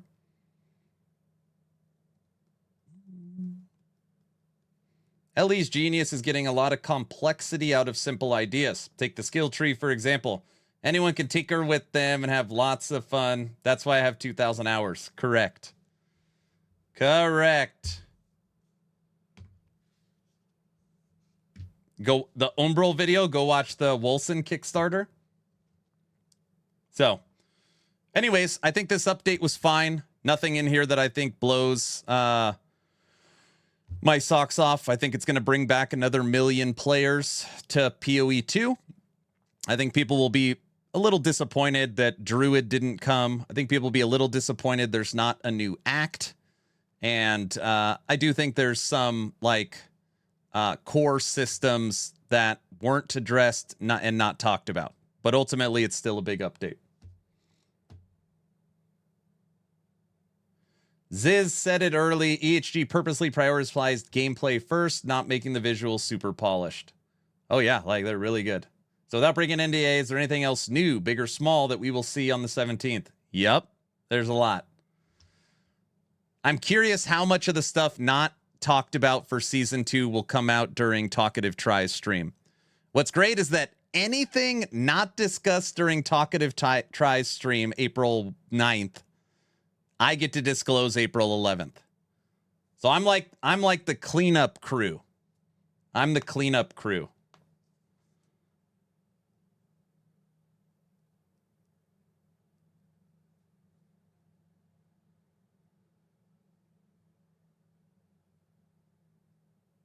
Hey, is today Friday? What day is it? I don't even know. Today's Thursday. I don't even know what day it is. Yeah, tomorrow we'll see what teasers Mike brings. NDA. Now, damn it, Aaron. What? It's good we will see a direct competitor between Ellie and POE 2. Yeah, tomorrow's dev chat. I know, I always forget things. It's Friday where I live. Welcome to my world. I don't even know what day it is. All right, let's watch this for a little bit since we could pause now and hang out. Again, this isn't the boring interview stuff. This is the juicy stuff.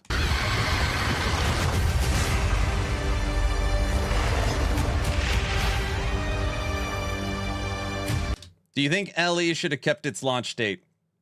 I am in a very, very small minority of people that believes that EHG should only have moved it up, not moved it back. So I was April 2nd all the way, unless you could move it to like March 23rd, 24th. I didn't want them to move it back into April. I hated that idea. If they could have moved it a week up, think for a second. That's 9 days of nothing. So now they go against Torchlight Infinite, V Rising, D4, and No Rest for the Wicked. In case you guys didn't know, Torchlight Infinite's new season is the day after, April 18th. V Rising just announced April 28th. It's TLI. Supposedly it's not confirmed, but it's on the international forums.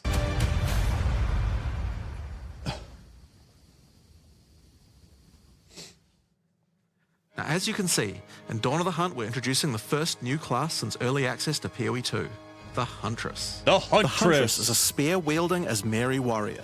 Born into a society with strict traditions, she was exiled from...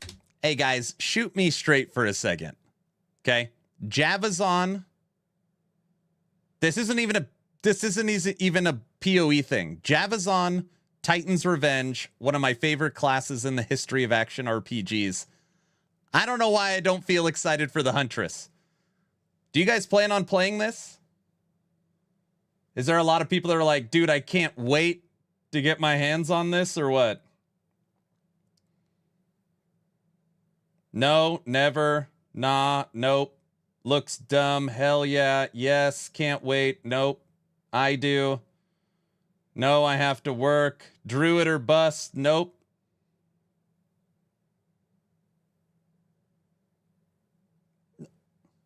Meh.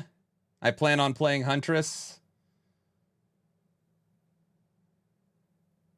It's the only thing I'll play in PoE update. If I get bored fast, I'll wait for LE.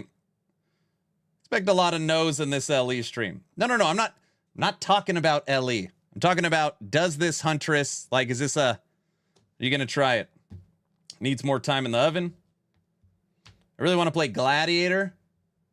I'll try it.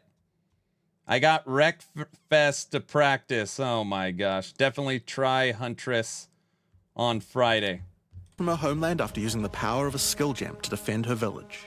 Hey, Giant 99. They could be objective. You guys can be objective, right? About guys? All right, maybe not. As a dexterous spear user, she specializes in both melee and ranged combat, dashing into and out of battle. Spears have extended range and a short dash, but unlike other melee weapons, you can also throw them. In order to make a hybrid ranged and melee character work, we had to do a lot of thinking about ways to make it fun to both enter and exit melee range. The first skill you will get as a Huntress is Whirling Slash. As well as striking in a circle around you, this skill creates a whirlwind that blinds your enemies. Leaving the whirlwind will make it explode. The more Whirling Slash is used, the bigger the whirlwind, and the bigger the explosion. By the way, the thought of starting over in PoE 2 right now, what I got 30, 40 divines in my Infernalist. I think I got 10 divines in my stash. The thought of starting over, I don't know. I'm feeling a little nervous. LE players are butthurt. PoE 2 ruined their launch date. They are. Yeah. Broken, what's up? Thanks for joining. Once you're out of there, you'll want to follow up with something ranged. Whip your spear around to shoot twisters towards your foes. These twisters bounce off walls and can hit enemies multiple times. I'm looking forward to playing her overall, but I can't find the whole reveal as... Wait. I'm looking forward to playing her, but overall, I don't find the whole reveal as fantastic as Gazzy claims it to be. Wait, Gazzy's saying that the reveal was fantastic? We always start over in every ARPG. Hold on, Giant. No. I know. But you got to remember, I have to prepare somewhat for Last Epoch and the subathon April 17th. So it's like explore all the new content, right? And figure out all the changes with my existing Infernalist, or start completely over, I'm just trying to figure out the timetable. That's what I mean. You can also throw twisters inside a whirlwind to shoot out extra tornadoes that do way more damage. In her offhand, the Huntress will usually want to hold a buckler, which allows you to do a new skill, parry. While holding down parry, your character will counterattack any incoming attack from monsters near you, stunning them. In addition, the monsters will take extra attack damage from your follow-up strike. Some specific skills are designed to be used after a parry and have extra effects. Disengage is a skill that does a quick jump back, damaging enemies in front of you, and it can be used to interrupt other actions, like dodge roll. Does PoE 1 have parry? I can't remember. Of course, Gazzy would say it's fantastic. They are adding Spectres. Spectres are great. I'm excited for Spectres. Yes. No. Nope. Parry's a weird one. Parry's, I don't know. What can you parry in PoE 1? I don't know.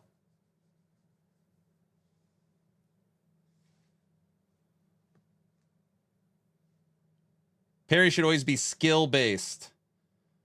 People, I was dying laughing during this live stream because the chat kept saying, I can't believe they added Dusk Devils to the game. They kind of do look like even their motion, they kind of do look like Dusk Devils. Okay, I'm sorry. If you use it against a parried enemy, though, it causes an explosion and gives you a frenzy charge. Just be careful. If you...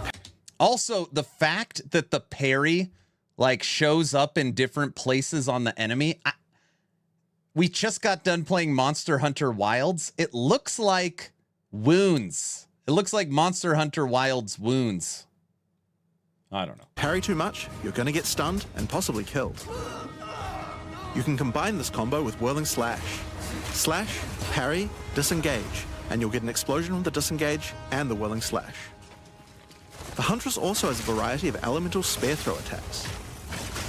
You could use Lightning Spear to bounce lightning between your foes. Or you could throw explosive spears into the ground. These spears take a while to detonate, but when they do... By the way, if you guys don't understand, they said there's a parry button. So let this sink in. Imagine your action RPG, Torchlight, Diablo, PoE, Last Epoch, whichever one you like playing, Titan Quest. You have to hold the parry button and let the enemies hit you to then put that mark on them to then do the mechanic. Even if it's good, in my head, it's like, I try to think about the flow of the game. I don't think anyone's going to use that. I don't know. They'll incinerate anyone caught in the blast. All spear throws on the Huntress can also be empowered by frenzy charges. For example, explosive spears will do an even larger explosion and leave fire on the ground. And these empowered versions can activate even more combos. Using Whirling Slash over ground fire will suck it into the whirlwind, adding No, fire you don't to the have to. explosion. You don't have to have perfect timing. I don't Using think. twisters inside a fire whirlwind will shoot out fire tornadoes as well.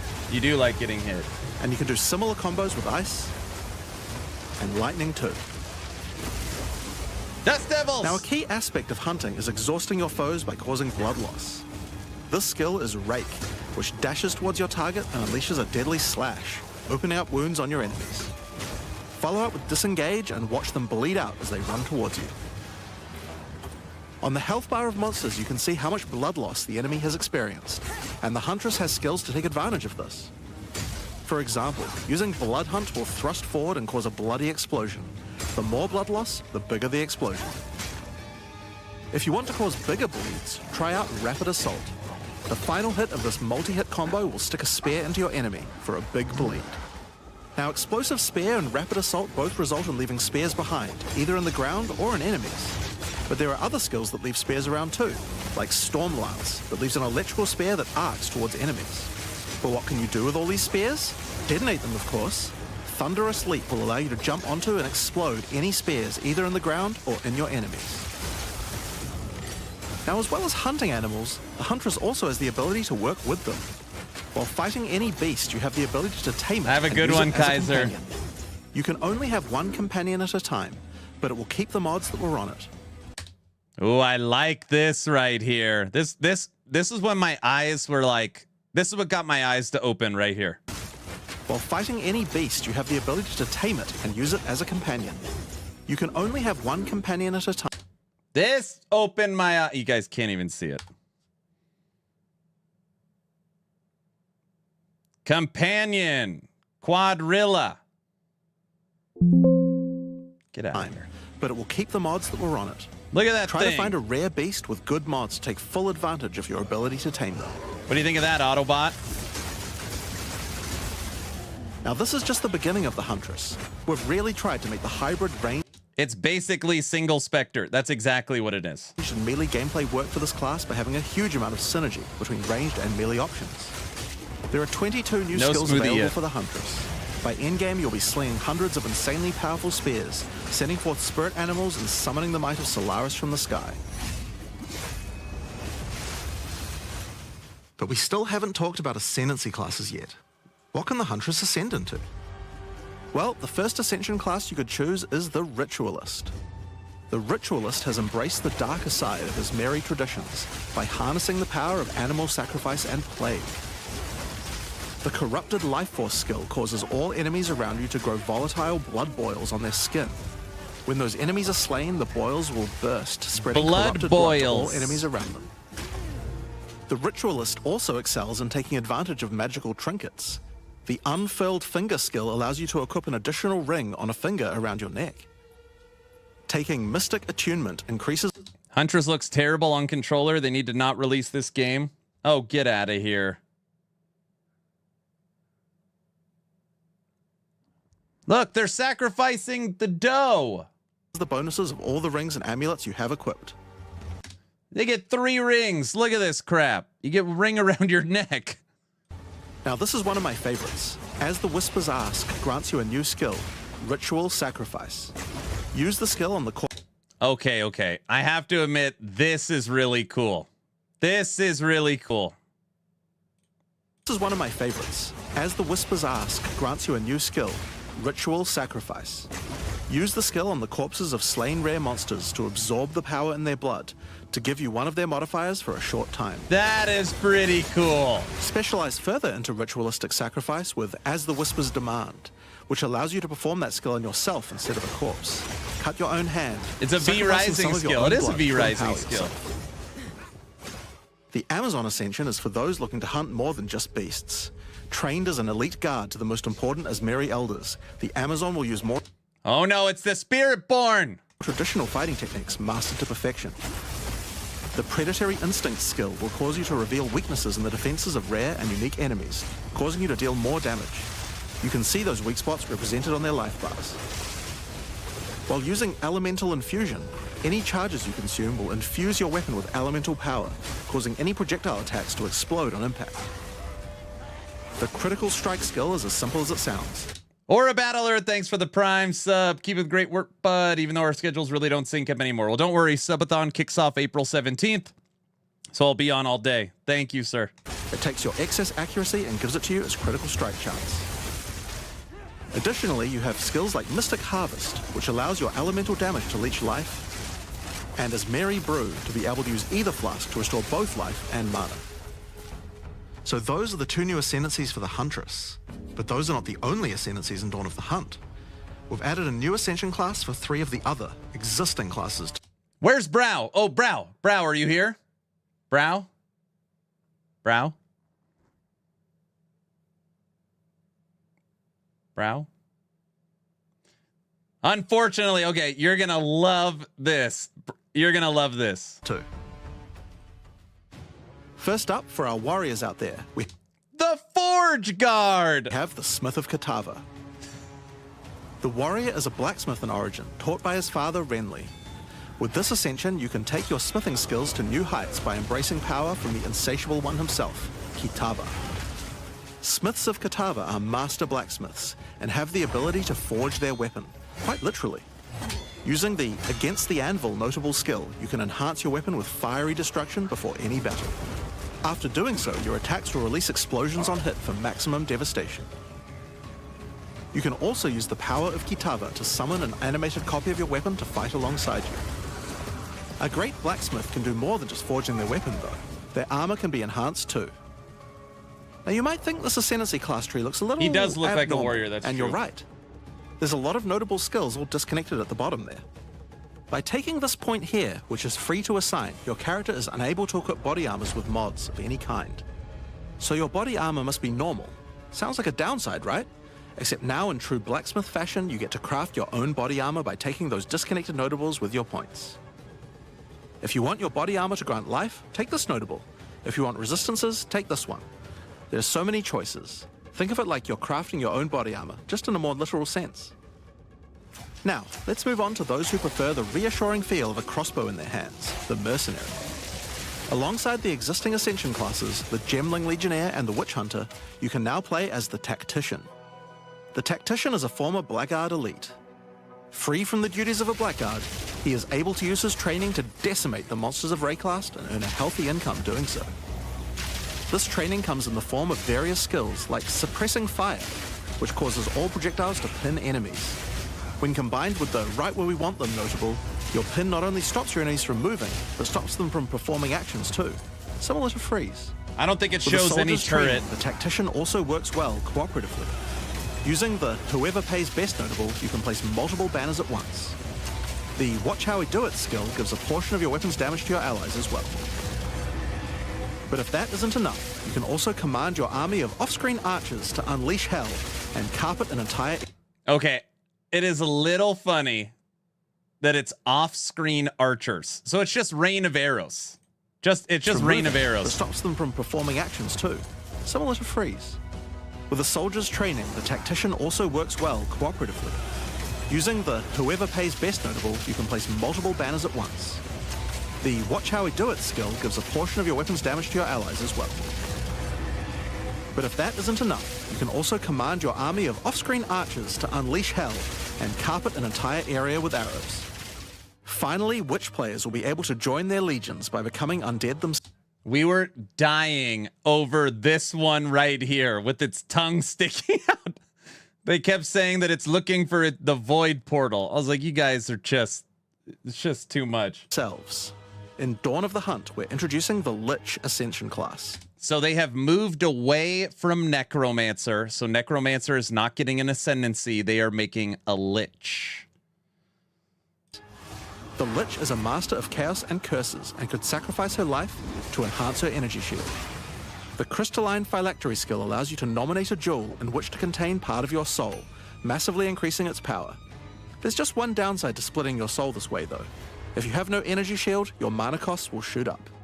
Sure. The Necromantic Conduit skill causes you and allies in your presence to have unholy might, granting extra damage as chaos damage. Rupture the Soul makes enemies you curse explode with chaos damage when slain. Dominion over Flesh allows you to apply an additional curse. It's safe to say you'll be the true master of the occult by choosing the Lich class. So Dawn of the Hunt has the Huntress and 5 new Ascension classes, but it doesn't end there. Let's take a look at some of the new skills we've added. Now you may remember we've previously talked about the Raise Spectre skill. It's finally complete, and it... Dude, they could have just started with this and then ended the stream. We made available in the upcoming expansion. It can be found in the occult skills on the skill gem crafting panel. Raise Spectre is a skill that allows you to trap the soul of almost any monster in the game, which you can then summon in the skill panel. Spectres cost spirit and will revive automatically if they die, but the spirit cost varies based on the power of the monster. You could summon an army of weaker monsters, or a few of the more powerful monsters. Dude, he's got the big old... He's got the friggin' Ghostbuster dogs. You can combine them with your existing skeleton minions, or summon exclusively Spectres. It's all up to you and how you want to customize your army of the undead. Given that there are hundreds upon hundreds of monster variants in Path of Exile 2, it's safe to say you'll be experimenting with this one for a while. We look forward to seeing which monsters serve you best. Now let's move on to our next skill. Since we've been talking about summoning undead so much, let's have a change of pace and summon something a little more alive. In Dawn of the Hunt, we're adding the Summon Rower skill. Summon your friendly rower to aid you in combat as a minion. You can also mount your rower in combat at any time, allowing you to move at full speed even while shooting arrows or throwing spears. Be wary though, if you take too much damage while riding your mount, you can be knocked off and get overwhelmed. It's worth keeping an eye on your stagger bar, as falling off the mount can mean almost certain death. On the topic of new ways to enhance your character, let's talk about support Keymaster. gems. Support gems are used to modify your skill gems in meaningful and interesting ways. Currently, we feel that a lot of builds have insufficient options here. To alleviate this, we're adding over 100 new support gems. Hema crystals will enable a new kind of bleed build, turning the damage over time you would... So I just want to stop right here. This is all the stuff that is like awesome. 25 new skills, 100 new uniques, 100 new supports. You know, all of this fun stuff. This stuff is great. But the core game is still the same. This is all like ancillary. Would have done into explosive Vile crystals. Alignment is a support gem for bow attacks, which can reward skilled players with good positional skills. Caltrops will allow you to litter the battlefield with hazards, slowing your foes as you fling spears through their ranks. But there's plenty more for every playstyle, such as Enormity, Unsteady Tempo,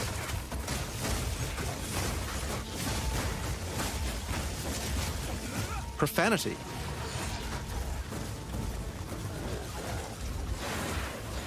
Retaliate,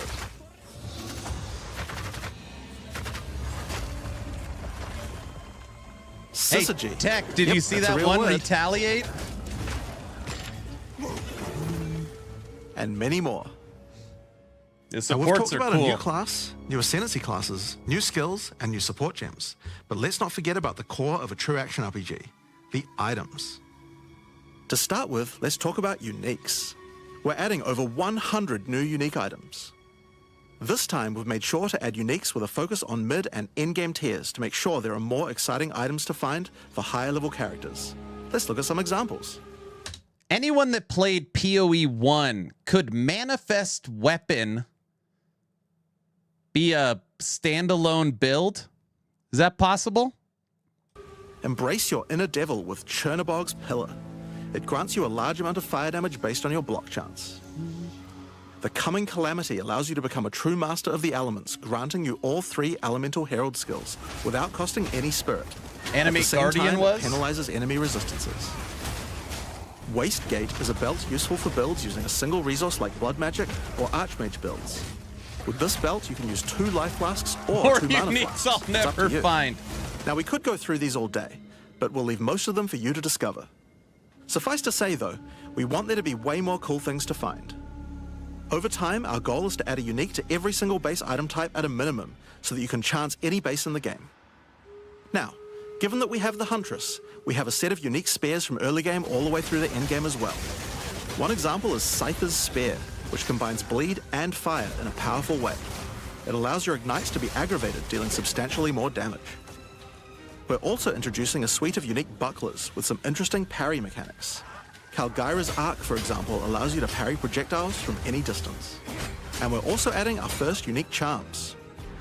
Bayra's Anguish will not only protect you from ignite, but will also emit a devastating fire nova whenever you do get ignited. In sum, there's just a ton of new uniques to find. We can't wait to see the weird and broken builds that come out of it. Now, we also want to talk about crafting options. In each major update during early access, we'll be continuing to add and improve the options here. We have various new crafting tools that have been added as rewards to many of the different types of new content that we're adding. But for now, I just want to mention the changes to runes. Runes add commonly available mods, but since they only have one tier, flat damage mods tend to get outclassed by in-game. So we've changed runes to have multiple tiers, allowing you to get higher tier mods than before. Our plan is to significantly expand the number of more specialized mods for crafting using socketables as we add new content over time. And the first new set of those comes from what we're talking about next. In Dawn of the Hunt, we're adding Asmarian Wisps, which can be found throughout both the campaign and the endgame. Where's Merida? The Asmari spirit has made itself present in Expecto Wraeclast, and it appears to be Patronum. trying to warn, or maybe prepare us for the coming darkness. You will first encounter a manifestation of it in the Grellwood in Act 1, where you'll meet Delwyn, an Asmari hunter who is trying to find out what exactly is causing the spirit to behave this way. As you approach the wisp, it will flee, leading you past monsters. You like that one, Guilty? Any monsters it comes into contact with are infused by it, making them more powerful. Each spirit is associated with a specific revered animal within Asmari culture. This one is a wisp of the Great Bear, and grants enemies extra life and stun. The wisp moves faster the closer you are, and as you move away, they slow down to wait for you. But if you get too far away for too long, they'll dissipate and return to the woods. As you continue to chase the wisp, it will find and possess a rare or unique monster, granting it a new powerful ability. Because this was a wisp of the Great Bear, this monster now also has increased life and stun. But on top of that, it will periodically summon a large spectral bear that slams with wild fury. If you're able to defeat this foe, you will be rewarded. For each monster that was in... You said a few times that the core game hasn't changed. What did you really want changed? Oh, I've talked about it before stream. People ask me, what do I want to see? And basically what I said is I expect new skills, new supports, new enemies, maybe a new endgame, new ascendancies. But like that is all like, you know, outside. I was talking about changes to the game, pacing, loot drops, crafting, economy. I talked about size of maps, killing rares to clear the maps, towers, just like the core structure of the game. Is that in stone? Is that done? Is the core game complete? And now they're just working on, you know, finishing the campaign, finishing the supports, finishing the ascendancies. Or are we going to get true game changes? Is what I was talking about. Fused and killed along the way. Towers were improved. No, I know they were. The rewards will be increased. Each wisp has its own mechanics. The Wisp of the Winter Owl is a primal wisp that causes enemies to deal extra cold damage, gain energy shield, and release wind vortices on death. When infusing a monster, they will call down large tornadoes to protect their host. The Wisp of the Wild Cat is a vivid wisp that causes affected monsters to deal more critical strikes and become more of... Okay, so what are those? Isn't he putting ballistas on the ground right there? Do you guys see this? A monster, they will call down large tornadoes to protect their host. The Wisp of the Wild Cat is a vivid wisp. That! What the hell is that?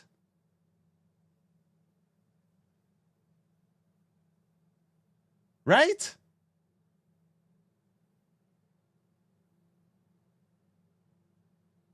That's a boat? Stupid. That's the ballista. D4 ballista. Okay, hold on, wait. I'm pausing. This is not in the game right now. There's not a ballista skill in PoE 2 currently, right?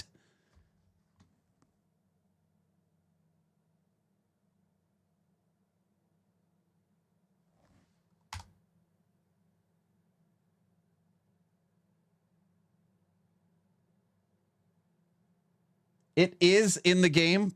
Artillery Ballista.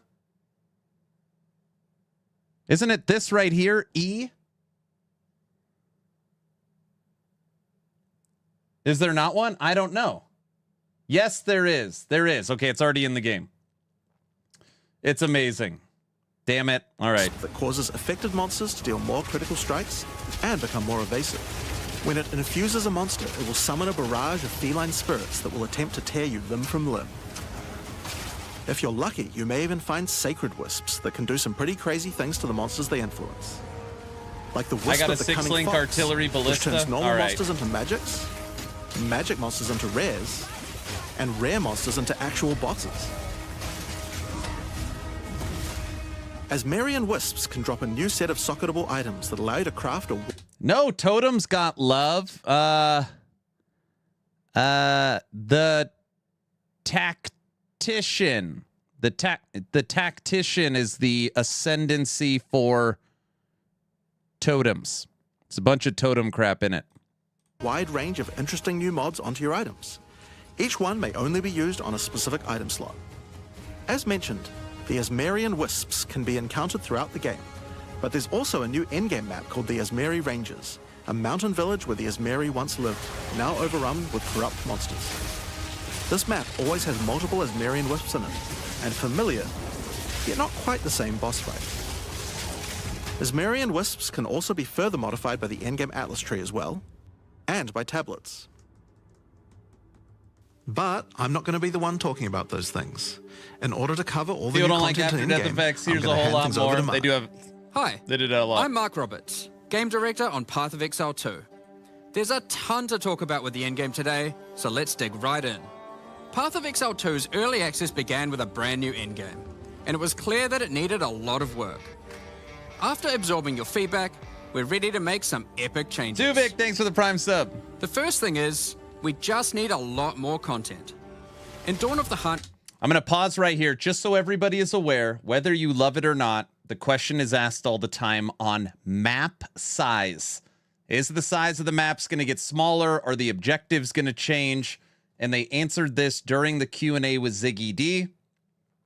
They're adding more objectives and more maps. Map sizes will remain.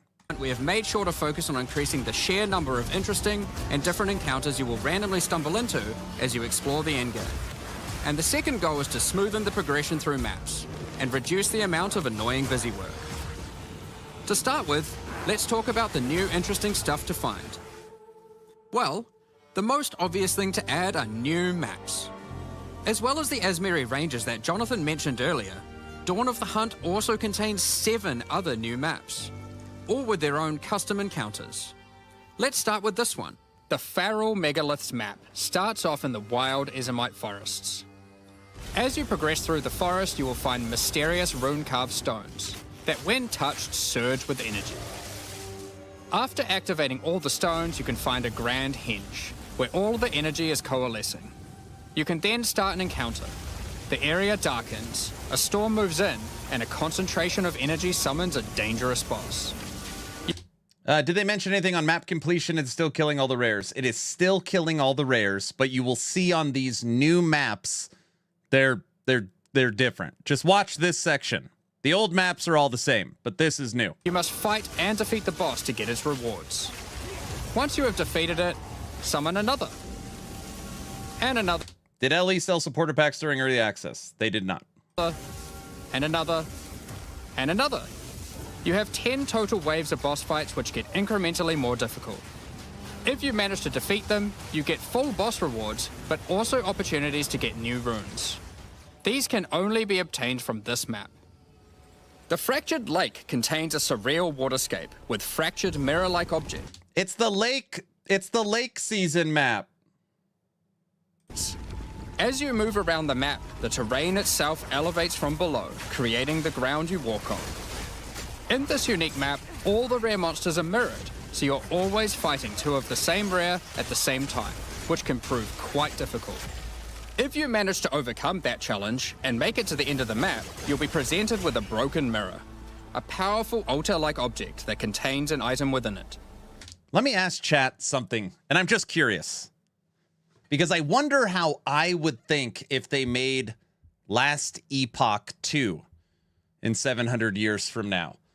Would I want them to pull stuff from LE1 and bring it in, or would they want them to use new stuff?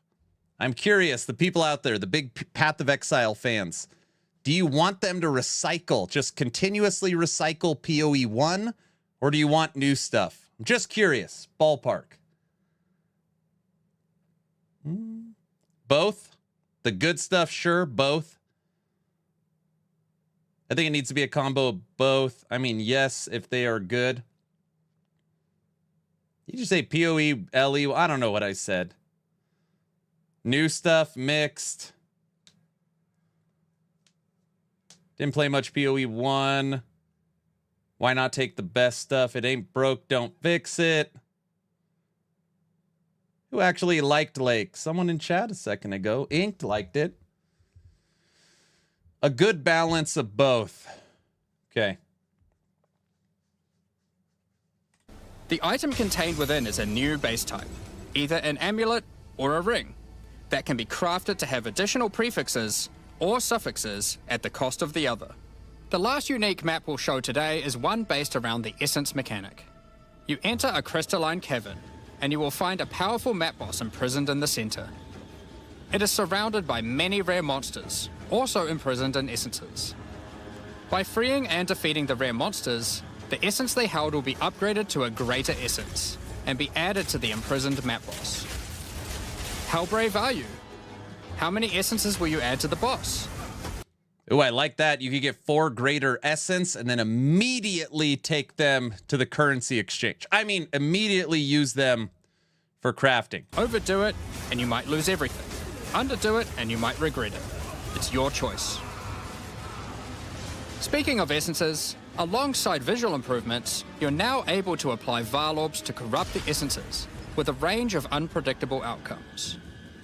It could increase the number of essences, re-roll all the essences to the same type, or even upgrade the essences to greater essences. What if they're already greater essences? Well, it can upgrade those too. We have 4 new corrupted essences: Essence of Hysteria, Delirium, Horror, and Insanity. Each corrupted essence has its own interesting combat mechanics. For example, the Essence of Insanity causes you to question even your own mind, as monsters split into shadowy clones, and you must locate the real... One thing I'd like to see in LE is the Monolith's new map type visuals. Like maybe a light yellow version of void areas, light types of dark zones, vice versa. One before a devastating icy explosion freezes everything around it. Each of these has their own crafting outcomes. The Essence of Insanity can be applied to a belt. It adds a mod that will ensure the next Varlorb used on the belt will... Aaron, that's my problem. Everyone bashes Blizzard rehashing content in D4, but it's okay for GGG doing it. So PoE 2 is just better looking than PoE 1 with slower gameplay and Souls-like. I don't know if that's necessarily true. You know, Rotten Gamer, I don't think that a lot of PoE gamers do glaze PoE 2. You could easily see this if you go to the PoE 1 subreddit. You want to go see, you want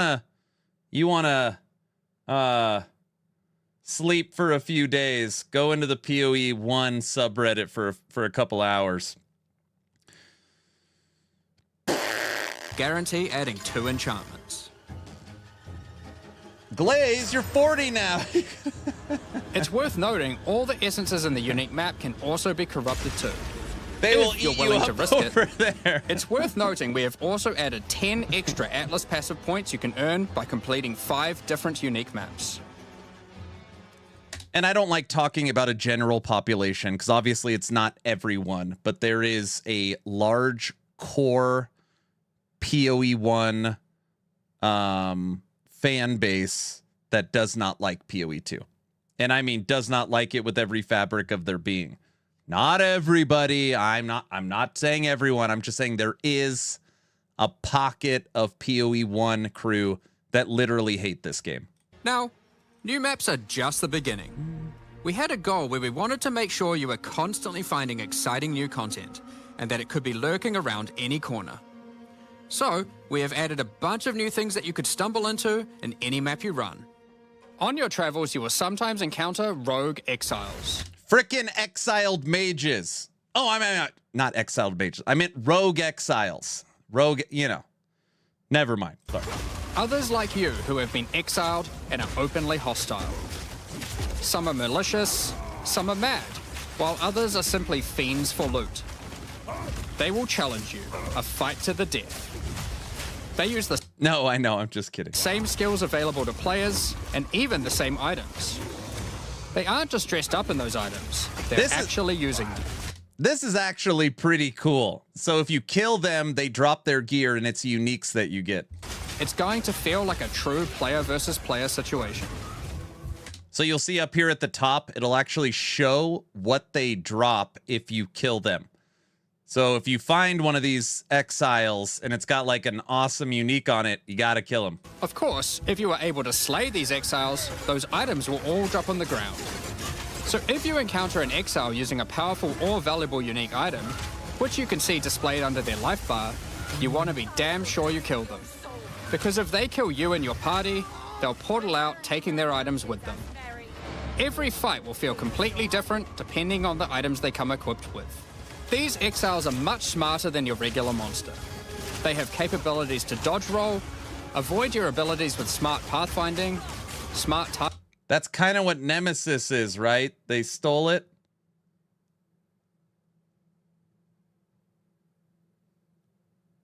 No. I mean, no. Nemesis, you pick the item, and then the item upgrades itself based upon the encounters.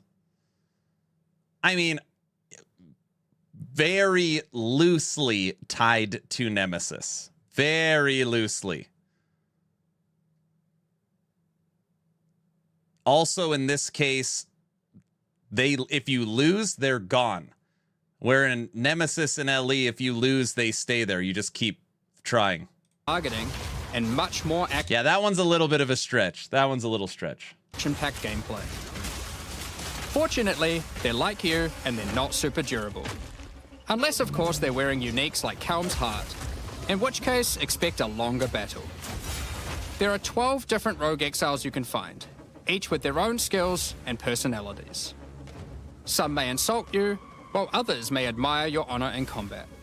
They're more actually like Last Epoch's arena bosses. I don't know if anyone's fought arena bosses, but you're basically fighting copies of other players is like the idea behind it. Another encounter you might stumble onto in Dawn of the Hunt are one of 4 new unique strongboxes. Ew, Strongboxes are chests with modifiers.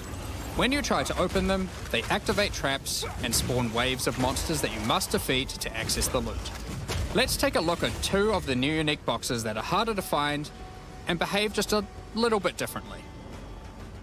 You know something? I know it's like such a small, little, insignificant thing, but when you talk about quality of life, I think it does suck in PoE 2 that you're required to keep crafting materials in your inventory at all time. You know, you need vows and you need chaos and you need identification scrolls. I don't know. I'm not a fan of that. I don't know if you guys like it. The Ogham's Legacy Strongbox has a corpse splayed out in front of the rune-carved stone. Upon interacting with the stone, you activate Forbidden Ezomite magic, which revives the monster as a powerful rare.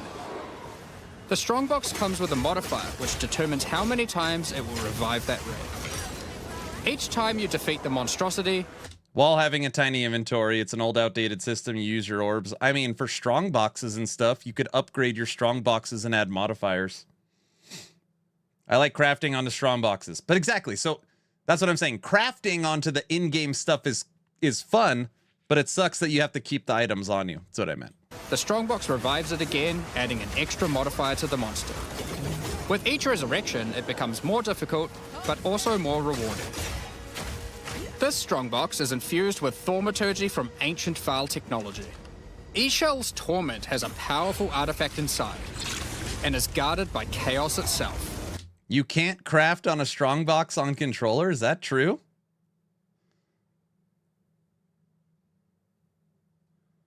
Aaron, I don't like the idea of having to buy tabs. Well, you know, Path of Exile's tabs are really nice, and they do a great job. And that's how they monetize the game. So, you know, that's why the game's free. Defeating the monsters will grant you a unique item with a specific corrupted outcome. You'll have to find the other two for yourself to see what they do. Now, let's talk about the introduction to the endgame. Upon starting the endgame, Doriani tasks you with cleansing corruption to help restore the land. This game isn't free, it's $30. I know. I'm just saying it will be free at some point. However, they said early access will be 6 months to a year. So it's it's almost done. In practice, the quest objective just sent you on a grind to clear 15 maps. We wanted to make the quest to unlock your Atlas passives much more interesting. Now, Doriani is tasking you with a more specific objective. On the Atlas, you will find areas of... Hold on, I'm not making a joke. We could go look at Jonathan Rogers saying early access will be 6 months to 1 year. That's not what I said. That's what they said. Corruption caused by the beast. In the center of each one, you will find a corrupted nexus, the source of the affliction. In the areas leading up to the nexus, you will notice that corruption spills out from slain enemies and amalgamates into powerful monsters. Corrupted maps existed on the Atlas before, but we've done significant work on improving these monsters. We've also done a full pass on the modifiers on these maps to make them more interesting and more rewarding. Once you reach the Nexus, you'll have a new task: cleanse the source of corruption. When you defeat the last rare in those maps, they will spawn one of 3 terrifying bosses, amalgamations of corruption itself. After defeating that boss, Doriani will come and cleanse the corruption for good. As the remains of the boss are purged of corruption, it coalesces into raw crystallized power, which you can use to gain points for your Atlas passive skill tree. Now, this is a great question. I'm so curious people's thoughts. I tried to have this discussion earlier, and there was too many people fighting about LE and POE. Just follow me for a second. Obviously, this is a massive game. Obviously, the campaign isn't done, just like how Last Epoch's campaign isn't done. Obviously, the ascendancies aren't in. Obviously, all the characters aren't in, okay? If you have a game this size that is releasing supporter packs, that is releasing leagues, is it launched already? Yes, it has the label of early access, but is it early access in name only?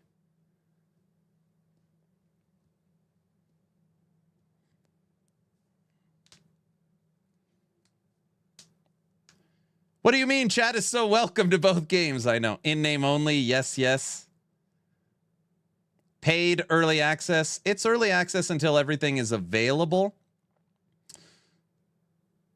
I agree. It's only a name. Yep. Is it really free? I mean, this game isn't. I mean, you have to pay for it right now.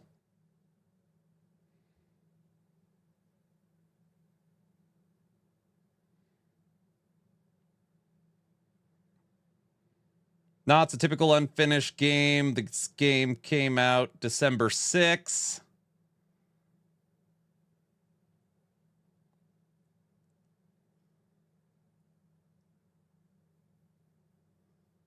Okay, this actually is a great example. So Last Epoch doesn't have all its skills in.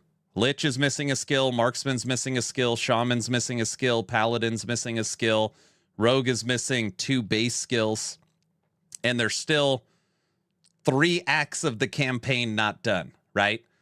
Obviously, Last Epoch launched 1.0, game launch season 0, February 21st of last year, as a finished game, right?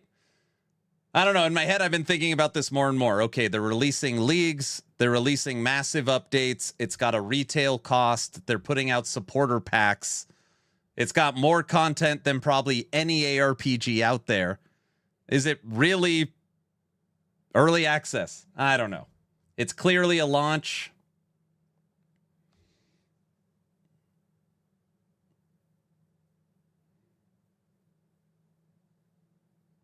If LE launched 1.0, it's their fault. For sure. For sure. What about D4? What was D4 missing? Was D4 missing anything? D4 had a finished campaign. It had finished skill trees. Finished campaign, finished skill trees, finished. I mean, I guess D4 was complete. A lot, but I mean, the whole game. Missing Diablo. That was stupid. I shouldn't have said that. I meant like core systems. Technically, D4 for its vision was fully finished, right? I mean, D4 is missing a soul. $100. For me, early access. So, Simpox, you would say until Grinding Gear Games says we are launching 1.0, it's early access.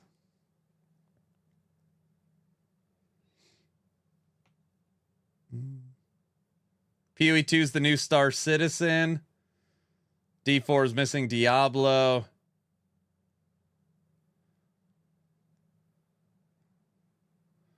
All right, I derailed stream. Here we go. Great system that allows you to add and enhance content in your maps.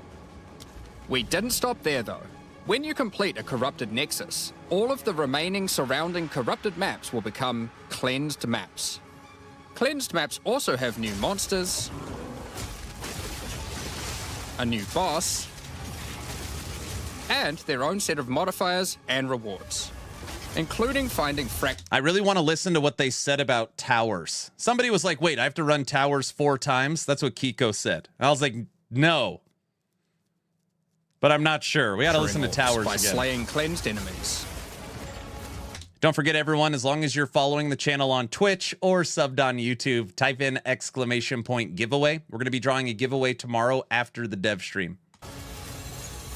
These orbs can be used in crafting on a rare item to cause one of its modifiers to become fractured. A fractured modifier is one that cannot be modified by any means. You are able to free... Okay, so...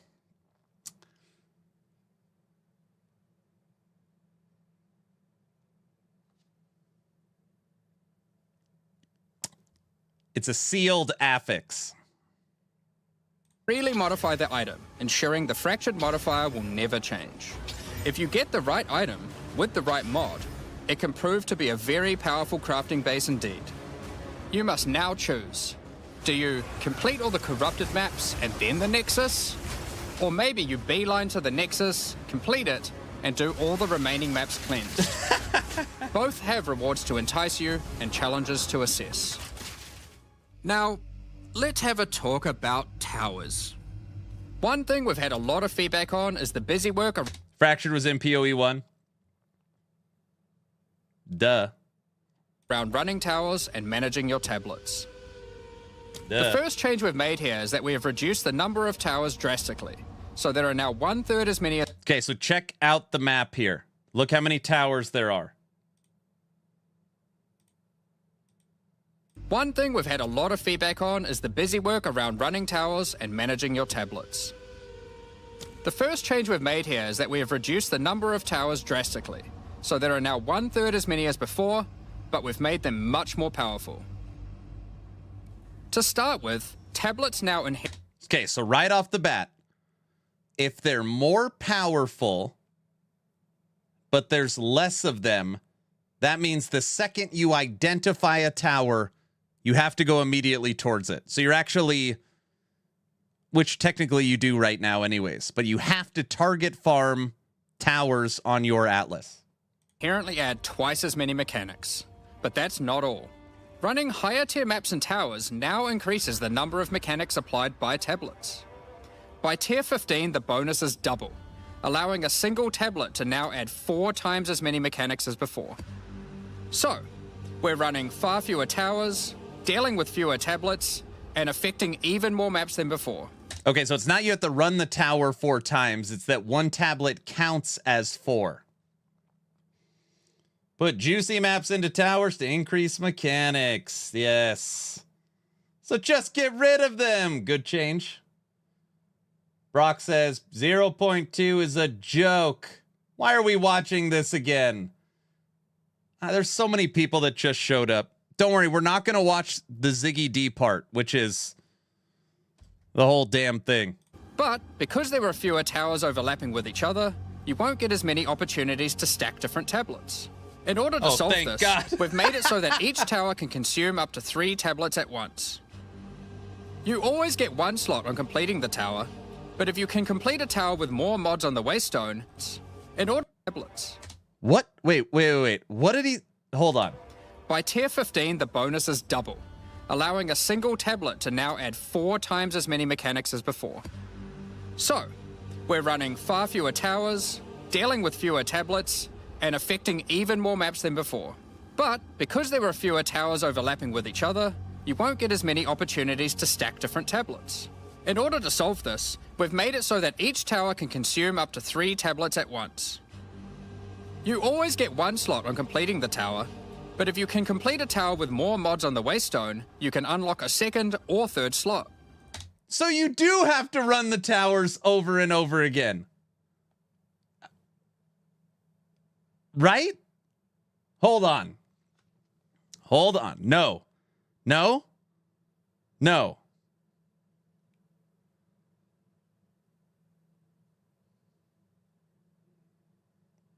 Okay, so you run the tower. Okay, so you run the tower. You put in the 1 tablet, and then it unlocks more, and you could just put those tablets in and influence. You don't have to actually run the tower again. No.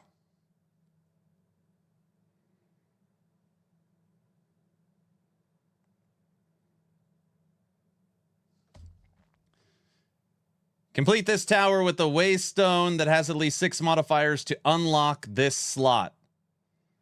I see, but then you don't have to put another tablet in and run it again. You just put the tablet in and influence.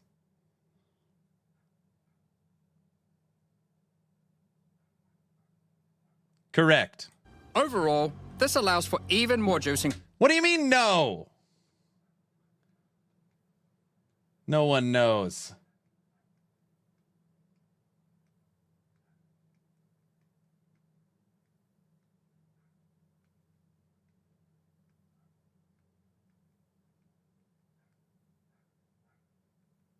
There's one guy. I got it. From towers, while drastically reducing the amount of busy work you have to do. On top of that, towers are much more interesting maps because they can now spawn with all mechanics, including bosses. I think they've actually, I mean, towers are 1,000 times better as how the game launched. I think they just need to take it one more step, and the tower is like a boss fight. You go every tower, you're excited to get to it because you know it's going to be a big boss. So it's a fun thing to do instead of it being a regular map. Each tower map has a new boss. Let's take a look at a couple here. The boss fight of the Alpine Ridge map has 2 powerful witches contesting for territory. One witch has an affinity for ice, the other fire. Who will win? Hopefully neither. The boss of the Sinking Spire map is a remnant of the Val that has been charged with lightning. It uses a full suite of lightning abilities, but be careful. If any of them hit the surrounding constructs, they will power up. Another thing that we've seen a lot of feedback about is sustaining waystones. As we looked into it, we realized that the people who couldn't sustain waystones were dying a lot more than we had expected. And that made us realize something. During the campaign, the expectation is that you can die multiple times in order to learn how to overcome challenges. You are able to learn how the monsters behave, adapt to their skills, and eventually overcome them. But as soon as you get to the endgame, you're effectively no longer allowed to die if you want to sustain waystones. Here comes the quality of life. By the time you are getting towards the end of endgame, we want you to have to be careful not to die. But it certainly shouldn't be that we have such a sudden shift as you run your first maps. The first change we're making is you can now respawn and return to a map if you die. This is for me, from Nash? where you left off. When you start the endgame, you get up to 6 total attempts per map. As you add more modifiers to a waystone, the number of respawns goes down. This means that as you get to the point that you're running every waystone as a rare, you will have to be more careful. In parties, everyone gets to respawn that number of times. Autobot loves this. But we still think it's important that you can kill a boss in one go. In order to allow that to happen, we've made a change so that once you start the boss fight, it changes over to the same respawning system we use for pinnacle bosses. This means that the map owner can choose to respawn everyone at the same time. Another complaint we've seen a lot of is players not wanting to do the pinnacle content because of the experience penalty from dying. A change we've made here is that smart. all pinnacle content now no longer grants experience, but also no longer removes experience on death either. I need that too, Dawn Nash. of the Hunt also brings the first batch of Twilight Order reliquary keys from the early access supporter packs. These keys contain items selected by our supporters. They can contain any unique item found in Path of Exile 2. If the selected item is a pinnacle boss drop, then only special keys dropped by this content will be able to provide these items. For example, Hand of Wisdom in action can only come from a key dropped by Zesht. We're also making a change that allows pinnacle boss uniques to drop at any difficulty.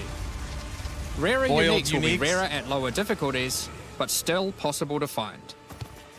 This applies to the drop chances for the reliquary keys from this content as well. A diamond. We spoke about towers and tablets earlier, but we have also added a suite of unique tablets. Each of these adds crazy interactions to the maps influenced by it. For example, this unique... Mephisto, you still lose XP from dying, just not at the pinnacle boss. By the way, the coolest tablet is about to hit. Unique tablet allows you to run any map in a tower's radius without requiring connections, which can be quite useful. Look at that, Autobot. So now you could go to any blue map without having to go to connecting.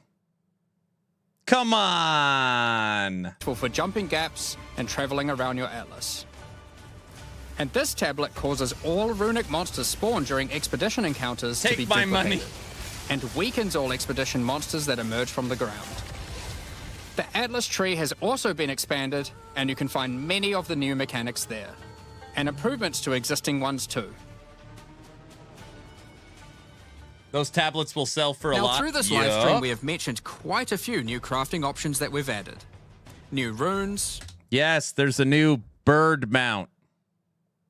Corrupted essences, fractured mods, and jewelry crafting bases.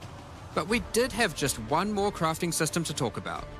Recombination. Here it is. Expedition was the only in-game mechanic that was lacking a crafting system, so that needed to change.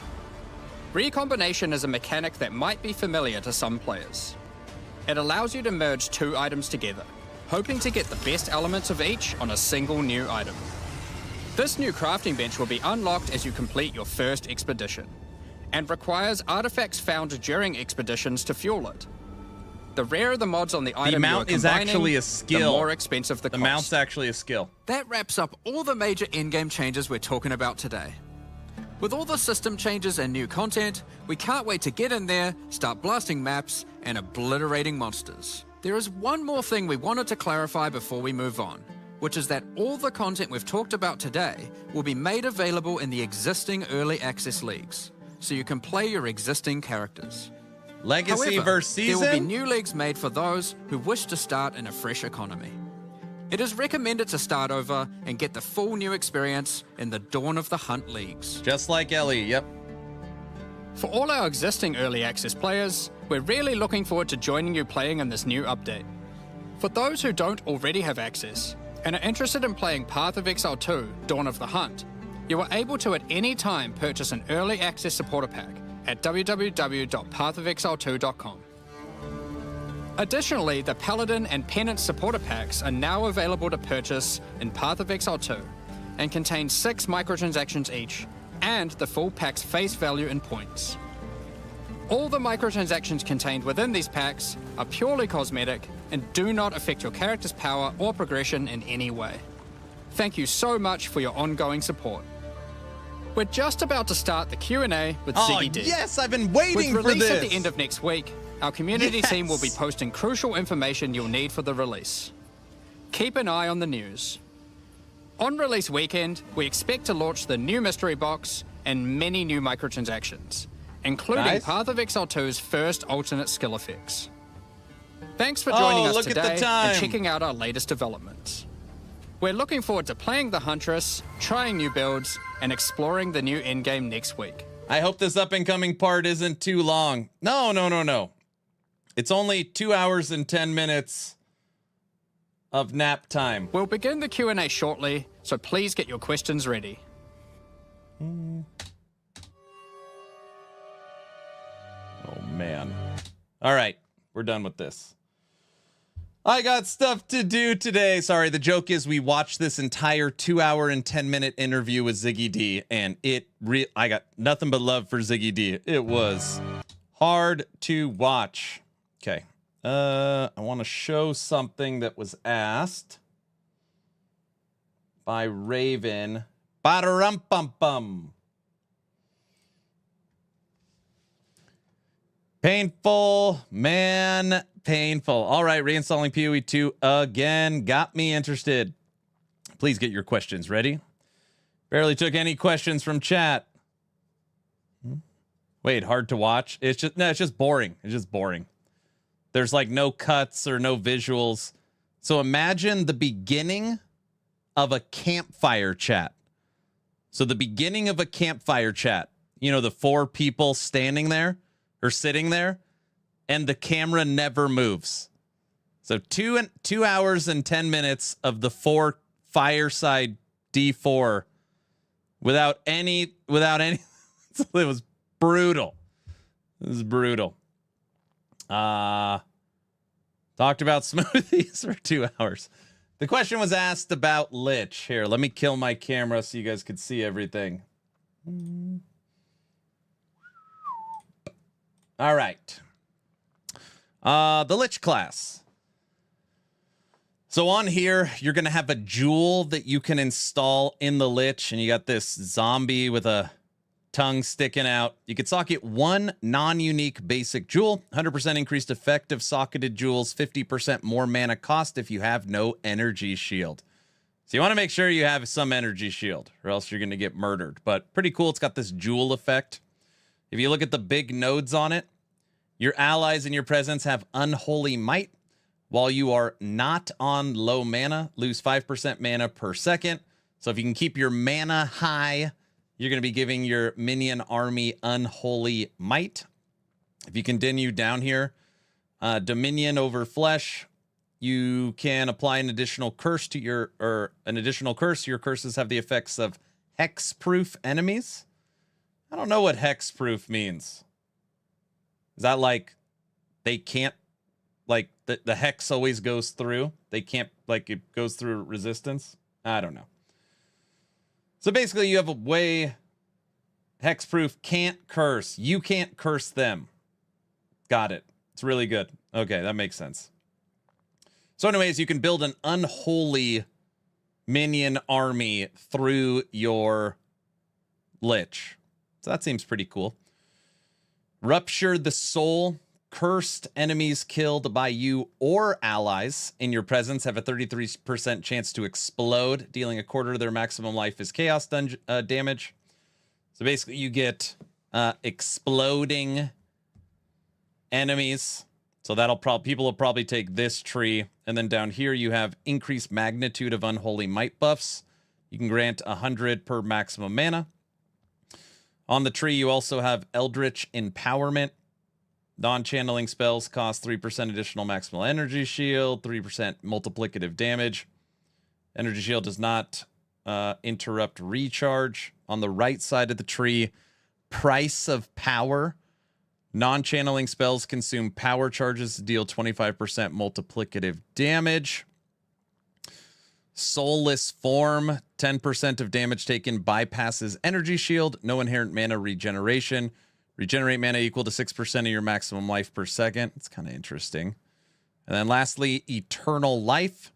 Your life cannot change while you have Energy Shield.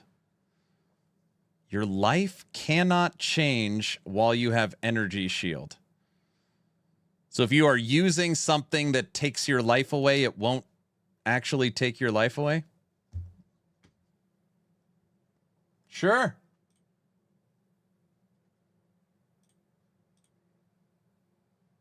I'm sure there's some good stuff in there. Wait, you cannot die with Energy Shield? So, I mean, that's how it reads. I don't know.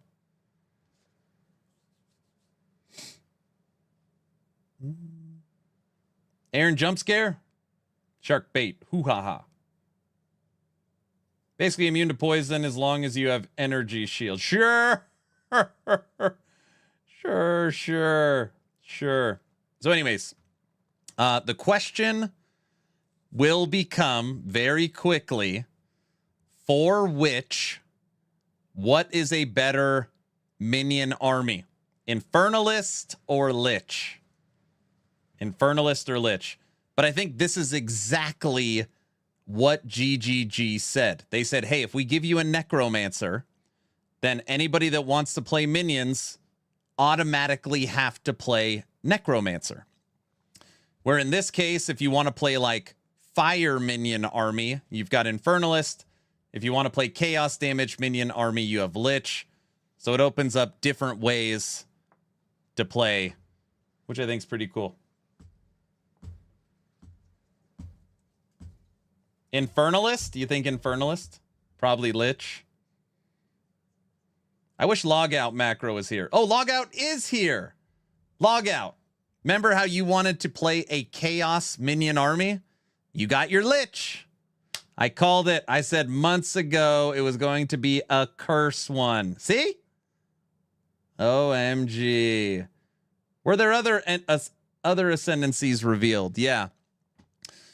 This is the only picture I have. They revealed the Lich, the Tactician, the Amazon, the Forge Guard guy. I don't remember his name. And the Killing Animals one. Somebody has them all memorized.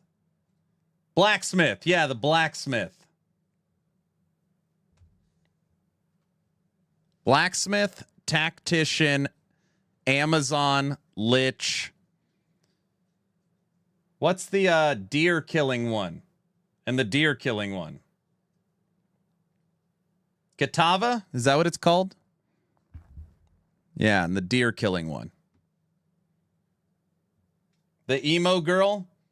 Man, I'm not going to lie. From a time-saving standpoint, it would be so nice to log into my standard account, switch ascendancies from Infernalist to Lich, and then see which one we like better. Oh my gosh. I'm for sure trying out Amazon. No, Blacksmith is Katava. Oh, what's the deer killing one? You should just do that. Try Lich. Autobot, there's probably enough time. I'm just concerned with all the preparation work that goes into Subathon 3 with the website, with CT, with Last Epoch. There's probably enough time. Like starting from scratch, POE 2. I mean, we played 282 hours to get my Infernalist to where it is. It's a lot of time. Ritualist. Ritualist is the deer killer. Yeah, and the Ritualist.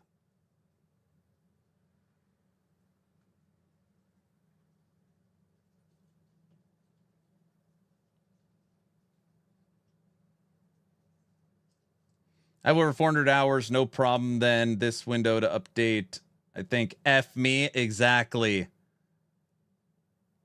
If the Jeweler's Orbs are still super rare, I might play Legacy for a couple. Yeah, it's kind of what I'm thinking. We could check out everything new through Infernalist, So we could do everything new with Infernalist, and what we could really test out is Bind Spectre. So we could still test out all the new stuff that came and Bind Spectre without being strapped for time. I don't know. We'll see. Campaign makes me not want to start over. I know.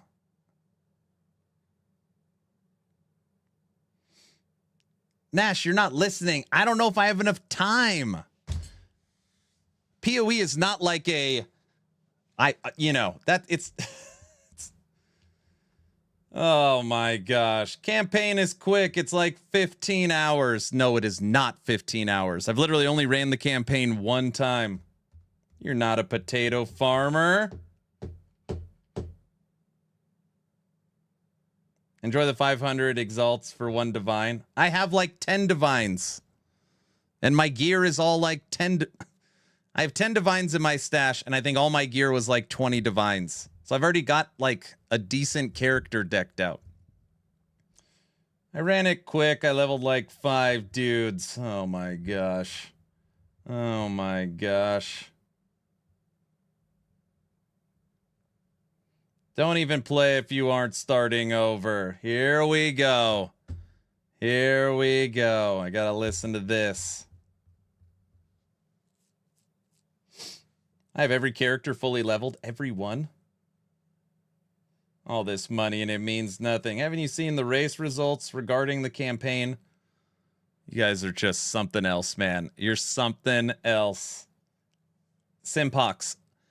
I've have 282 hours into Infernalist.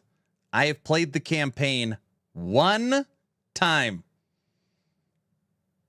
We did 10 different builds, testing every minion in Infernalist endgame, getting up to fully juiced maps. You really think how long would it take me to speed run the campaign? Forever. It'll take me forever. How many hours did you spend in the shop? Oh my gosh. How many hours did I spend in the trade economy? A lot. A lot. A lot of hours. Where's the link to Lich? Here, just come over. Hold on a second. All of the pictures are in my general chat in Discord. I don't know where they're at, but if you want to go, they're in my general chat if you want to go snag them.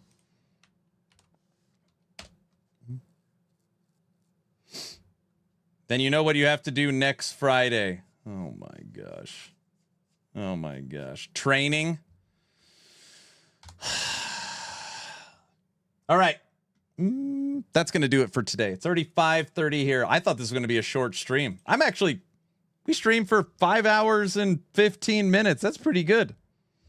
The gear progression in the game is painful. Campaign is 45 to 55 minutes for some of these insane speedrunners. No, the campaign will take me 30 hours to get through, probably.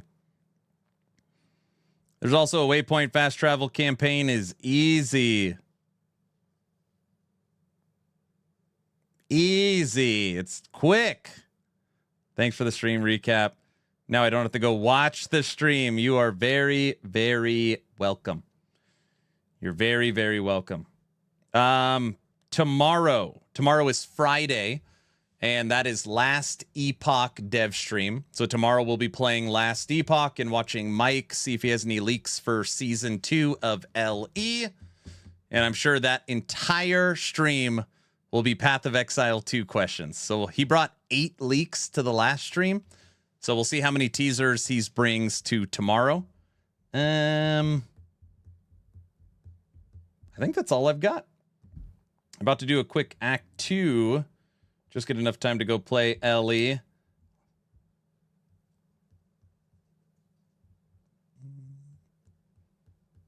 I appreciate it, Aaron. Thanks for the stream. Hey, you're very welcome. We talked about it. Last Epoch. All of this momentum, all the content creators are covering it. Everyone's streaming it. Everyone's practicing. And I said, watch the momentum shift after March 27th. So we'll see what happens tomorrow. It's going to be all theory crafting streams. You're all awesome people. Stop fighting. I'll see you all tomorrow. If you need anything, hit me up in Discord. That's all I got. See ya. Bye.